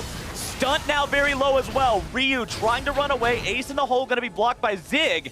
And Phoenix One loses their 80 carry for nothing. Bit of an over-aggressive bait there from P1 onto the Baron. It looked like it wasn't a full commit either. As soon as Rain over popped the ultimate, they were looking, and that Ryu decided to dive right in. Didn't get the kill, though. Yeah, I think they were just hoping that TL's vision had slipped, that they wouldn't be aware that this Baron was going on, and go for the rushdown. I mean, it ends up giving up that shutdown onto Arrow, but still not the biggest of costs. Important for TL that they did stop it, though. 38,000 to almost 45,000 gold. The lead continues to build itself up for the boys from Phoenix One. CS staying pretty close across the board, though, as here's a replay of how it all happened to Baron. Yeah, and I mean, this was always going to be a turn for the fight. Ryu actually trying to go for the assassination on Rain over here, but not able to hit most of his skill shots. Rainover does a good job dodging out, and in the backline, Arrow had already gone down, so it's just a full retreat from P1. Yeah, the Baron did a lot of work there for getting P1 low, and then the cleanup afterwards. But that was Ryu being incredibly aggressive. Felt like he had more damage because he's been just destroying Piglet in mid lane. But there's Merc Treads on this guy, and he's got a little bit more resistances. So Ryu overestimating his damage. Still no deaths on Ryu, though. 5-0-2, having a very solid Ahri game. Just no fear whatsoever in this mid laner from Phoenix One. Constantly just watching him dive into the lines of Team Liquid to find these kills. And you can see what P1's focus is. They've maintained full vision control around the Baron. They're looking to try to force TL to come to them. They know that they're at a very strong point right now, so they want to look to force fights around objectives, and that's exactly what they're trying to set up here with all this vision around Baron. Yep, they also have a big beefy tank with Zig. They can set up the Baron. They have 2 control wards in the pit to make sure nothing slips by them. Also, those blue trinkets are down right now for TL. And it looked like if they were going to walk at the Baron there, that Ryu would be off on the side. And so the Baron setup is costing them a little bit in terms of objectives across the map. Yeah, I mean, that's it. It's Lorlo in the bot lane taking a turret, so Phoenix One does have to actually pull the trigger at some point. I think they will eventually go and start it up. Now that the Rengar ultimate is down, it would be so hard for Rainover to get in. We'll see how fast TL picks up that this is going down. It's a 2-man right now. Yeah, they don't have blue trinkets, though. Zig and Arrow trying to 2-man this one down as effectively as possible. Ryu, Stunt, and Meteos now working their way over towards Baron. That's now under half HP. 1/3, 1/4, 1/5, and down. Phoenix One takes it no contest as Lorlo continues to try to siege this tier 2. There's a super good timing there as well. Lorlo's on bottom side. He doesn't have teleport, so the only way for him to get in is a stand united, and he'd also have to have somebody face check. But the vision denial from P1 that they've been playing with is just too risky to actually face check onto. Yeah. And without the Rengar ultimate, there's almost no way for Rainover to really be relevant in that fight, for him to get in.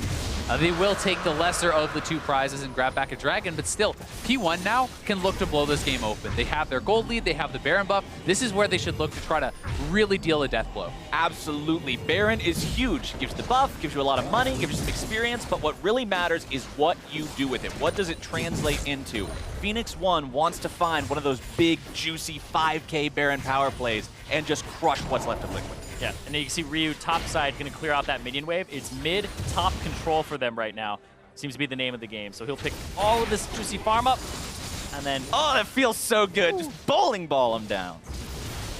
And I think Ryu can honestly just continue to push. There's no one that can really match him in a 1v1 right now. So you can look for a 1-4 split. Shen does not push fast enough to really add a lot of threat. He's going to have to come back to the base pretty soon, as Phoenix One will be knocking on the door. And he wants that turret bottom, so this is where Phoenix One can kind of play with this. Say, we know you want that turret, but they want to pull him off of it as well.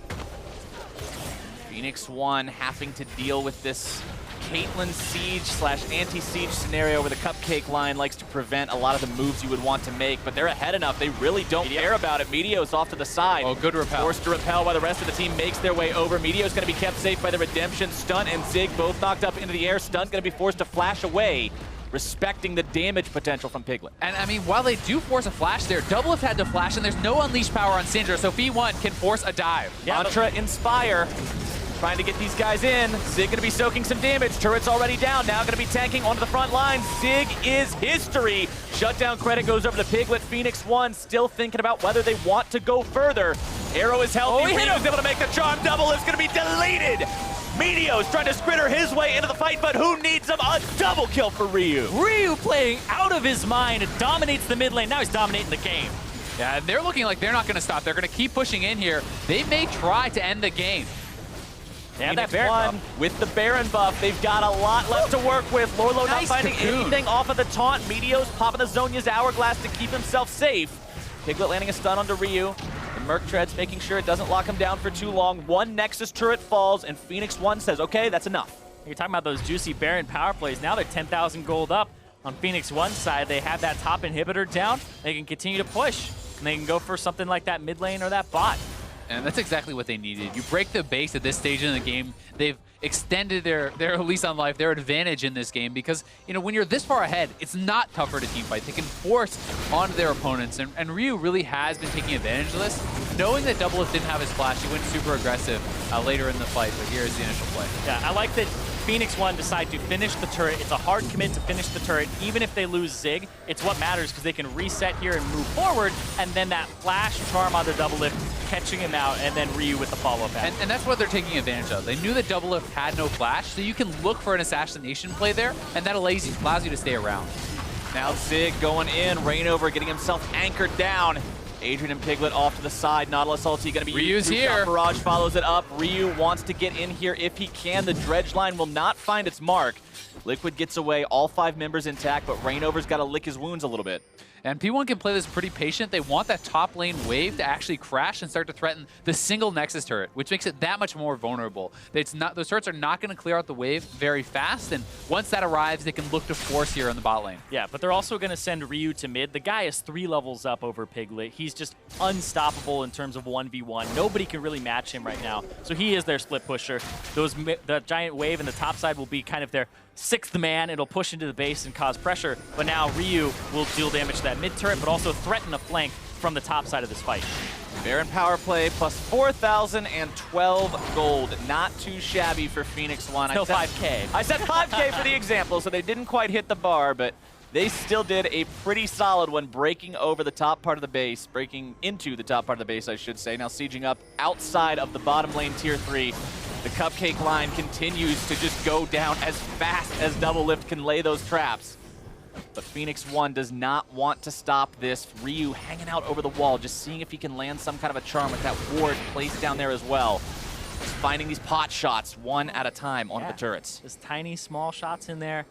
But he does a lot of damage right now. It does a decent amount of his AP to it. He's slowly taking it. Meteo's hoping somebody just gets audacious enough to step outside that base gate. Well, it's the pick. There's a little bit of pick inside this composition with single targets. We saw it when they dove the turret very early on in the game, but hold on. Rengar ult used. Liquid wants to make some kind of a move here, but it's so hard to do when you're down 10,000 gold. Over the wall he goes, going to be looking for Meteos. Ace in the hole finds him, but it doesn't even break the Inspire. They're so far behind. And that's a lot of the threat taken away from TL's comp, because that is kind of the delivery for Shen, that Rengar ultimate. So Lorlo gonna have to base now. He needs to get down here. This turret is going down fast. Zig just standing next to Arrow, trying to keep him safe and protected. Gonna be thrown up into the air by the Strangle Thorns. The Redemption keeping him plenty healthy. Yep, and now go mid, because there's a wave there. And they're gonna start dealing some damage to this turret very quickly. And this is just the back and forth play.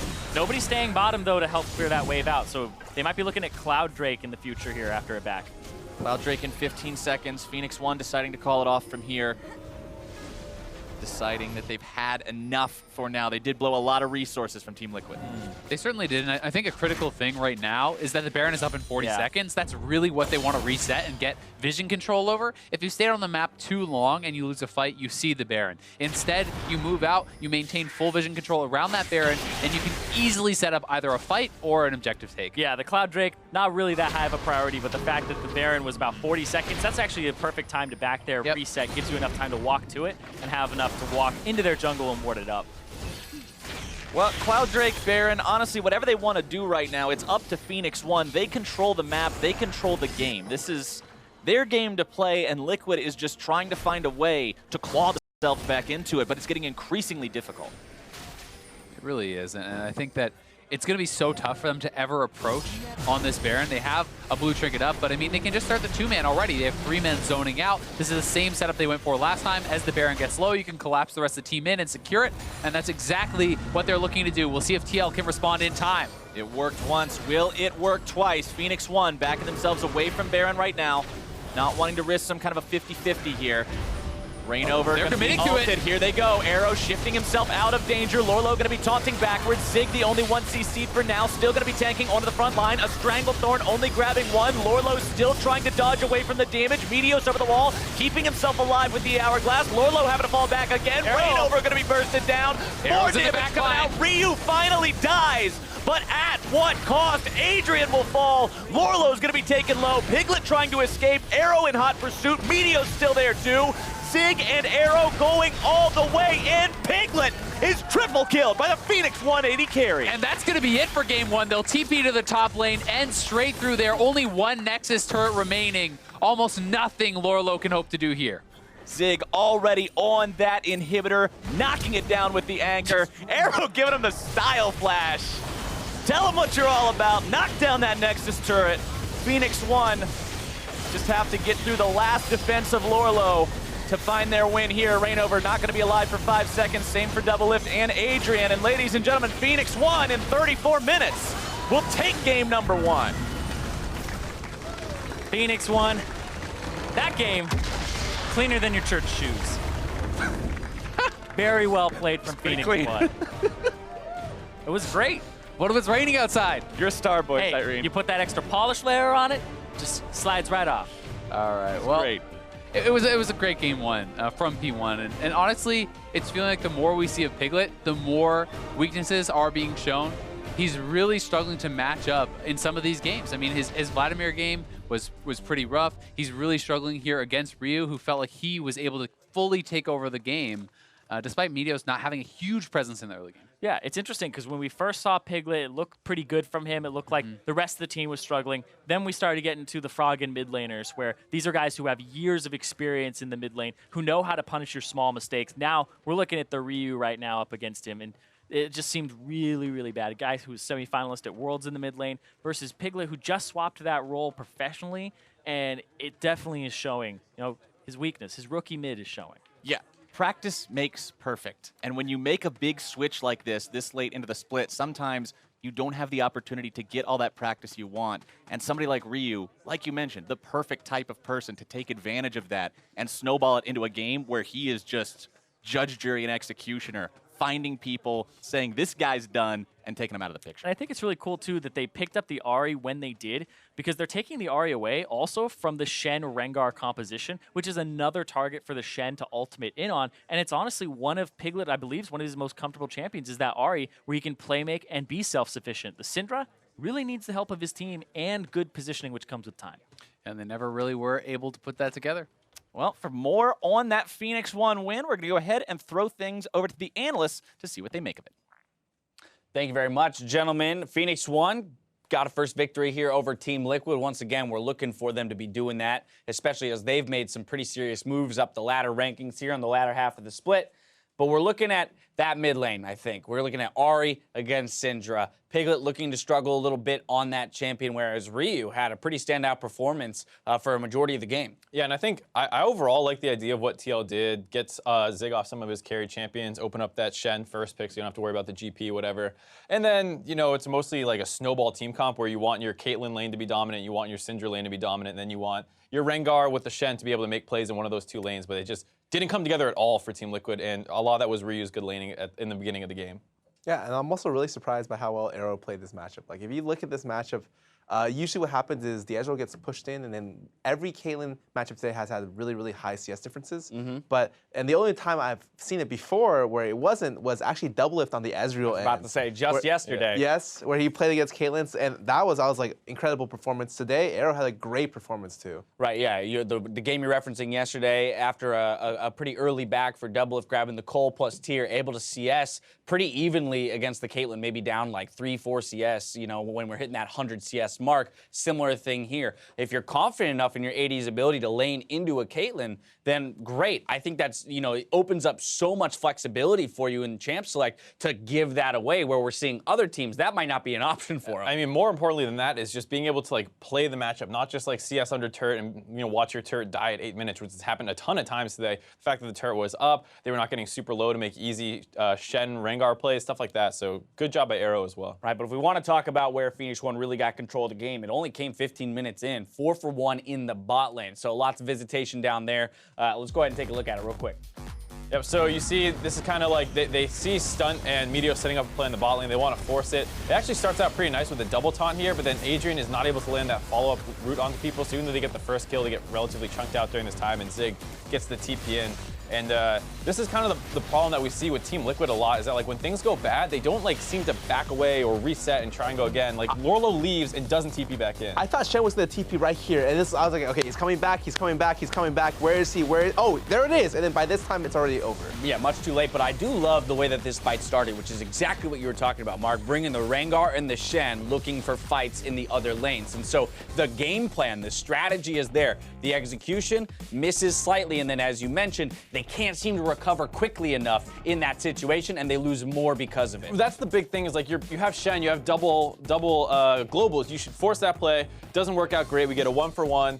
Maybe you even have to sack the bot turret. That's fine. Just back away from that turret, hold on to that global advantage you just generated yourself, and make another play. Instead, they stay under the turret, they lose the turret, they hand over 1 million kills. And use the cooldown. And use the cooldown. So they lose so much off of what should be not great plays. It was a good idea, execution a little off, whatever, that's fine. Reset, do it again, and they just end up in such a deficit that you can't. Yeah, they're just overreaching when things are going badly. Let's go ahead and talk about that CS differential, those stats that you were looking for. CSD at 15 here this weekend, or rather today against Caitlyn's. Arrow was only down 1. Sneaky, Laud, Wild Turtle down 10, 21, and 36, respectively, at 15 minutes. Yeah, and I think it really points out just how good certain ADs are at being able to CS and deal with the Caitlyn pressure. Doublelift and Arrow are the two ADs I think are probably the best in the league, if not at least both top 4. And so I think maybe you're able to play worse matchups against Caitlyn, but only if you're at their caliber. Right, I think that's actually a great point, because over on the TSM, on the other stream, we saw that despite you being pretty adamant that was a fine matchup that they had in Jin Nami versus the Caitlyn Lulu, they still got smashed. So even if it might be the kind of thing where there are these skill matchups, but most people are not able to play the non-Caitlyn side of it. Right, and it's interesting looking at this Team Liquid roster. This whole time we've been talking about, where's blame gonna fall as the shuffling has continued, right? Is there blame to be thrown at Piglet or Doublelift, or is it Rainover? It's the coaching staff. What is it? Well, guess what, guys? They're subbing in somebody for game 2. Matt's coming back in the support position. So it seems like the team themselves still unclear about what exactly their method to winning is. I mean, at some point, it's just not a player problem, right? You've subbed out 60% of your roster at this point. You have your mid lane as now your old AD carry. The team is completely revamped from what we saw that was struggling at the start of the season.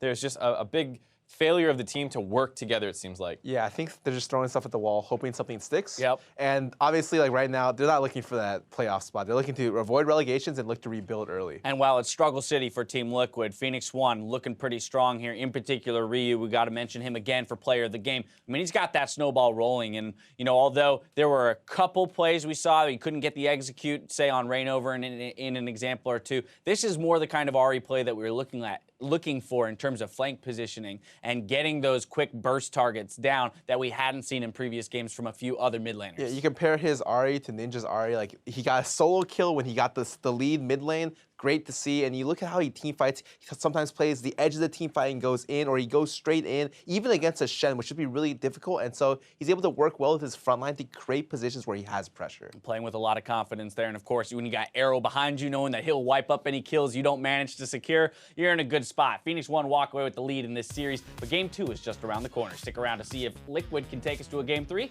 or if they fall to Phoenix One. Okay. We can go. Watch on the side here. Zyra. Kate. Go Zyra. Right here. Can you Syndra? Syndra dort. Go Zyra. Nice. Syndra dort, can you chase? Yeah. Match 3. Okay, I'm going. Syndra dort, okay? I got her. Nice. I think just stay here. Stay down, yeah. Okay, we can push for game. Go in.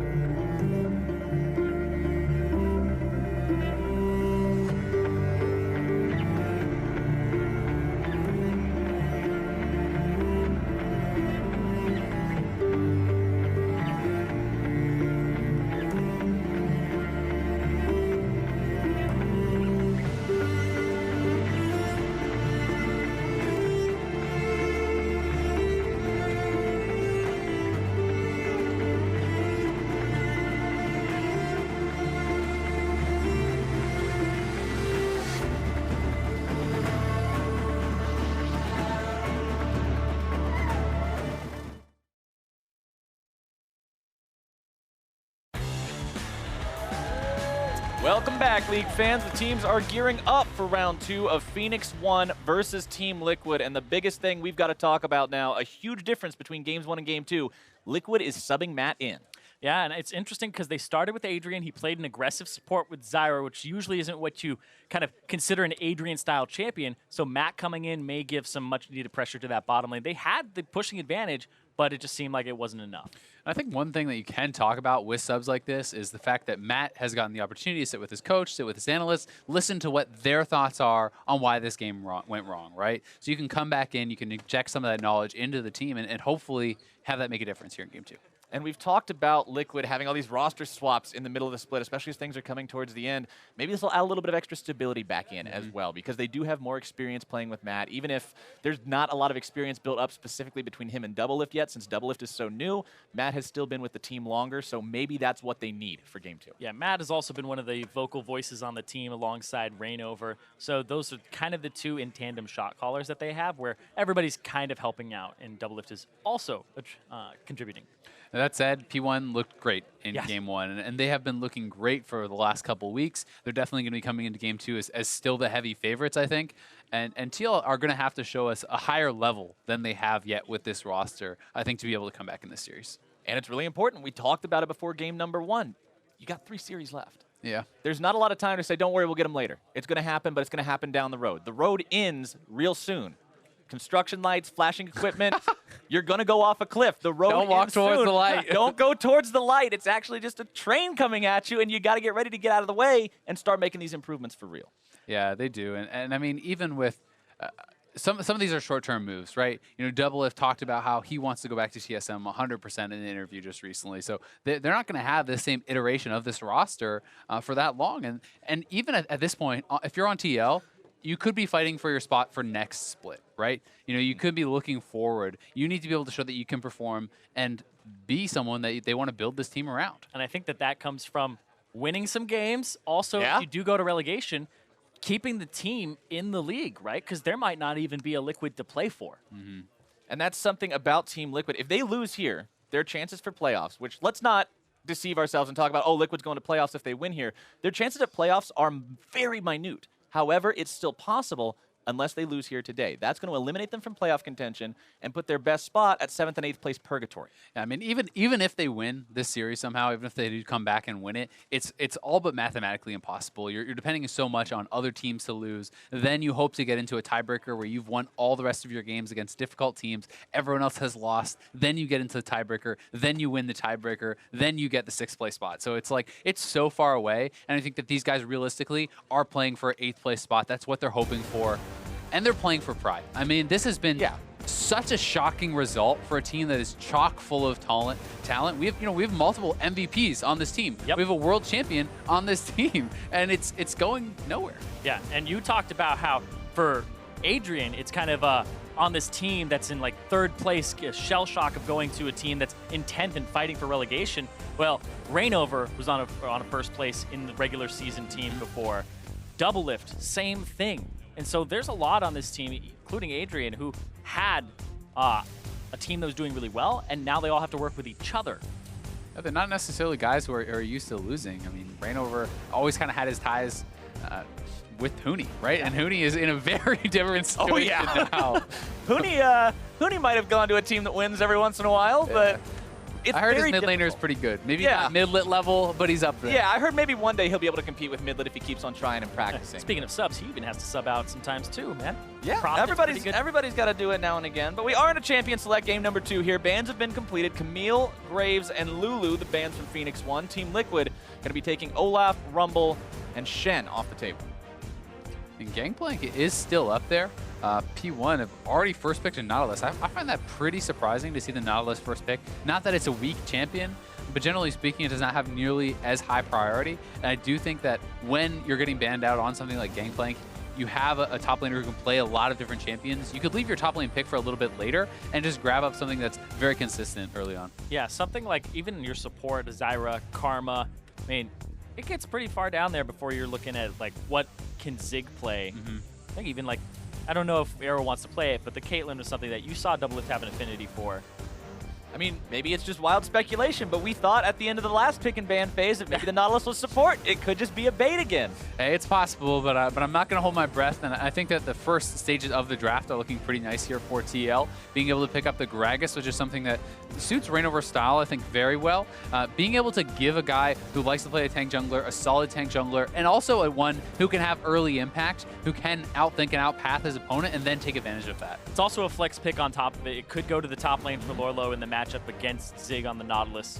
So we'll see, but that is another flex pick. So the teams are both kind of flexing some things around with that top lane. One thing that's not really being changed around this time is Phoenix 1's composition. Phoenix 1's picks, 3 of the same. Yeah, in the exact same order, Their first round is the exact same, and you know, to them, it's essentially, if it's not broken, why fix it, right? Yeah. And they're going to be able to run it back. I mean, they were so dominant in that game 1, you put the emphasis on TL making a change, and there we have that first change right there. Yeah, the Ahri coming through for Piglet. It seemed like they wanted it there to actually go with the previous composition, but they pick it up so early, and now they'll start banning mid laners away. Just like we saw in game number 1, the second ban phase mid lane focus. Coming out, trying to keep Ryu off something that he can go completely crazy on like he did in game number 1. We also talked about the Ahri being one of the comfort picks for Piglet, so maybe that's what he needs. I also like the fact that, you know, Zyrene touched on, Gragas can go top. So if you try to focus Lorlo as a top laner here, you could actually flex the Gragas to top, making those bans pretty worthless, and then just pick up another jungler. So I think they have done themselves a very good job in the first round of picks. That said, there's going to be a free counter pick here for Ryu in the second phase. But also, it's like, the one thing that's for sure is Team Liquid haven't picked a support, right? So that's kind of what you have to ban here, and ban out stuff from Matt.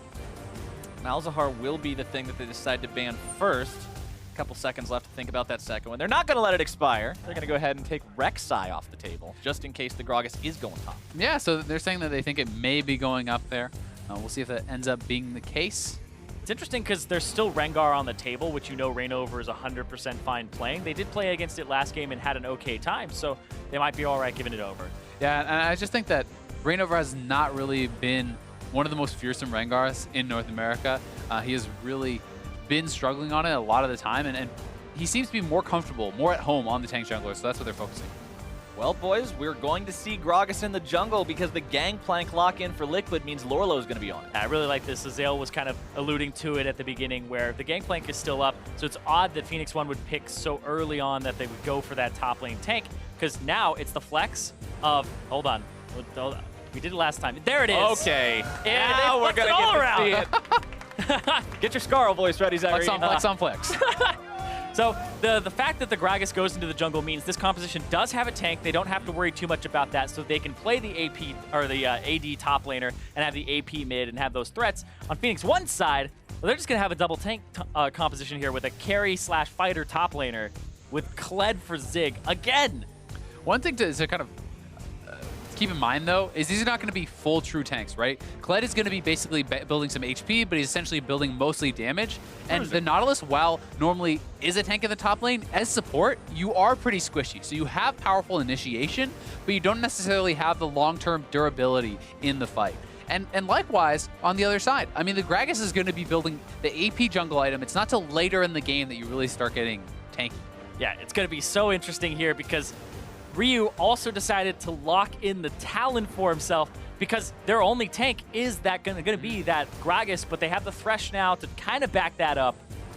Like you said, they don't get tanky until about 2-3 items. One thing I'm pretty surprised that TL did not decide to go for is a ranged support, someone who could bully this Nautilus, because that is something that you really can take advantage of. I think if you grab up something like, you know, Karma, which was available, there's Karma, there's Nami, there's things that you can do to actually get yourself a very advantageous bot lane and really exploit the fact that this Nautilus got swapped bottom. Instead, they take Thresh. While Thresh still can be a strong laner, I don't think you gain the same kind of edge you do with those AP supports. But they wanted to put Matt on a champion that he was comfortable with, on a champion that he's capable with. They decided Thresh was the pick. I mean, Thresh does have some insane peel ability that could prove very useful against the likes of a Kled and an Elise and a Talon jumping into your lines. Yeah, a Kled and an Elise and a Talon all just diving in, especially the Talon plus the Kled. It's so hard to avoid. He's going to get in there. We'll see what they do, because Phoenix won.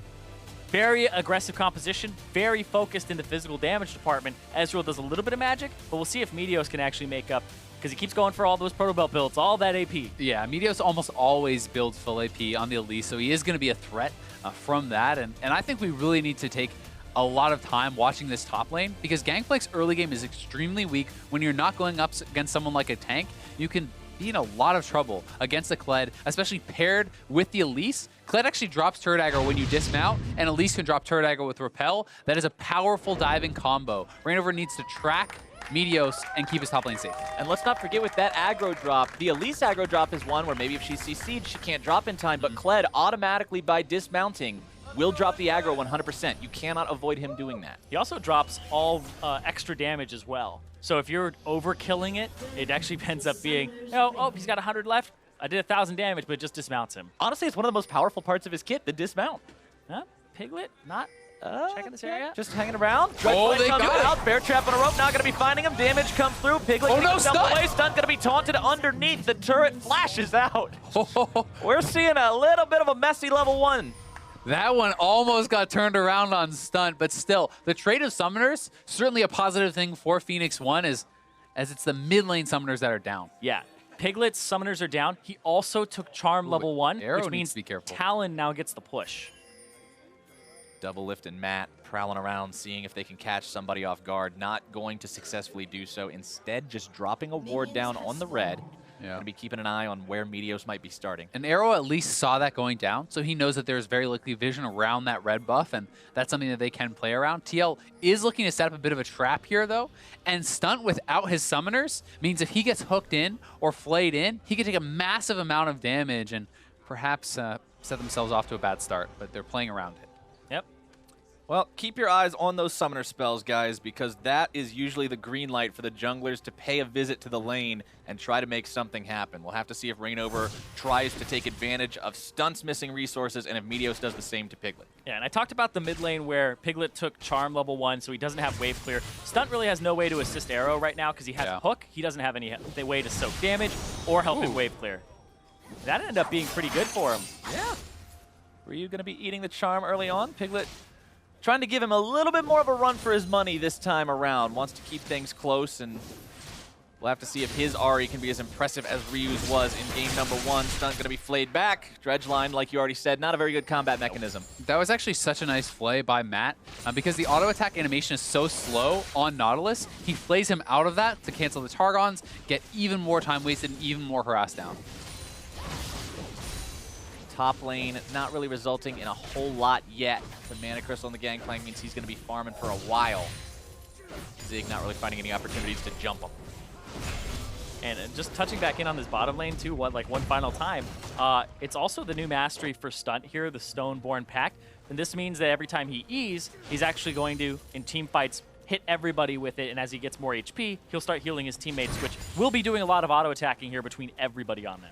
It is interesting to see this mastery. I've been seeing a lot of talk, people saying which champions is this good on, what's the best ideal situation to take this with, and the general consensus that I've seen has been melee supports. Yeah, melee supports, and specifically I talked to Stun and actually asked him about this in an interview, and he called out not just melee supports, but melee supports with AoE slow, such as Nautilus and Trundle. So we're going to get to see him showcase that here today.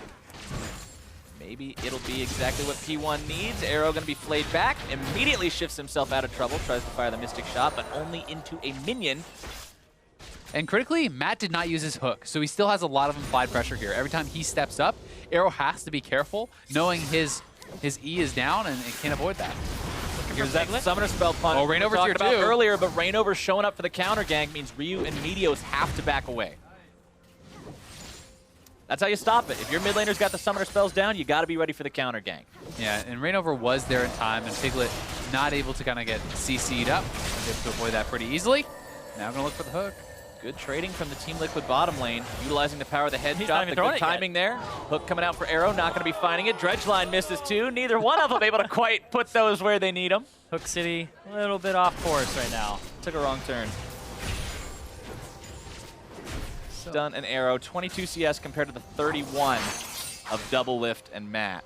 So advantage for the Needs to be Caitlyn careful. bottom lane as Piglet going to be jumped on there, but Yeah, he's actually pretty low on mana. He wanted to shove it in, but this is a bit of a freeze that Rio was trying to set up, and Double Lift now caught out. Meteos is here too. plays in the bottom lane. Double Lift trying to get himself flash. away. Summoner spells are available, but doesn't need to use them.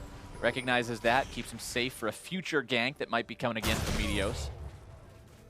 Lorlo's still just having a great time farming up here. You talked about how the Gangplank can sometimes be in a difficult situation when he's up against one of these things that has threat on him in the lane, but so far, Zig has not been able to scare him away. Skarl just gets shot right in the face, has to run away, and Lorlo will not allow Zig to have that back that he wants. Zig's in a pretty bad spot too, because you're super slow when you're dismounted. And Yeah. he also doesn't have his W up, he just used it. So. Thankfully for him, at least, the wave is going to start bouncing back because it's so close to his opponent's turret. The minions will gather up, and all the ranged minions will shove it out. So if he wants the base, he can. Instead, it looks like he's going to try to stay around and maybe get it pushed in, but he is putting himself at risk doing this. It's super risky. Oh, he went the wrong way! I don't know about no, that one, he's Zig. dead. Lorlo Oh, coming back for the fight. Lorlo backs away, though. Must have been thinking, Flash surely this is a trap. Oh, Flash no. the minion, but doesn't quite get it. 18 HP on Zig. Turns around with the halberd. That was all kinds of a mess. that's so frustrating for Lorlo, and now he may just get dove as Meteos and Stun are both up here, and he has no flash. Playing for the long con. Dredgeline not going to be finding the mark, but the passive CC does. The oranges are eaten. Is everything going to be K? No, it's not. Meteos with first blood. Oh, that's such a big turnaround for P1. Very lucky that Zig did not go down, lived with almost no health, and the fact that he expended the summoners meant that he's going down, but there's a fight in the mid lane. But here goes Autoed. Ryu. A lot of damage. bleed's got him, I Ignite, think. bleeds the DOT. The heal. Oh, Piglet barely walking away from that one. Popping those potions, just get me back up. Get Pop, me some pop, HP. He still lives, that's all that matters, but Phoenix won. Look at those numbers. 13-4 record this split when they get first blood. And they are able to pull this off pretty easily. I think Lorlo actually played this very well, sidestepping the hook, but there's almost nothing he can do without any items. He has no retaliation damage, and he didn't have the flash from earlier. Yeah, it looks like he also went for a really early Q and Zig. Oh, roam down on a Rainover. Cavalry charge, here we go. Rainover getting himself jumped on. Matt tries to yoink him to safety and does succeed in doing so for now. Ryu not exactly wanting to parkour over that wall. And Zig making the roam down here, doesn't have TP. He needs to get back up to the top side because there's actually a big wave that's about to crash into his turret, and he's likely going to lose it all. Yeah, he's going to miss it. Gets the flash from Rainover, and maybe that converts into something here, but hold on. What is Meteos doing? I'm not really sure what the plan was with this one, but I guess he baits the Ignite out. I think it's Cannon Barrage right down all the way to the spawning platform. 15 seconds. See you later. Lorlo cashing in on that one. Yeah, the answer to what he was doing was his best. Ends up going down, though. Like, that just seems like a big mispositioning there. Now Rainover will be able to take over a bit of this jungle here, but Doesn't be careful. He has no flash, and he's low on mana. He's not level 6. Zig may take him down. He's saying, hey, Meteos, you want to see being in the wrong place at the wrong time? Let me show you being in the wrong place at the wrong time. Luckily for him, he gets himself away. Stunt going in here in the bottom lane. On to Matt. The damage coming out. The True Shot Barrage finds its mark, but Matt still gets himself away. Stunt and Arrow playing very aggressive. Man, it always feels like Arrow's Ezreal does more damage than my Ezreal. He's just landing all of those skill shots. He's so accurate, and he's just weaving them in perfectly. And the combination as well, where he'll use the W before the Q so that it gets a shorter cooldown. Just tiny things like that that people don't really do on Ezreal, but he's doing it all the time. Arrow, we've seen him carry so many games on this champion before. He knows how to play it properly. He knows what his limits are and how he can go in and find that damage. Yeah, one of the worries was when the meta shifts away from Varus, Ashe, Jhin, these characters, these champions that Arrow was known for, what's going to surface for him? It was the Ezreal, apparently, that was right below that in terms of tier and efficiency for him. So meta hasn't completely shifted away from a favorable pool, and it seems to be doing some work on these champions. Speaking of favorable situations, things still going all right for Lorlo there in that top side as well. Just building up those Trinity Force pieces. Still up about 15 CS over Zig, so scaling. Yeah, and I actually think he's doing great. The fact that if you can get through the early game on Gangplank while being pressured, and you're up not only farm, plus the kill gold, plus your passive gold, it really does lie to you, and he's looking very, very good. Yeah. Matchup hasn't been that brutal for him, and he almost got a kill onto Zig earlier as well. Yeah, 700 gold is his lead compared to Zig. I mean, you think back to when TL were doing tryouts, Zig tried out for Lorlo's position, and the team took Lorlo over him. When I talked to Zig about playing against TL, it always makes him a little nervous because he's going up against his old team, the one that really kind of helped him out in top lane and Team Liquid Academy and all that. That said, I think if you could choose one man's position in the league right now, I think you take Zig. I think you would rather be relegation, playoffs, relegation, or buy into playoffs. I'm not really sure. But I mean, a lot of the reason that they're even in the position they are for P1 is the fact that Zig has been a consistent performer from them. It's hard to get something from him, even though he's down. It still hasn't amounted into too much just yet. No, but the three-man dive coming in here going to be so hard for him to get away. The charge is issued. The cannon barrage comes down. I don't think it's going to be enough, and Lorlo is deleted. Zig getting himself out of there. Skarl dismounts, and the damage is canceled, just like you mentioned earlier, Zach. Only casualty, Skarl. He'll be back. It's exactly what they want. They want to have that dismount come through, and the dives are so easy, like you were saying, Azale. Yeah, it's a really nice play that they can set up there, but there is a cost. Piglet is shoving in the mid lane. They're threatening pressure on the bot side. We'll see if Arrow and Stunt can hold on here. They definitely don't want to be giving up the first turret because they're racing forward on the top side. Turret first blood could be huge. Who's going to be grabbing it first? Stunt deciding to go in, looking to make the move on to Matt. They close the distance, they buy enough time, and Phoenix 1 will take turret first blood. Yeah, Stunt has the ultimate now. Zig, if he can back in time, he does have teleport, and there's no teleport from Lorlo. There is a ward as well in this bottom bush. They may be looking for that. We'll see if he decides to pull the trigger. He doesn't have the ulti. Yeah, I don't think so. Looks like not. Doesn't want to do it without the ultimate. Matt, Double Lift, and Rainover all going to be walking away from this one. With turret first blood now taken off the board, expect to see a little bit more attention paid towards the Drake that you can now see Team Liquid hanging around and starting up. It's all these early Cloud Drakes as well. It's kind of the consolation prize. Yeah, they're not worth the most, but they're still there. They're still Drakes too. And honestly, I do think that the Cloud Drake is pretty undervalued. I still think that it does have some power as far as moving around the map, responding to multi-lane plays, and even a lot of our games do go to Elder Dragon stage, where having that threat of the extra true damage burn can be pretty big and put a lot of extra pressure on your opponents. Yeah, the teams definitely don't seem to value them as highly as the other Drakes, just because it's the feel, right? It's like, oh, Mountain Drake, and I know I can do objectives faster, etc. Nobody's really like, oh, we have Cloud Drake, we out-rotate them, even though they do. It's never really something that they tangibly feel and try to use. One thing I always kind of found a little bit interesting with that is actually looking at some of the Dragon statistics. SKT actually prioritizes Cloud Drakes much higher than almost every other team. And now that you best said team that in the world, Cloud Dragon, whoa, maybe it's the correlation. Everybody who listens to this is going to be like, wait a second, Cloud Drake. It's brilliant. Big Cloud Drake's actually the secret all along. Zig with the bear trap on a rope on the double. Oh, that was a nice flash. Forward to make sure he gets the second hit. True Shot Barrage going to be finding both marks. Ryu now into the fight himself. Stunt 2. Double Lift is history, and Arrow's grabbing the money as Rainover shows up only to dig himself a tomb. Piglet on the backside. Going to be the target next. Piglet trying to mop these guys up. Arrow's going to be found. Stunt's going to be found. Zig taken a little bit low. The barrel's not really connecting though. Meteos and Zig trying to find a way out of here. Still might be trying to find the fight. Cannon Barrage shows up and Lorlo brings down Meteos. Ryu and Zig now having to find their exit. 3 for 3. Ryu jumping his way over these walls to get out as fast as he can. Oh, Piglet with a really good roam up there to make sure that wasn't a disaster of a fight, but Zig showing off some Kled mechanics. That was a really nice anticipation flash to keep that bear trap on a rope in range. Yeah, it was interesting as well because when he tried to do it on the bottom side when he roamed, you can yank him out of the lantern if he takes the lantern as it's about to actually have that second part of the bear trap on a rope. So he flashes, making sure that even if it doesn't happen at that same time, looking kind of caught. Zig, you okay? I don't know, Matt wants to find the flay into the hook here. Zig stops for a second.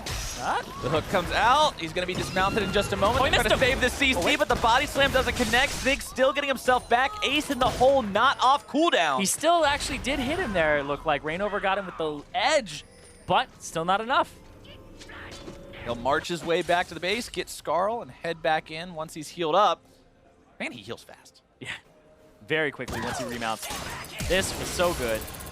Gank afterwards, and then the fact that Ryu's coming up, this is something that, you know, they get double lift and then they keep going, and it's just so much of a kind of an overextension here as Piglet gets to the backside and they try to dive Rainover under the turret. And I mean, it was so critical here that Piglet did get onto Arrow, and also a bit of a mismanagement on the turret aggro, because the turret aggro was actually on Arrow. Had it not been, he would have stayed alive, and this fight could have looked very different. Yeah, it actually started on Stunt. Stunt dies, then it swaps to Arrow. When you really want that on Zig, who has a way to dismount and drop aggro there, Stunt took it a little too early, a little overzealous getting in there. And part of that fight that's actually a little funny is that Arrow dies to full Gragas barrel that was placed by Rainover, and Rainover was dead. So Rainover was dead. The barrel's fermenting, and then Arrow's trying to avoid Piglet so much that he just jumps on top of it and dies. You know, I've heard of the barrel charging before, barrel like being primed, but I've never actually heard somebody refer to it as fermenting before. Fermenting, yes. I mean, I understand what it's from. I understand that's actually what the barrel would be doing IRL, but that's just, I don't know, that was a weird word. I never imagined fermenting would be a word we That's what it says in the tooltip. The damage and slow amount increases as the cask ferments. There you go. All right, I guess I should read the tooltip. Finally aged cask. Nobody reads the tooltip. Nope. All right, I guess Not I should even read the pros read the tooltips after all. No, the way you're supposed to do it when things change, Irene, is you go into solo queue and ask, what's this do? That's what all the people on my team do. Can't tell you how many times I've watched a pro player play a new champion like, oh, let's learn something, and they are like not reading tooltips, and then they'll read and be like, oh, does that heal me? The push coming up from Team Liquid, though, now in the mid lane. Just trying to get a little bit more control over the map, heading back towards that Cloud Drake pit to see if maybe they can find it now. Yeah, they're looking to try to set up a little bit of a pick here. They do have vision control around this dragon very heavily. You can see all the wards in this area are TLs. So they want to do a little bit of a wait and see if they can get a pick, but they can't. Bottom lane. So now they're looking for the dragon. 1v1 between the mid laners. Piglet throws out the orb. Ryu's going to be sidestepping it. Team Liquid, though, with control over the Drake. Secure that one easy. It looks like top side. P1 has the shove, and now they're rotating people up there. Arrow is just going to make sure that they have to deal with a minion wave in mid. And the Cloud Drake, can they get there faster? I don't know. Kled is already there. They want to trade this tier 2 if they can, but Meteos and Stunt trying to set some kind of a trap. Rainover the first one, walking close to it. I don't think they should go in on that. Bursted. I don't know what they're doing going in onto the Gragas like this. Meteos lands, able to find the kill, but he trades himself and his support for it. Team Liquid grabs the 2-for-1. I mean, it's a good little trap if it's just Rainover there, but you know the whole team was in mid lane, and they engage into what was a 2v4. That's where you run the other way, you blast cone yourself out of there, and you allow Ryu to get damage on the bottom turret. You may be able to take down this tier 1, but Piglet shows up just in time to stop that from happening. Clears out the wave and keeps the turret alive with 10% HP. Tied up 6-6 now with 500 gold separating the teams. Team Liquid doing a much better job here in game number 2. Yeah, keeping it very close to even right now. But we talked about CS, or the analyst desk did, in differences. And it was a double lift on this Caitlyn. Hasn't been getting too much further ahead of Arrow. Pretty much just one CS at 15 minutes was the difference, whereas most people are getting bullied out by these lanes. Yeah, they certainly are, but I just think that Arrow is such a strong laner and such a consistent player that Testament, yeah. on either side of the matchup, he seems to really succeed. One thing I want to comment on that's really standing out to me right now is both the solo laners for Team Liquid really prioritizing survival above everything else against the cavalry charge, against the Meteos damage, against the burst from Ryu. Sterix Gauge, the first item on the Gangplank, Hourglass for the Ahri, both wanting to avoid that insta-give. And I think it makes a lot of sense for the kind of game plan that they're going for. Gangplank scales so well into late game, so they just have to survive. Looking for a pick now. Looking to make the play, but they can't quite find Stunt. They get some damage into him, but that's going to be it. Ryu continuing to push in the bottom side, though, really wants that T1. Yeah, and it just feels like P1 is controlling the lanes very well. We're going to have to see Zig get out of there on the Kled, but he's going to back off. There's no one to answer the split push right now, and they have a minion wave, so they could actually pressure the tier 2 as well as that tier 1 mid. P1 playing the map very well. Absolutely making the macro game work for themselves as Matt and Rainover hang out off to the side here, seeing if maybe they can get Arrow to come a little bit closer, but it's going to be so hard because there's nothing to bait him to that side when he has safety on his right side, and the rest of his team is on this turret in the bottom. Yeah, he's not really going to be taking that bait anytime soon, instead just biding that time. Yeah, in fact, he might even shove up the mid wave. He has True Shot Barrage here, and if they go top, he might have an inside track on mid. Zig, though, alone. I don't know if he wants to try to hold this one. True Shot Barrage flies up through, hits the minion wave, helps Zig clear it out a little bit. Liquid's going to be backing away. Not really anything left to push with up there. They move themselves back towards mid lane to defend the T1. It's just the back and forth, and one thing that TL has gotten out of this is all this vision around P1's blue side jungle. They're really going to try to look to use that in order to get something back on this buff, and Stunt caught out. Oh, Stunt might be caught. The ult going to be knocking him right back into the river. Ryu trying to find some revenge, getting some burst onto Piglet. The Hourglass going to be used to dodge away from the ulti burst. Now Piglet trying to go right back into the fight. The cannon barrage down. Meteos having to repel away to escape. A 1-for-0 for Team Liquid. Yeah, and that's going to be the blue buff. It looks like they want to collapse on it. That's the payoff for all the vision that they got down on this side of the jungle. They get a kill, they get that blue buff away. Nicely done here from TL, and they're keeping this game extremely even. And they need to be able to show that they can actually translate this into a solid game plan. Where do they go next with this is the question. Well, Ryu 0-0-3 on the Talon, not having the same kind of performance he had last game with the hard carry potential, not finding those insta-give 1v1 solo pick opportunities either. He certainly isn't, but he's moving around the map well, and he's creating a lot of pressure. He has good farm, and with his itemization, if he ever gets a chance to get onto double lift, he can take him down. Yeah, and the fact that he's gotten that split push, like you said, he got the bottom turret, he's gotten damage on this tier 2, and so what Ryu's been providing is that pressure up against Piglet and playing the map a little bit better. And I talked about how this is pretty much a full physical damage composition minus the fact that Meteos will be going full AP here as kind of their insurance policy. TL, it's hard for a lot of these guys to itemize armor. Ahri doesn't really want to do it outside of one item. The GP is not a tank top laner. He'll get 1, maybe 2 items, counting the Ninja Tabi. And so it's really Rainover that's the only person. Ooh, Ryu looking for Piglet. Donius is off cooldown. Get him here. The burst starts to come out, but Piglet getting himself away with the ulti. Rainover might be in some trouble. Whoa. Repel from Meteos giving himself safe flashes on the other side of the explosive cast, but I don't think it's going to be enough. Lorlo able to secure that kill for double lift, but now he's in trouble. The Sterix Gauge going to be keeping him alive for now, somehow still trucking, as Rainover is going to be taken down. A double kill for Zig. Double lift, Piglet and Matt now in retreat. Zig going to be shut down with a nice built-over Peacemaker over the wall. Arrow not going to find his way into that death sentence. It's 2 for 2. 2 for 2, close fight there. Ryu still has summoners and ultimate available, but doesn't really have the health to look for a play. Ryu in the wrong spot, barely getting himself out. Piglet should have just stayed. I don't think he actually could have gotten taken down there, and even just the Ignite would have gotten a kill. He did not use his Ignite in that play. Yeah, he could have just waited, tapped F. Or even on the initial play. I mean, he charmed him. Away. He charmed him. He could have just pressed Ignite. All right, Arrow's not going to be charmed up. He gets himself out. That's ridiculous. Like, this game's still not even 1,000 gold apart. It's very tense. But it's those moments where, you know, the difference between hitting a single keystroke that almost requires like no mechanics, point and press F. It's that presence of mind to just do it. We'll see. Maybe we're flaming him and it's on cooldown, but it doesn't look like it is. Looks like it's off. No, it's certainly available there, but right there. The setup here, once again, it feels like in a few of these fights, P1 has been overreaching. That was a super nice repel from Meteos, though, actually repelling the body slam flash, anticipating that coming in. And I mean, Arrow available to get so much damage out on the backside, but We are going to go back to live as P1 claims themselves the dragon, and we're going to even that up at least. All right, so cloud to cloud in terms of those neutral objectives. 8 to 9 in terms of kills. The stun's going to be caught out. Meteos there trying to keep him alive. Matt going to be bursted first. Piglet makes his way into the scrap. Stun flashing over the wall. The ace in the hole chases him down. Meteo's going to be alone again. Ryu's almost here. Tries to repel over the wall. Ryu trying to jump in and make this happen, but the charm connects, and Meteos is going to be squashed. Lorlo grabbing the kill there. Ryu now trying to escape. Matt tries to get the flash into the flay. Not going to be finding it. The parkour skills keeping that talent alive. Matt being incredibly aggressive with his flash. We've seen some flash flays from him multiple times this game, some flash hooks, and that's what they're looking for. TL subbed him in for a little bit more aggressive playmaking, and it's coming up big so far. And I would say that the vision game has been going TL's way also. They've been catching Stunt out quite a few times when he's trying to get out there, trying to get the wards down.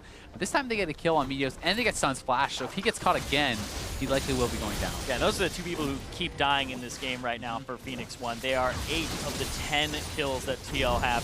It's just those two. And they're the ones who have to compete for the vision. For the most part, it's the jungler and the support teaming up and looking for that. And TL playing a better vision game has meant that they find the better picks. Yeah, it's interesting as well because Meteos keeps going for the challenging smite over the tracker snipe. So he's just kind of there to help deny vision and then place down all of these controls that he has. Team Liquid now a little bit concerned with the Baron area. 24 minutes into the game, this is definitely a possibility for either team if they can get the proper setup, find some kind of a pick, and rotate over into that. The Gangplank now with Trinity Force completed, going to be that much scarier than before. Dead Man's Plate coming online for the Gragas, the Morello Namicon for the Ahri, 2 crit items up and running on the Caitlyn. Liquid is starting to get powerful. They certainly are, and I think at this stage in the game, you really have to show a lot of respect to that Gangplank because there's not much armor at all on P1's side, and if he can hit some of these barrel chains, especially with some of the armor pen that he's now building up, and his ultimate is going to do so much damage in team fights, you have to be very careful about this guy. It's not the easiest to kill either. The Ninja Tabi plus the fact that he has some HP and the Sterix means he's not as squishy as you would think. Yeah, what you said about armor, Azale, I actually just looked at it. The person with the most armor on Phoenix 1 is Arrow. Yeah. He's the only one with any sort of armor itemization sans boots, so he's got 130. The next closest is Zig with just 109. Yeah, you start getting there, though, with Kled. You need those 2 damage items, and then you can start going towards your defensive itemization, the Guardian Angel possibly, but we'll see. Well, Phoenix 1, as long as they're respectful of the potential for those barrels, should be able to dodge away from a good amount of them, but you can never count Lorlo or any top-level Gangplank player out when they can string those together in a multiple chain. Ryu eating the charm over the wall, takes some extra damage with it, loses half his HP. It's always kind of that somewhat joke where it doesn't even matter what stage the game is as long as you have a Gangplank. You always have a chance to win, but when the Gangplank's ahead, he really can take over, and Ryu is struggling to have a huge amount of relevance in these team fights because you must fully commit to the assassination attempt on the Talon, and going in like that, there's a lot of CC he can get caught by. Charm, hook, body slam, any of these hit you, and you're probably just going to die because you are paper thin. Yeah, I will say that he has a good time split pushing, and there's no exhaust to kind of ruin his day. So if he does find that backline and the CC doesn't hit true, then he could take over the entire game. Certainly can. Team Liquid are doing a good job at recognizing that and preventing it, though. Exactly. You got to give credit to a team for saying, hey, this is our one-loss condition. This is their win condition. Make sure this doesn't happen. And we had talked about how the wave control and the split push pressure had been there for P1, but it's been quite some time since they've actually been able to pressure a turret or take one down. It has stalled out quite a lot, which is really where TL wants to be. With Caitlyn getting to the 3-item power spike, you become so strong. And that in combination with Lorlo means that while normally Ahri must go for these crazy assassinations, you don't actually have as much requirement to go for those. Ryu pops the Ghost Blade, but Lorlo is already gone. No pick potential there for Ryu or Meteos. Phoenix 1 in a lot less pristine state than they were in game number 1. This time in game number 1, man, they were cruising. They were on the fast lane to success. Everything Some dirt on the shoes now. Everything was sugar and rainbows, and now they stepped in a puddle of mud. That's the worst, man. When they you have just cleaned your soggy church socks shoes and now you stepped in a puddle of mud? Yeah. Soggy socks are the worst if that happens too. Feels bad. But still, now Piglet has push advantage on top side. And now they're controlling the Baron area. No vision here for P1. They're going to face check. Zig the one who face checks. Matt gets caught out by the bear trap on a rope, gonna fire his own chain right back at Zig, who's now dismounted, having to run away. Ryu jumps right into the fight, finds some nice damage. Double Lift still alive, DOT still taking hits, the hole fired off. Double Lift dead though, 2 on each side are down. Stun having to flash himself out. Meteos gonna finish off Piglet if he can, a little bit more damage will do it. Meteos finds the kill onto the Liquid mid laner, and Lorlo and Rainover get themselves away. Such a close fight. 3 for 3 there. Arrow not having the confidence to go in against that Gangplank. Still very, very threatening. That was really close to going so badly for P1 because Double just barely died at the end of that, had he stayed alive. Yeah, it looked like Ryu had the 3 stacks on him, didn't get the auto attack for the major bleed, but the Ignite was enough to actually take him out. We'll see it again here. And this is once again, it's kind of one of those situations where you're setting up a trap, but they're actually at a numbers disadvantage.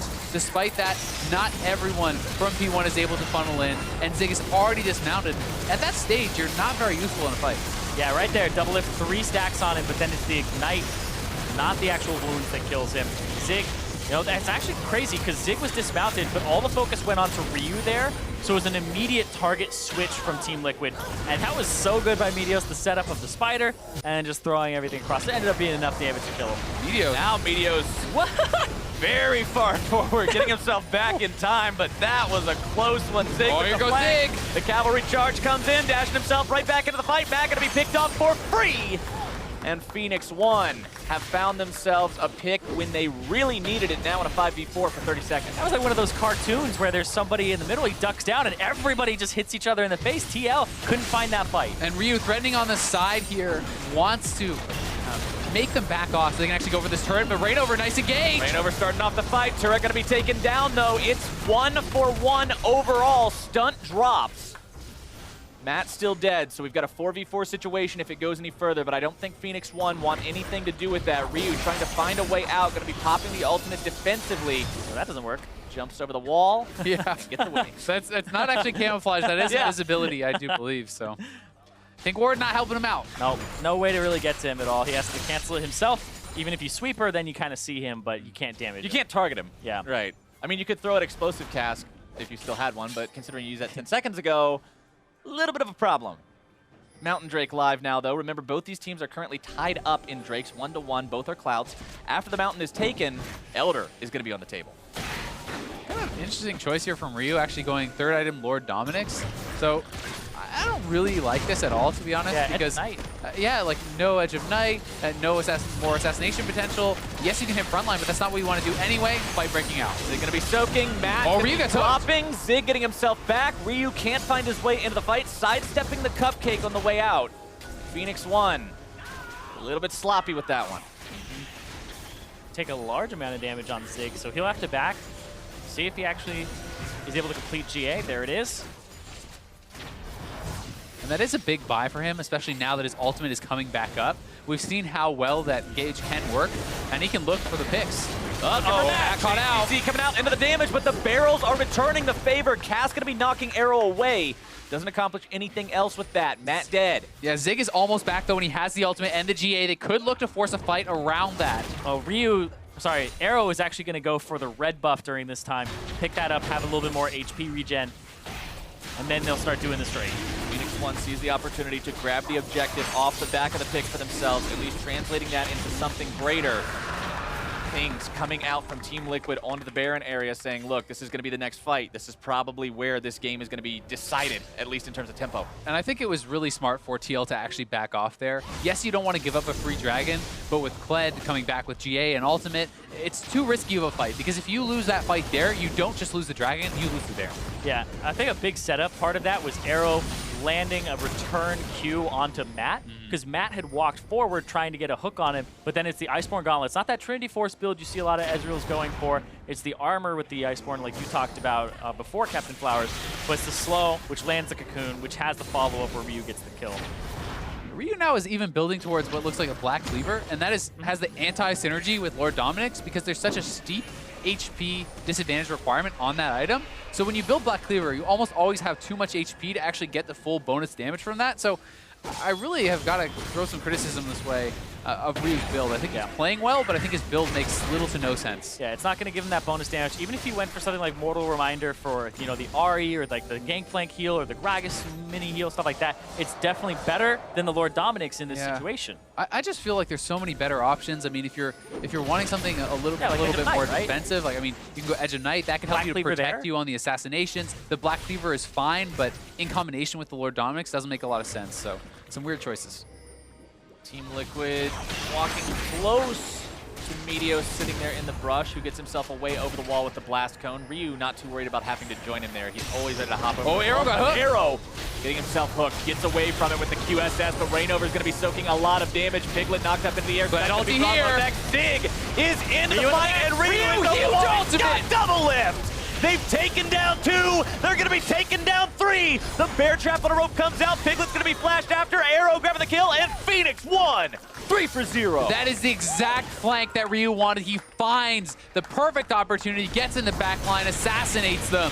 And what looked like a good start with that hook on Arrow gets turned around so fast. Yep, and that's going to be Baron here as well for Phoenix 1. What were you saying, Zyrene? All Ryu needs is one chance to get into the back line, to make that damage happen, and when he gets it, it's money. Yeah, they don't have an exhaust to deal with him, and you saw he parkours right into the middle of that team fight. That's exactly where he wants to be with the ultimate, and as he enters it from the top side, we'll see how he gets it, because Arrow, QSS's, Rainover overcommits a little bit, the pick comes through because they don't have vision there, and so now Rainover has to play on the backside. Zig hits Matt, and then right over the pit, boom! That's 3 people on the out, 4 on the return. I mean, the ulti hit so many people, and the fact that Zig is back there with him meant that they could clean up that fight very, very well. What a dirty collapse from Phoenix 1. Yep. You see, double lift. Of course, we have a pause coming out during that replay. It's just catching back up to live there. So a little bit of a delay there. There is about 3,000 gold advantage right now for Phoenix 1 after picking up the Baron. But they've started to push out. And I mean, the gold lead is part of the story, but it's really what can you get with that Baron, right? That's what really unlocks the split push and can make that so effective. So we'll have to see how much more they can extend that, and critically, if they can break the base. Because Gangplank is one of the best champions at stalling out these sorts of pushes, and Caitlyn is fantastic as well with the trap line. We are going to be jumping back into game very, very soon, guys. It's not actually a pause for any sort of a technical difficulty, just an accidental pause. So we're back on to Summoner's Rift to see how things are going to play out now that Phoenix 1 is once again armed with Baron buff. So the only times that I ever really see accidental pauses are when people kind of aren't completely mentally there and they pause because they think it's like a scrim or something, and they just actually take themselves. No, seriously, it's happened before where it's like, oh, I forgot. Meteos going to be juggled back from the explosive cast, getting himself away in time. Turret destroyed in the top side, in the bottom side, excuse me. Top going to be dropping now.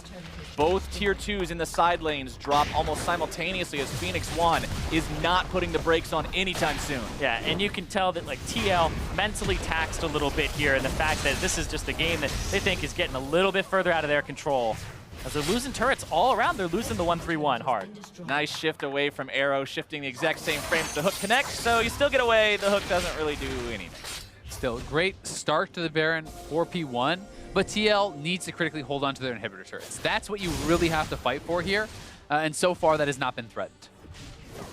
Piglet and the rest of Team Liquid, they were holding on for so long. They had advantages at a couple of different points, but that team fight that led into Baron has blown this game wide open. Certainly has, and they are going to be looking to try to take over here. Arrow at this point, I mean, he's so slippery, and he has been team fighting so well, that he really is going to be the main focus. So many times you'll see these fights where it looks like it starts to go the other team's way, but Arrow always seems to be in the right spot, always seems to be getting the most possible damage out, and that allows him to succeed where so many others fail. And you guys were talking a little bit earlier, the Lord Dominic's comparing it to the Mortal Reminder, saying the Mortal Reminder healing reduction could be more useful this time around. You just saw Arrow complete Mortal Reminder for himself. so that healing is going to be reduced every time those Mystic shots connect. Yeah, it's just tiny things like healing here and there where it's like the life steal from the Caitlyn from her Warlord's Bloodlust, the Ahri passive, the passive from Gragas, the W from Gangplank. Like, these things are tiny, but they do mean a decent amount of extra damage when the person doesn't heal as much as they should have. They add up. Yeah. It's like Freak at one point was talking about when Warlord's Blood was the consistent heal, that he's won a whole bunch of duels, and I've watched it as well, where just because the other guy couldn't life steal as much as he was.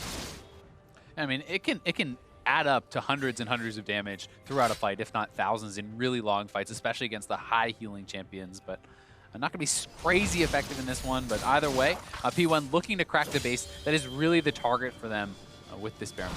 T1 with the 1-3-1 setup. Baron with only a very minute amount of time left to go. They want to try to get as much damage onto these inhibitor turrets as they can while they've still got it. It's going to be very hard without it. Arrow jumping forward. Yeah, that's a burst on the double lift. That's everything. He's using Blade of the Ruined King active on top of it, too.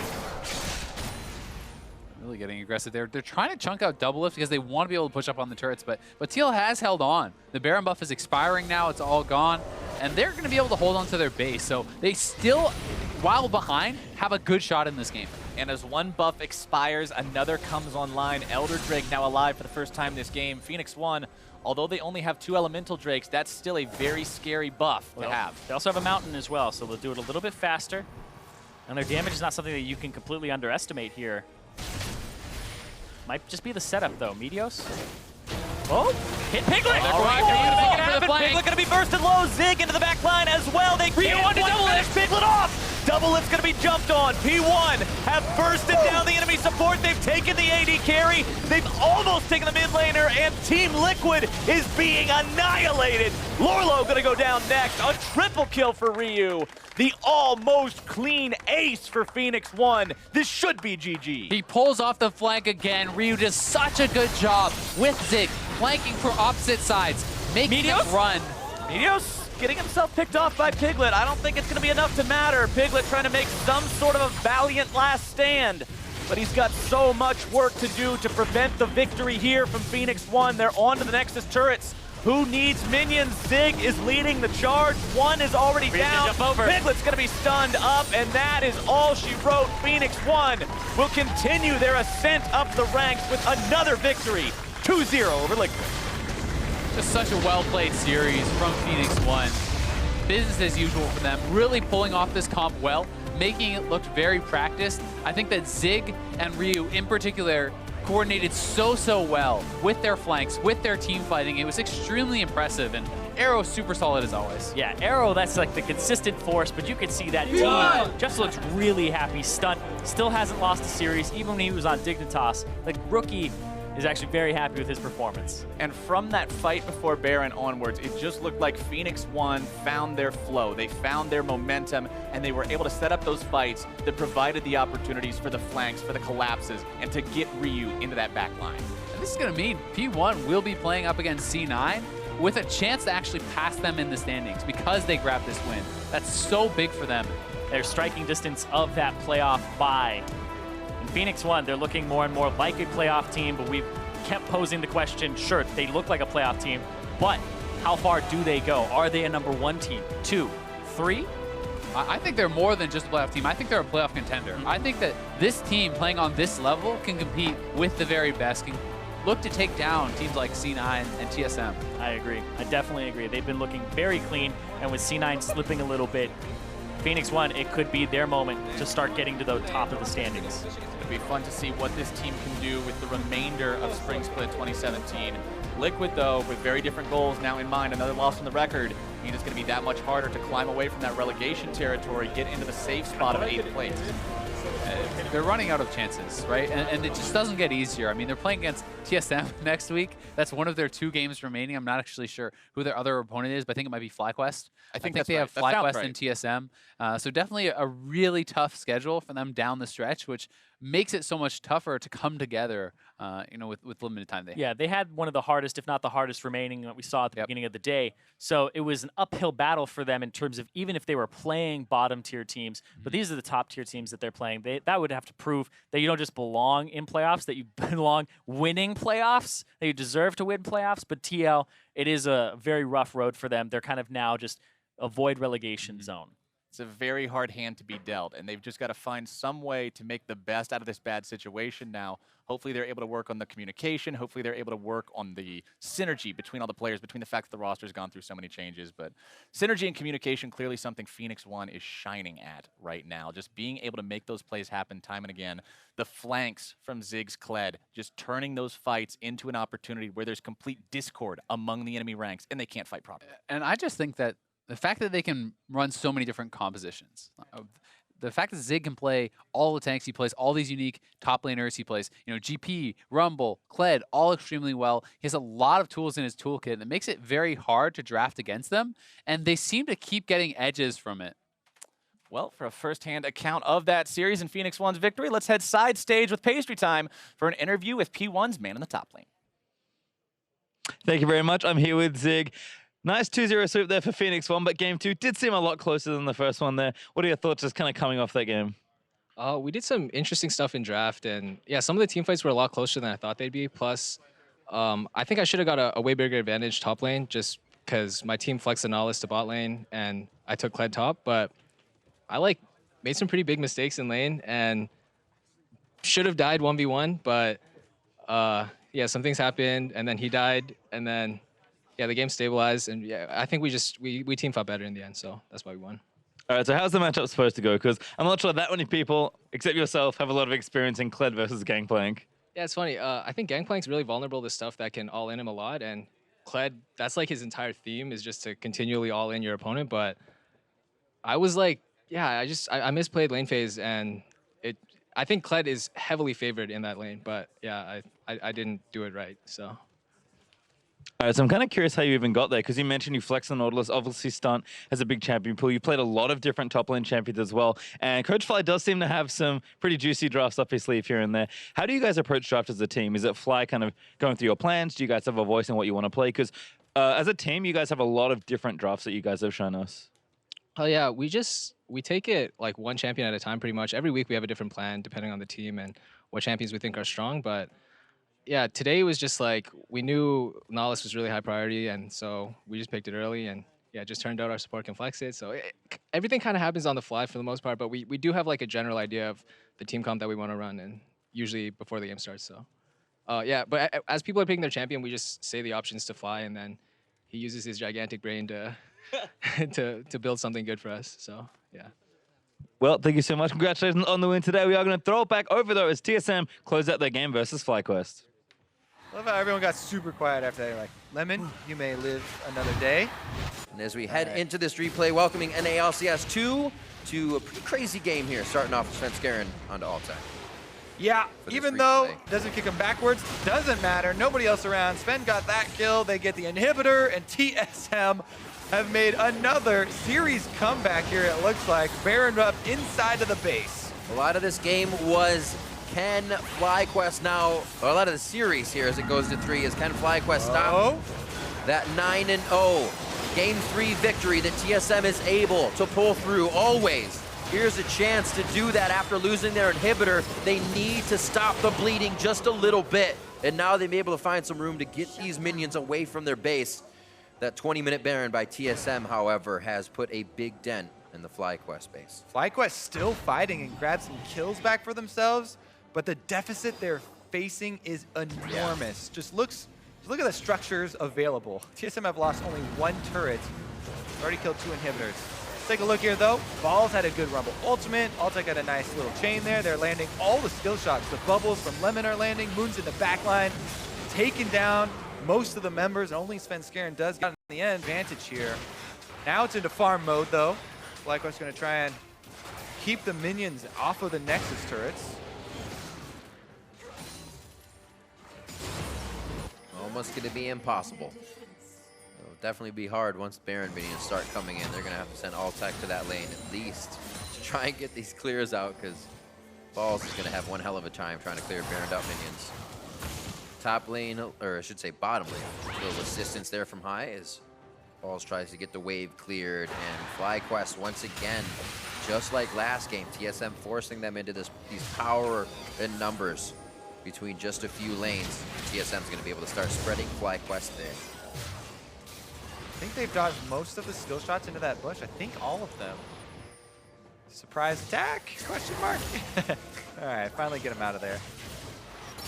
All right, again, FlyQuest are faced with this situation where they've got to make one of the more desperate plays because they're super far behind and time's not working in their favor.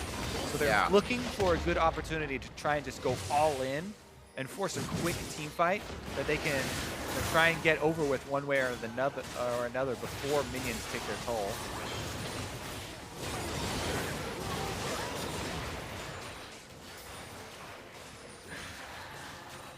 TSM very patient, just waiting for the minions to come assist. Yep.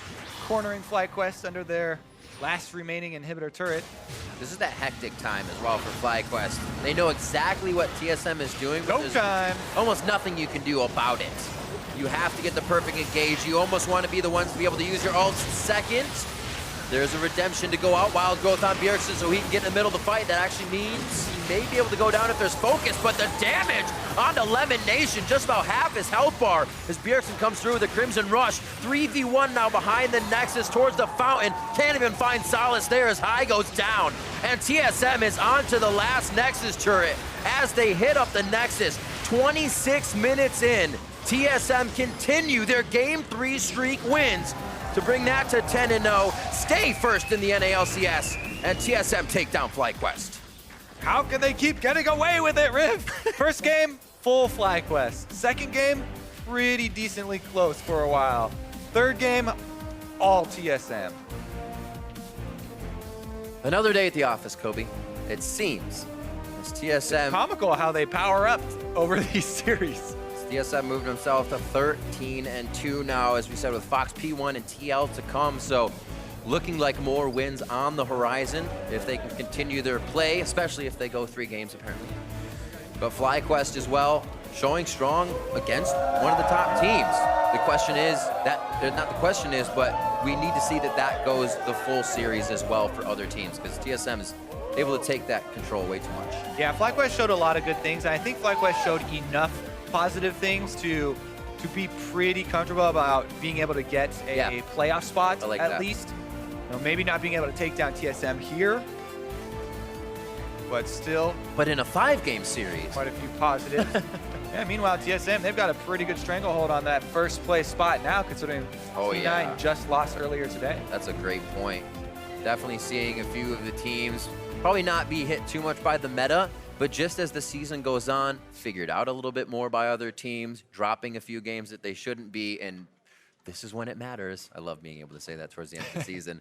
But it was crazy to see how fast a game like this happens after just a 40-minute game. FlyQuest kind of had their own 20-minute scuffle, then a 40, and then TSM went 20 minutes. So it's almost like you can't even really look at these games and be like, oh yeah, that's how we beat TSM. I can look at these games and be like, I've seen a lot of Vladimir already, and that is true. Painful when you see, you know, the burst damage that he has and the invulnerabilities that he has to rely upon. Definitely going to be something teams are working around on the current patch, and we'll see how they do deal with it. I feel like in the coming weeks. That in itself is kind of a big meta change from what we had in terms of abilities and committing to fights, because now you have wild growth to possibly change your mind or make you not do enough damage. Now you have Pool, more Zanya's coming in, all these things that usually you'd go in and get a kill on the guy after he's crowd controlled. But new things, played at a high level, definitely throws these players off sometimes. Sure, they've seen it before, but when you get the intense game, that second definitely takes a point. Another strong recovery from TSM in the series, bouncing right back from that blasting in game number 1 and finishing off very strong here. Honors for this game are probably going to go to Bjergsen, by the way, spoiler. It could definitely be that. Definitely seeing Svenskeren push down to a little bit more, so bringing out the Lee Sin. Good things from TSM. I'm sure the fans are happy. We've got Freak waiting side stage for an interview with the victorious top laner. Thank you very much. I am here with Hanser. Hanser, congratulations on yet another win. I just want you to know off the bat, if you win one more match, you are guaranteed a first-round bye in the playoffs. Does that mean anything to you? I guess it's okay. It's nice. Nice to have. Fair enough. Well, it's interesting because it feels like there's a lot of parity in the league right now. Everyone's beating everyone. You guys almost dropped to Immortals. C9 lost earlier today. There's a lot of back and forth matches. I'm kind of curious, like your thoughts coming forward into playoffs. Right now, you're the #1 seed. Are there any teams you're afraid of? Not really. The top teams are all like still pretty good, like P1, C9. Yeah. Right now, it's like really hard to tell who's the best because people are taking games off each other and the meta has been shifting quite drastically. So by playoff time, it's just a toss-up on who's gonna be the best. But obviously, we're gonna practice really hard and try best. Absolutely. So speaking of being the best, I want to ask about you as a player because last time we talked to you, I think you talked about wanting to be the best top laner in North America, and you're here in a league with like Someday and Impact and Looper, like a bunch of world champions and former world champions, and you're clearly making a name for yourself as part of that upper echelon. So the real point of question to you is, what will it take to prove that you are definitively the #1 top laner in NA? I'm not really sure because I've been playing pretty well, but people still think like others are better than me, like Someday or Impact, but I think I'm the best, and I just have to keep playing more consistently, and just keep playing well while the others are underperforming. Absolutely, and you've been playing very well, Hunter. Thank you for the interview. Congratulations on the win. We'll see you tomorrow as well. Toss it down to the analysts. Thank you very much, Freak, Hanser, and the rest of the squad. Happy to pick up yet another three-game victory here, so moving to 10-0 in those third games, and we can get into this in a bit. It does speak to, as Jat was mentioning, throughout the past couple days, the parity in the league and the possibility of any one team taking down another, regardless of where they are in the standings. I mean, that Immortals beat C9 today. Envy took TSM to 3 games, so I think just any team on any given day has a chance of upsetting. But TSM will always win in the end. Well, as long as it's not a 2-0, it's not 2-0. There was one thing that remains true, and that's TSM winning, I guess. 13-2 right now across 15 games, 15 series? That is correct. So they moved to 13-2. Nice 2-game separation between them and C9 moving into, playoffs as of right now. We'll see how that adjusts over the next 3 games left to play in the split. Let's talk about this series, though, real quick, break it down. Bjergsen going big on the Vladimir in the mid lane. Of course, we did see FlyQuest make some adjustments, right? Some things we asked for. We're cool with that Rumble Camille matchup in the top lane, and we saw Balls doing a much better, job of it this time around. But that mid lane is where I want to focus because we don't have the Zed pick, so I'm a little bit more prepared to ask you guys what you thought about how it worked out. I thought that matchup was pretty even, but maybe gets more Vlad favor as the game progresses because Syndra tends to fall off. However, it just felt like Bjergsen just plays that champion very, very well. I'm looking at quality Vlad play, and Bjerg's Vlad this game was probably the best I've seen this split. Let's take a look at some team fights to look at exactly what you're talking about. 18-30 in the top lane. This is FlyQuest, attempting to stab back into the game. And this starts so well with okay, well, we get a pick on Altec, and Bjergsen looks like he's dead. He gets ignited. He's in the middle of 3 people, finds a perfect E into the W, gets 2 lifesteal components off his ulti as well as his Q, his power Q, and then he just cleans up this fight.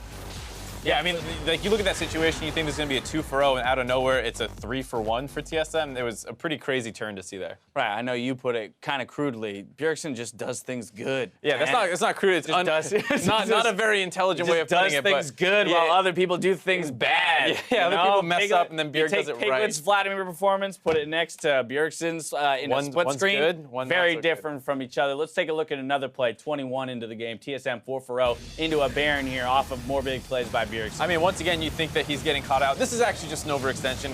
Vladimir at this point in the game, he was already 6-0, is extremely hard to kill. He turns around easily. He's got his Zanya still as well, able to dodge the ult there coming in from high. So this is what we mean when we say Bjerg does things right. He never seems to use his cooldowns unnecessarily there. As soon as the Syndra ult comes in, he's Zanyazing, buying enough time for his teammates to collapse, and he gets the big ult heal afterwards. Every defensive spell use there actually negated something from the other team or bought crucial seconds in the team fight where his teammates could then enclose the opposing squad. Yeah, you even see right there he gets his Empower Q off right before he's on to make sure he maximizes the damage and healing that he gets. It's just very, very clean play. And that's something that I honestly miss a lot when I see certain champions. I'm just like, well, he didn't execute that, or his job this team fight was to do this, and instead he did this. But Bjergsen always seems to do the right thing. And again, I think that this is where TSM gets benefit sometimes the most and particularly from the mid lane, but the others as well, is that they have mastery across so many different champions and veteran status across so many different players now that when the meta changes, we see Bjergsen quick to adjust and still playing at an optimal level. Whereas we've seen other people, again, Piglet as an example, not to necessarily pick on him, but hey, he's picking up the new champion, the relevant champion in Vladimir, but doesn't quite have the mastery of it to back up in the play, and therefore you don't see it become successful. Right, and I think that extends to a couple of their other positions as well, like the interview with Hanser. He's been playing Camille probably the most in the league. We talked about how we thought that, TSM, get him a tank, they play better with tanks, but they actually play great with Camille. They picked it really early on all the time as well, so they're comfortable taking this matchup that generally Camille loses. They give it a little bit of attention almost every game. This time again, Svenskar makes his way up there, help for the first blood. And then, still, Camille loses her turret early on because Balls was still winning that matchup, but it didn't matter because TSM's able to play around those kind of weaker early game champions. And as soon as I say you can take advantage of TSM's bot lane, what do? Of course, they double kill the opposing bot lane. And I'm just like, well, I guess this is why TSM always wins game 3s, because they just play better as the series progresses. Yep, it's something about it, right? And sometimes it's hard to put a pin in exactly what it is, but for whatever reason, they are playing better in game 3s. Player of the game going to Bjergsen this time around. We've already talked about him quite a bit, but an element in which we haven't talked about him quite yet is, MVP vote, right? We're looking at a lot of player of the games and how that's going to affect MVPs coming into the latter half of the split. This guy is no stranger to receiving the award. Do we think he has what it takes to make a case to be the top player in the North American LCS? I mean, he's got a case. I feel like he always has a case as long as he's not like horribly slumping or TSM's failing like like spring split last year a little bit where it's hard to give it to him. But I mean, this year I think he also has better competition as well. I think Arrow made a really, really strong case in the second half of the season. He was making a good case in the beginning, but especially now that P1's kind of turning up and potentially even pushing into that number 2 position with Cloud9 starting to lose a couple games here. I think if you ask anyone who's the number 1 player I would build a team around in the entire North American LCS,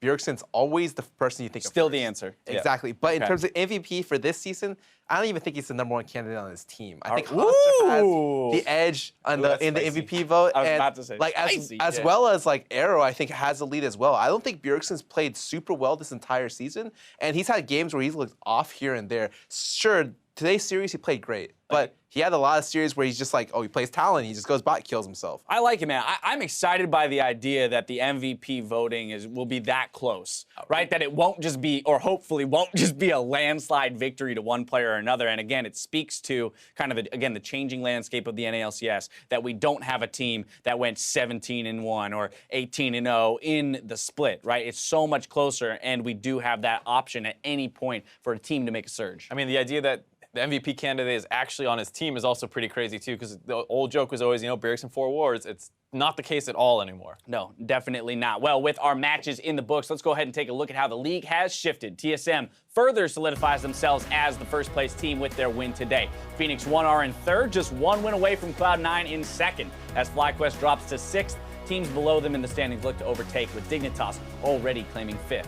We'll see what teams can do to continue their climb in the rankings with our games tomorrow. Our coverage kicks off with TSM versus Echo Fox on NALCS 1, with Counterlogic Gaming taking on FlyQuest later in the day. Now, over on NALCS 2, Phoenix 1 and Immortals will brawl it out in the Battle Theater. Then Ninja and Team Envy hope to best Jensen and Cloud9. So again, I mean, we come into the end of the split, there's lots of big matches, and obviously all of them have some element of relevance, but the biggest one that you guys are looking towards tomorrow when we come into these last couple games? I was gonna say P1 Immortals, just because I'm actually really excited to see how they match up. I don't think it's necessarily the biggest in terms of relevance in playoffs or impact, because P1's pretty heavily solidified somewhere in the playoffs. Immortals still fighting for their spot, but I am interested in that just because I think the quality of play will be really good based off what we've seen out of Immortals.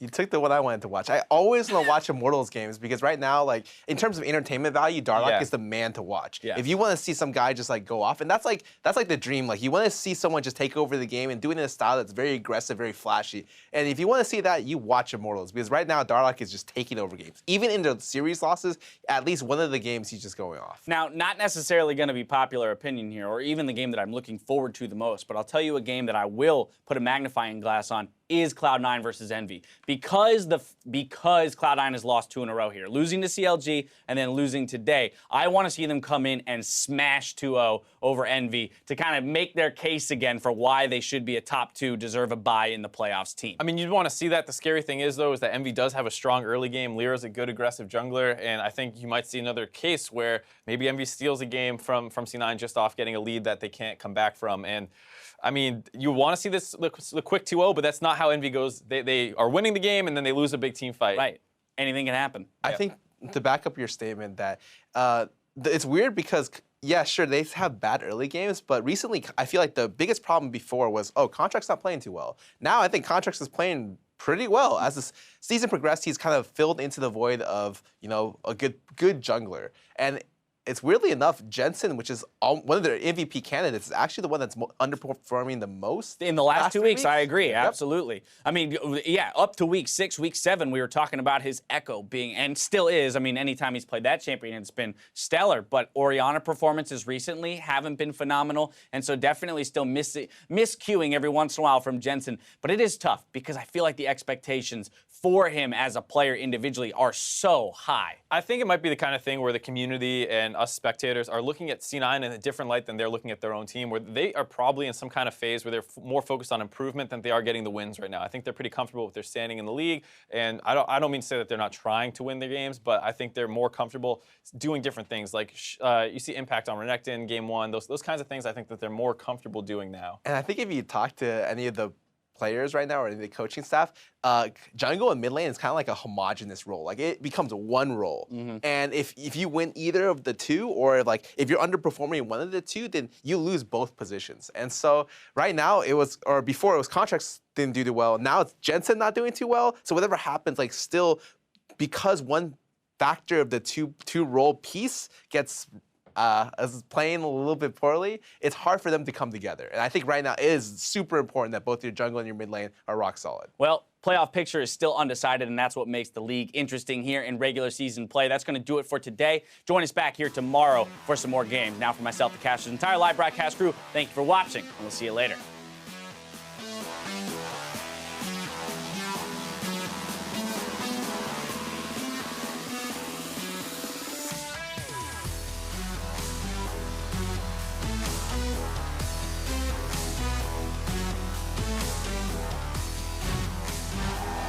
Game 1 is ready to begin as Cloud9 takes on Immortals. Q's gonna land the flash follow, and the first blood's gonna come through. Oh, just barely. Talk no flash, no flash, no flash, no flash. Oh, it didn't stun. Nice. He starts up right up there. Here comes the Rengar. He's empowered. He's got the kill. Here comes the damage up, and he does. 5 solo kills for Contract. Look at that. Contract finds kill number 8, kill number 12 right here. This is insane what Contracts is doing to this game. Kill number 15 for Contract. Almost single-handedly wins the game. Oh, I killed Jin, I killed Jin. Okay, we go.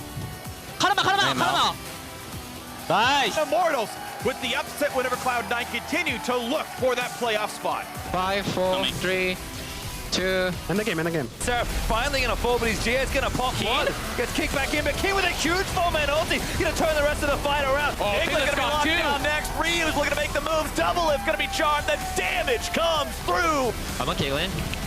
You're okay. Focus, Thresh. Get in that. Okay, going. GB. Okay, watch GB. I'm JP. Go through bottom, okay? I'll just live this one. I'll TP. TP. Nice, guys. Sven scared. Flashes critically. Over the wall, the flash is going to be Balls picking up the first blood. Go. End game. Go mid. Oh, he's actually going to go finish it. He's so hesitated to go in for the kill, and he's probably going to lose his life for it. Nurse! I'm killing him. Nice, end the game. Fusion and some damage. It actually goes over to Lemonation. Double kill coming in for Bjergsen. They're going to look for another one as they shut down FlyQuest. TSM continue their Game 3 streak wins to bring that to 10-0. Stay first in the NALCS, and TSM take down FlyQuest.